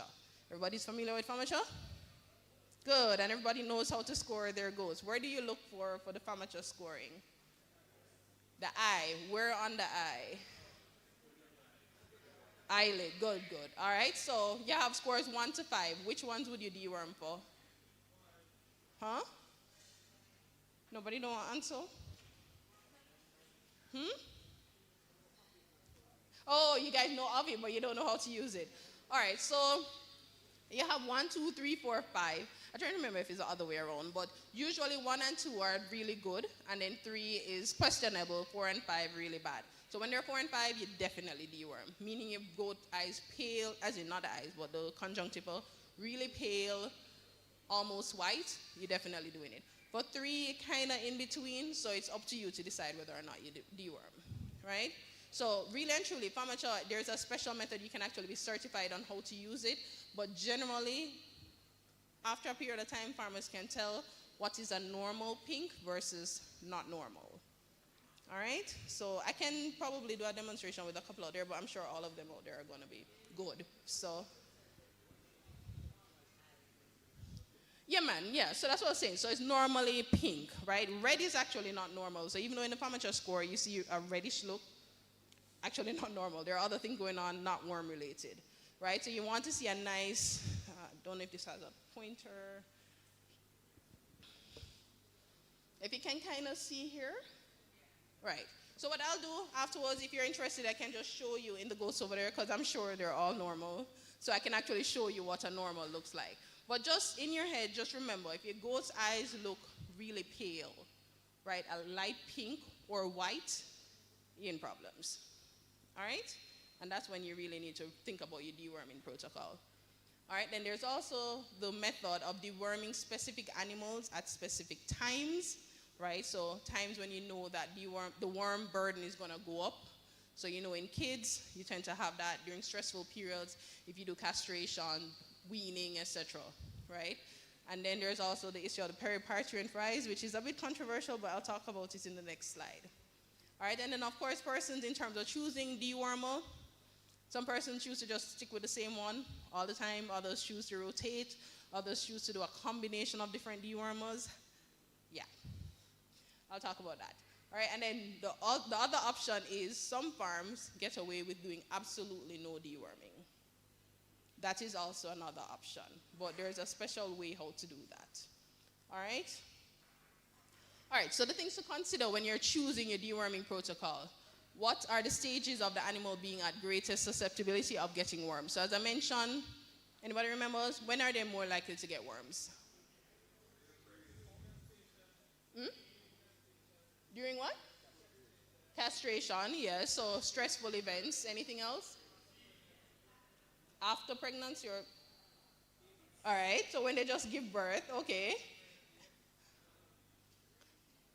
Rainy season, good, etc. Right? And then also, as I mentioned, younger animals are more likely to get it.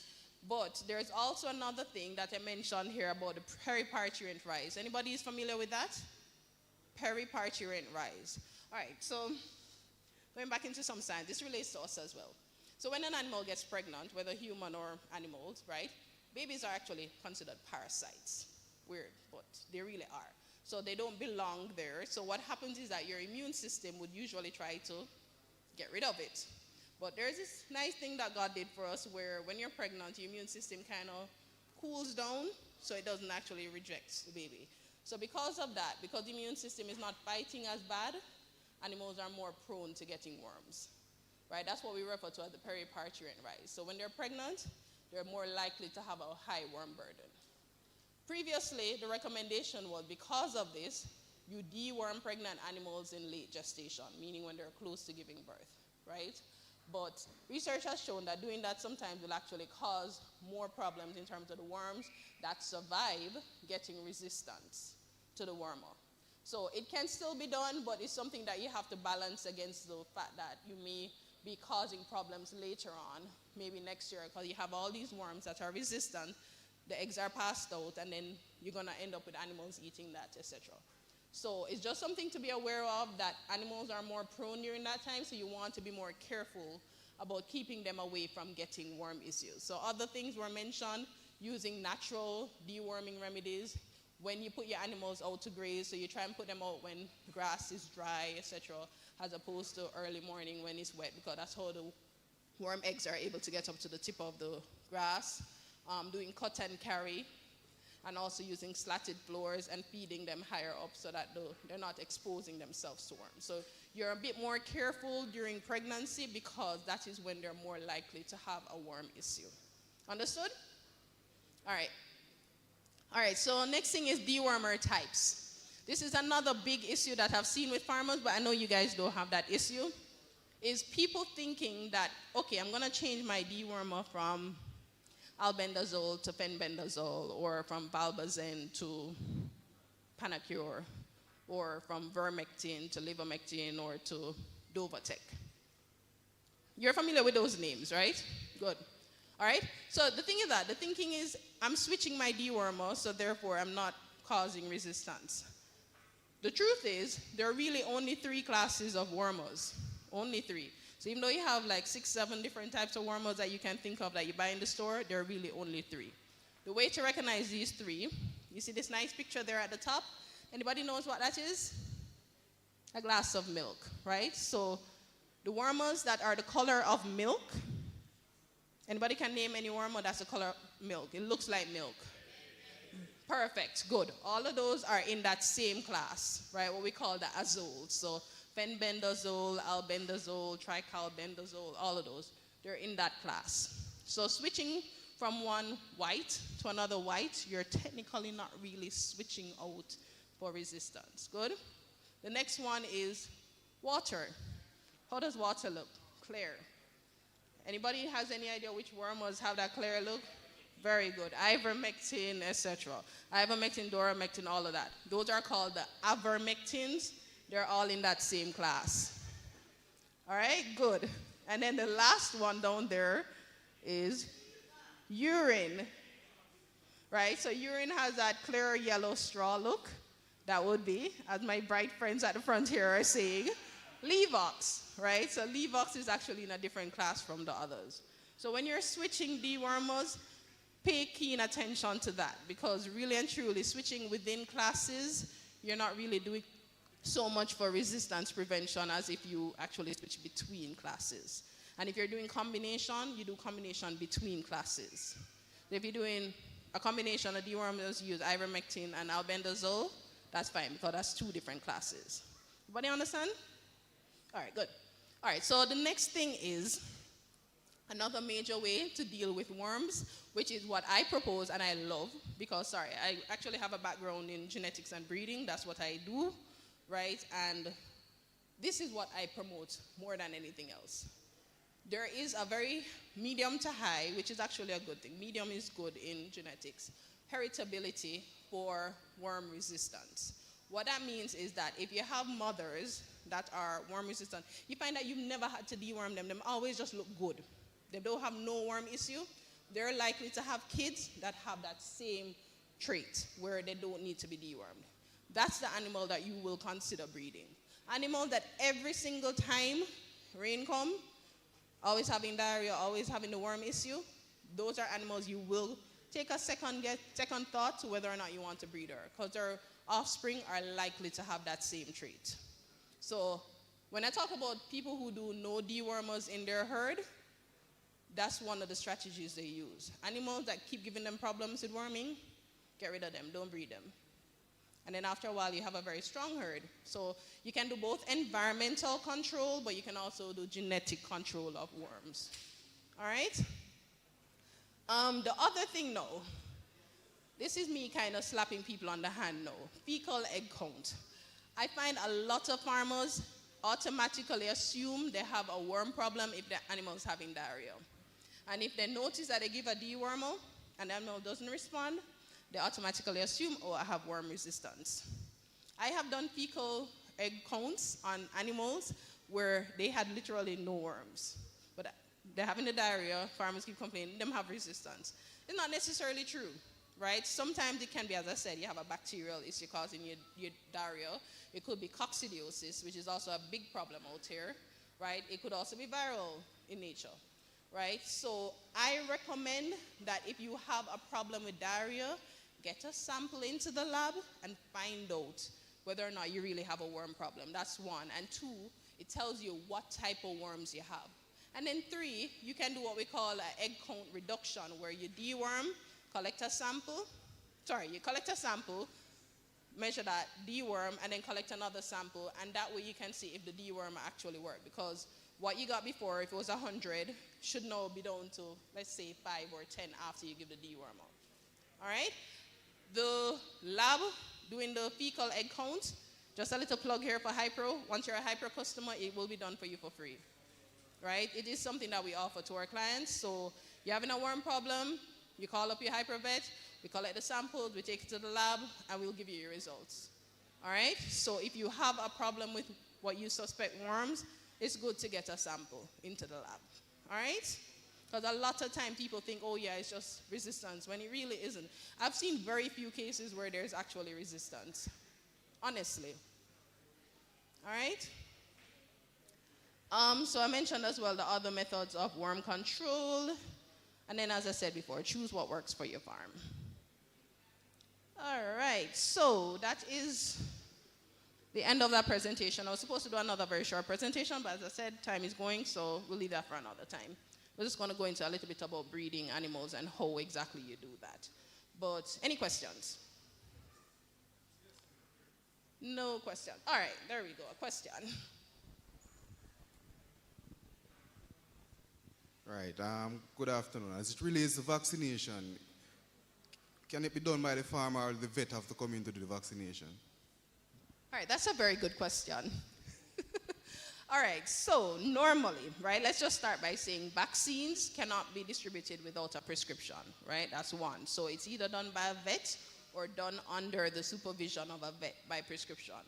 Because we know we have a problem with the lack of vets in Jamaica, what we do is for larger farms where we have trained persons who actually know how to administer medication, we will sometimes write a prescription for those larger farms, and under our supervision, they can do the vaccines, right? But usually, it should be done by a vet. And that's for goats, right? Sheep and goats and cattle. That's how it normally works. For the bigger farms, especially when you have a lot of animals and they need to be vaccinated, once vet is comfortable that you know what you're doing and you basically follow instructions, it's not a problem. The vaccine prescription is written and it's given to you. Another issue as well why this is under strict control is that vaccines, they have to be kept under certain conditions or else they're no longer viable. So you might be sticking the animal with a vaccine, but it's not going to work because the chain wasn't good, meaning as in, so this person collected it, was in the back of the car, and then it got hot, and then they put them back in the fridge, or they were in the freezer, all of that. So all of those things are things to take into consideration. Also the way you vaccinate animals. Sorry, here's a question for you as it relates to vaccine. When you vaccinate your animals for clostridial diseases, right, you give the vaccine under the skin or the muscle. We're going to go into that discussion afterwards, me and you, separate, because that's a whole other thing.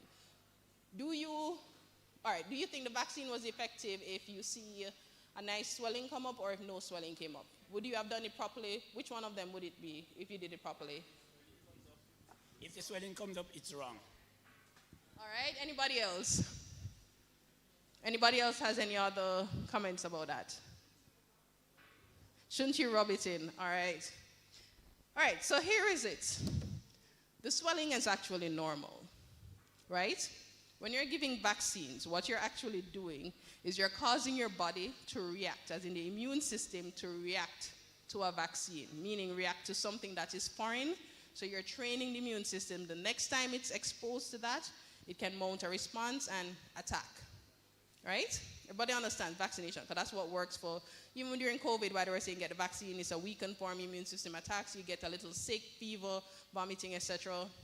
But eventually, when you get exposed to the real thing, immune system recognizes it immediately, so you don't get sick.